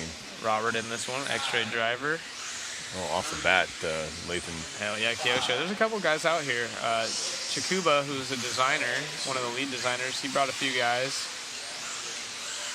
I believe there's only about 4, maybe 4 Kyosho guys, but that might be 2 drivers and 2 mechanics. They always hook me up with the Japanese candy. As soon as I see them, I get some haichus. Those guys are awesome. All the Japanese drivers always Couple super 19.7s out of the chute. Feed been on point. Thank you, Denny. Appreciate you. Yeah, there's a lot of work that goes behind this. Not just on our part, just everything all We together. have the easy part of this. We just sit here and make fun of people and, start rumors. Or end rumors. It has been fun, investigating to see what's going on with different stuff. It's pretty cool, talking to different people, getting their takes on stuff. And The chat's been the most fun I've had. I love you guys in the chat. It's been sick. I find myself looking at the chat more than I need to because I need to start following the racing more, but you guys are entertaining. So appreciate you joining us. And it's been fun. It is challenging because we have the screens in front of us. We want to see the stuff going on the track. We want to talk to each other. We want to talk to you guys. We want to talk to the chat. checking the times, So there's seeing this and that. Even where we're at, there's a ton of stuff to do, and we got the easy job. I know, it's we're crazy. over there watching Matt and the guy behind the cube. The guys running the cameras and stuff like that. They don't get a break. They're going full wood. So. And they stay smiling too. No one's in a bad mood. Everyone's having a great time. Other than you. I mean, tired. sometimes you get mad at me, but No, never. no. Screen quality's still good. Yeah, we're still live over here. Yep. We are running it all the way through. We're Only here to the a couple end, more man. left, though. Yeah, I got a couple. So if you guys are just now tuning in, you see Heat 4 of 14. We will be stopping at Heat 6 because we started with Heat 7 this round. Yep. So only a couple more, and then we're going to close out for the night. If you're running how we're doing this, this is the last round of seeding. I think they'll have a practice round in the morning. I don't think that'll change anything. I don't know if that's going to be a seeding round or whatever. This is a free practice, I believe. Or actually, I'm sorry, controlled practice. Let's go back to Monday. Yeah, controlled practice at 9 a.m. our time. Yeah, starting at 9 this time tomorrow morning. I don't know if that's going to be another seeding round or not. It could be. But they made it sound like it's just going to be a practice run in the morning, and then they go into qualifying right at 11 o'clock or 11:15. And so So tonight, we're just kind of, today was kind of a practice day even for us, figuring out what we got to do on the live feed and stuff, making sure we're bringing you the best content we can. Tomorrow, we'll have a few more cameras up. We'll have one walking around in the pits. I think the three of us, between myself, Richard, and Zach, we're going to be moving around and kind of sharing different roles. Yeah, lots of new angles coming out tomorrow. Yeah. Talking to the pits a lot more. I'm sure we'll have a lot of coverage that you guys are excited about. And getting back to the racing real quick, Rob Gillespie leading this one. Yep. Luke in the 2. Yeah, so for a 15th, he needs to be down to a 57.5, which is absolutely ridiculous. I know. He's about 6/10 off that currently. That is Gillespie, Team Associated driver out of Utah. Home track, Salt Lake City. Been there a couple times. It's super high bite, so he likes it when the traction comes up. That's his style. He's won some pretty big races over some of the best in the world. Yep. So he knows what to do whenever his stuff's dialed in, and he does his own thing. He doesn't really get too involved with chasing all these pro guys' setups and this and that. He's always been very just his own driver. Yeah, That's he just does his what thing. it is. And here he is, coming up on traffic on the triple, coming on the straightaway. Inside move. Nice. Getting through traffic. Car looks solid. Ooh, nice. 19.4 going through traffic. Through traffic, still putting heaters down, but not improving his time yet. See if he can string 3 of these together, but only 25 seconds left. Not sure if he's going to be able to contend for a top 15. Yeah, he needs a burner right now to bring that down. Let's see what that one was. It's crazy watching him. A 19 flat. It's crazy that's fast, but it's not fast enough. Yeah. You're going to need to be consistent 18.9s, 18.7s, somewhere in that range. You know, it's frustrating. You watch him, and if you didn't know and you just watch this car, you're like, there's no way people are going faster. And then you realize how far off the top guys and are. When we talk like that and say, oh, he's, how far off he is, we say that, we mean that respectively, because these guys are all fast. Every one of them is fast. Yeah, absolutely. I wouldn't want to have to race Rob right now. Look at him flying around the track. He's honed in right now. Sending it. Let's see what that one is. Suddenly we can only run 5 sets. 19.5. And it wasn't to help the pros, Lloyd. That's false. Actually, if anything, it helps the other guys more. Yeah. And so what's funny is, Lloyd, some of the pros bought more tires than they need. Actually, the pros, some of the pros didn't have enough. Some of them didn't have enough. The pro guys were the ones trying to help more than the guys that had all the tires. They were the ones offering up their tires. Brian Mayfield specifically is a hero around here. I will say that the tire thing was, I like what they did, because it leveled the playing game. It leveled it out very, very much. Should have been the rule from the get-go, in my opinion. It should have been. There should have been a cap. Yeah. So, Mayfield's always been my hero. Just stand up, it's dude. funny. It's like anything in life, right? You talk to some people, they have a strong opinion about Mayfield, and then you talk to the others, and they absolutely love him. So just kind of your cup of tea. Yeah, Lucky, you can never have too many tires. Well, you can only run them once. Yeah. And that was the thought with this, is they thought that it was a one-run tire and they would be chucking it or whatever, but they figured out the drop-off isn't that much. There wasn't enough tires to go around, so they cut them back to only 5 sets per driver. We've talked to BT. BT said it. He's like, if some of these guys are setting their cars up for a one-tire run, they need to work on their car a little bit more. Makes sense. They're relying too much on tire traction instead of mechanical traction. And it makes a good point. Speaking of, he brought up Formula One. I actually see a good reference right here talking about, these guys are slow talking about Haas, but they're only half a second off the top 5 pace, And like BT said, or someone mentioned, BT is kind of like the Toto Wolff of RC, and he liked that comment because he is a fan of Toto. But like you mentioned, you can't just put your whole entire eggs into the basket of tires. No, you can't. You gotta. It's a balance. You do need to have the mechanical traction of the car. You do need to have. You need to have your tire traction balanced with your mechanical traction, so you don't have too much of one or not enough of the other. But if you're betting on that tire to be good enough just for one run, To me, that's sketchy It's thought sketchy. process. Look at this. We got Josh Lett here. Wow. How you been, Josh? Love you too. It's been a long while. Good to see you still following the RC scene, at least for the Worlds. Very cool. Are we allowed to wear a shirt color I other see than black? I see Zeke messaged me on Facebook back here. Let's see what he had to say. Yo, since it's seeding, it's your best 3 laps from either of the 2 rounds. I'm 99% confident. Haven't heard you mention it. Yeah, we've mentioned it quite a few times, Yeah. Zeke, if you're listening still. Might have just missed it, but yeah, that's... So basically, right now they've run, this is their second round of seeding, and they will take their best consistent run of 3 laps. How are they going to run an 8-minute main? 8-minute main? Huh?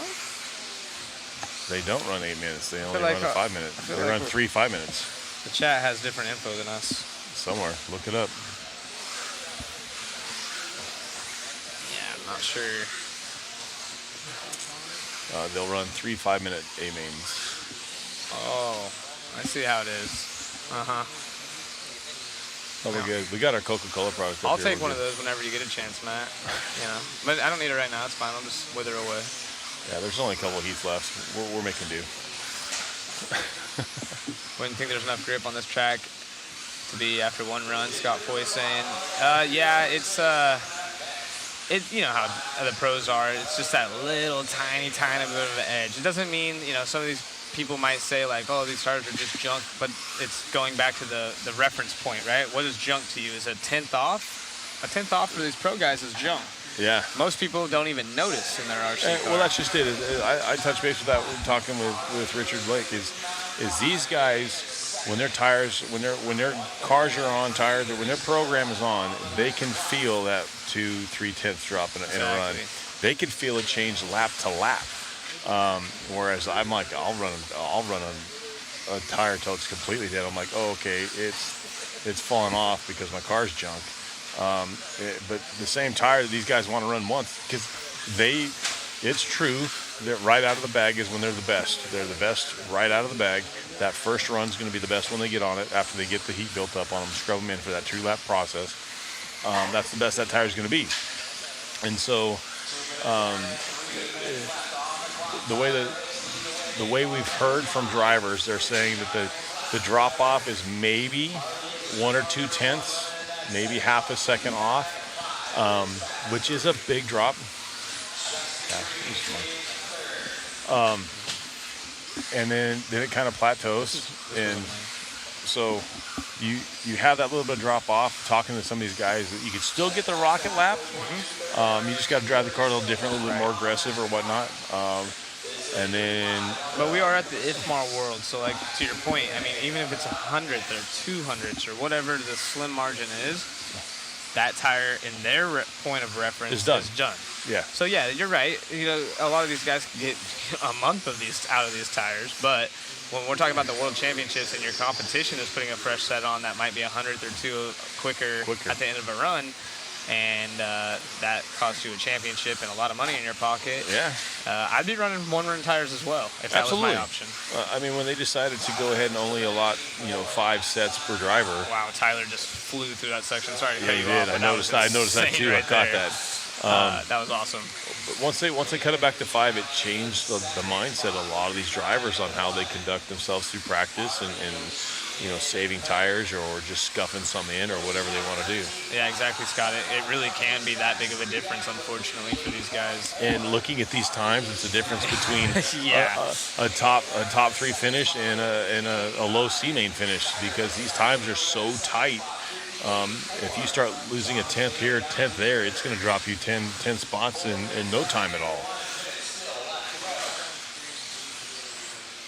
BC, yeah, these guys are doing that, being that they only have 5 sets of tires and they have to use those in their practice runs, and there's 5 qualifiers, so they are going to be used to having a used set of tire at least once or twice, so AAA mains won't be any different. They will get an extra set for a AAA main. Right, but what he's saying is if there's 3 rounds and you only have 1 set of tires, you're not going to have a new set every time, but they also aren't going to have a new set every time in qualifying either, because they're already starting on. Correct. With that being said, we see someone down here dropping some news about the Mugen and the bodies and all that stuff. Yes, we've already touched up on the radios as well. And it is confirmed Mayfield does run Fly Sky. Yes. And as far as Finn goes, not going to comment on that right now. Yeah. If we were asked not to. But yeah, definitely touching all bases. And you guys have done a great job in the chat, bringing stuff to our attention. And we're doing our best to try to go get you all the news we can. And if you guys do want to know something, there's some things that we can go and investigate. If they have something out in the open, we can go look or whatever. But if we're gonna be respectful. If they got it covered up or they don't want to give us answers, we're not going to sit there and pry and be that kind of person. There's reasons, and so like Jason Rona's an open book. Yes, they have a body here. There's a prototype. Fenn and Mayfield both ran it once. They're sticking with their P2 bodies. And so it was, Jason's like, oh yeah, this is what it was. So he's an open book. He doesn't care. Yeah. Which it's a body, so everybody saw it. Right. And that's what kind of sparked the questions. Is like, especially how come, when they don't have their paint scheme. Yeah, they're on. running. Like, They're just running, one color paint jobs, and everybody's like, what the heck's going on? 25 real quick. Sorry about that, but got a 25 for that one. Okay, yeah, nice. Harley Yoshi right there, and Tyler Hooks in this one. All 58s. The only ones in the 58s, but not going to be quite good enough for top 25s outside of Kato. Is this it? Are we Okay, going? so why give them the newest set for the mains? Because AAA mains is going to be 3 mains compared to everyone else. That doesn't make AAAs are only going to have 1 main to deal with. So if everyone's allotted the same amount in the mains, everyone's got a fresh set for all 3, rather than, through qualifying it's all even. So they want to keep it even for AAA mains, but those are the only drivers that race 3 more times rather than the single main. And at that point, nobody's got anything left in their pocket. Everybody's out, so they're going to give them one more. They get one more set to decipher. I mean, and they might even play it smart and have one set that's decent. They're all allotted one more set, regardless of what they have in their box. Right. So you can do what you will. Yeah, exactly. So if you were managed to put your car in the A main, only using 4 sets, and then you have 2 brand new sets. Right. Keep in mind, it only takes 2 A mains to win. Right. So if you got 2 solid runs, you know what I'm saying? Put them on there. If you're thinking that it's going to take a 1-run tire and you're that confident in yourself and you're going to save 2 sets for that A main, right? Hey, that's your game. That's your plan. plan. You can do whatever you want with tires. We will see most of these guys have pretty even spread across their run time on each tire. But then the A main guys, I would assume, maybe the first A main, they start on a tire that's already scruffed in. I'm sure there's going to be a little bit of play. Each team's going to do it differently. You'll see some guys attack qualifying different. You'll see some guys attack their mains different, depending. Some of these guys with qualifying, they may go easy instead of just trying to strap it up. They want to get comfortable and get a decent decent points run instead of just trying to go balls out and losing some stuff. Yeah, no problem, Lloyd. Thanks for all the questions. Yeah, we absolutely. Appreciate it. Even if we have to push back a little bit on some of the answers, we're here to answer questions. We're fans of the hobby, the sport, whatever your take is on it. And this is all stuff that I'm interested in from a racer standpoint when I was racing, as a spectator. Absolutely. Everyone likes the behind-the-scenes stuff. So. And Scott Foy, you're absolutely correct. It's the same for everyone. It's how you manage your track time. Yep. And so, knowing that they're only allotted five sets of tires, everybody instantly you're seeing them scratch their head on like, what are we going to do? So it was really interesting to see how that played out. Well, yeah, and they cannot touch the tires. Yeah, they cannot do anything to the tires. Everything is controlled. There's officials watching when they glue them, and as soon as they're done, they go in a bag and they go into impound. They don't ever go back to the pit spots, ever. As soon as the cars come off the track, you'll see them dropped off over in the tech area. Their tires are taken off. They have specific rags, specific water, specific everything that they clean them with. Yep. And then they go in a bag and they're impounded until you need them again. And once you tech and get your tires on, you cannot cross a certain line, or you have to retech your car, or risk the chance of getting disqualified. Absolutely. Those tires do not leave. I think we have a camera that has the wall of boxes there. Those boxes the tires cannot go any farther than that right there. They go on that table or on the shelf. That's it. You notice what race this is? This is the last one of the night. This is the last one. Yeah. I think we did it. We did it. We did it. We're still here. We're not falling asleep. Hey, we got Charlie out here trying to make something happen in his new prototype ride, his privateer ride. No stickers on that body. And Charlie's made some super solid finishes in the Midwest. Lloyd, they're making him use distilled water to clean the tires. So there's absolutely no chemical in that water when they clean them. I don't know, Rudy, you gonna make us some tacos? Yeah, are you on your way? Yeah, what's up, Rudy? You gonna come say hi? Or hi? you could just Venmo me and you could buy dinner. Yeah, it's time for some empanadas, dude. Come on. Yeah. Yeah, no Simple Green, nothing. Nothing. I mean, they literally can't do a single thing to these tires except for wash them with distilled water. Exactly, and there's people over there watching them when you're cleaning. It's crazy. Yep. You can only use your left hand to glue them. No, I'm just kidding. Right. It's not that crazy. But there are certain requirements when it comes to the vent holes. They have to be a certain diameter. You can only have so many. No bigger than, yeah.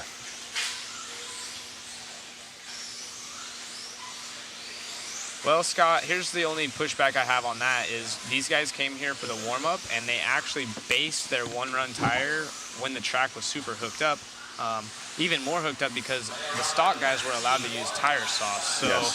So the AKA tire, I get where you're coming from in general, but this AKA tire specifically, it is just, I mean, the fact is it's best out of the bag, no matter how gripped up the track is on the very first run. As you mentioned earlier, it seems like there's a stage 1 fall off that holds itself at, and then there's a second stage fallout that these guys have been talking about. But yeah, it's absolutely a tire war out here, but it's kind of leveled out now that we only have 5 sets per driver. Yeah, it's not so much a tire war; it's a mindset now. It's mental warfare on how they're going to do this. And we use that term, you know, it sounds kind of funny, but that's what it is. It's a mental game now. You know, how many sets do you have? Yeah, exactly. It turned into that. You know, I only use 1 set all day today. You know, and we all know that's a bunch of BS, but you know, and then you see guys, you know, are you going to start pulling off early? If you know, like in the practice runs, you get your 3 laps, you may start saving your tires. I'm not sure who you're asking, who's announcing right now. If you're asking about actually in the background on the track, us commentators, we have Wayne Ashmore and Zach Rogers. Yep. So. And then we have Richard Lake that jumps in every now and then. The guy running the show, I believe, is from Live RC. We don't know exactly. I don't know his name, but he's the race director right now. Yep, they did the same thing with the sweep tires. You're absolutely right. In China, they were 1 runs, and I remember that whole drama situation. And there's always going to be what it is. But it actually, I will say this morning tensions were high. As soon as racing started, I'll give Mayfield credit. You know, he put his opinion out there, kind of made. I'm not going to say made the decision, but him and Rifkin were the ones that were pretty boisterous about their stuff. Yeah, they put their voice in it, and they weren't doing it out of like a pro's perspective for them. They were just trying to do what's best for the event, and I honestly think everyone agreed with it. They were just the voice of reason. Yeah. And now everyone seems to be pretty stoked, and this event's been running smooth, and I haven't heard one negative thing about tires since then. Nope. I mean, some guys are not happy, some guys are very happy, but back to the whole, if you're basing your setup on a 1-run tire, then you might want to rethink your program. Hey, time has expired in the final heat of the evening. Kind of excited about that. I'm excited about seeing racing tomorrow, but I'm also excited that, man, we get to go home soon. I just see the back of my eyelids. It's been a long day. 11 o'clock now. We were here at 9 o'clock. We were live at 9 o'clock, thinking that we were going to be racing by 9:30. We're going to start racing till noon because Tiregate. Look at that. Pratt up in the top 3, too. Forgot to mention that. I know he's got some love in the chat. So Pratt with the shirt with his own face on it. Nice. We're going to have to interview him at some point as we get ready to close this stream down. We appreciate you guys joining us today. Hey. This is Wayne. That's Zach Rogers. And we'll see you guys tomorrow. Have a good night, guys. Tune in tomorrow and have some fun with us. Thank you.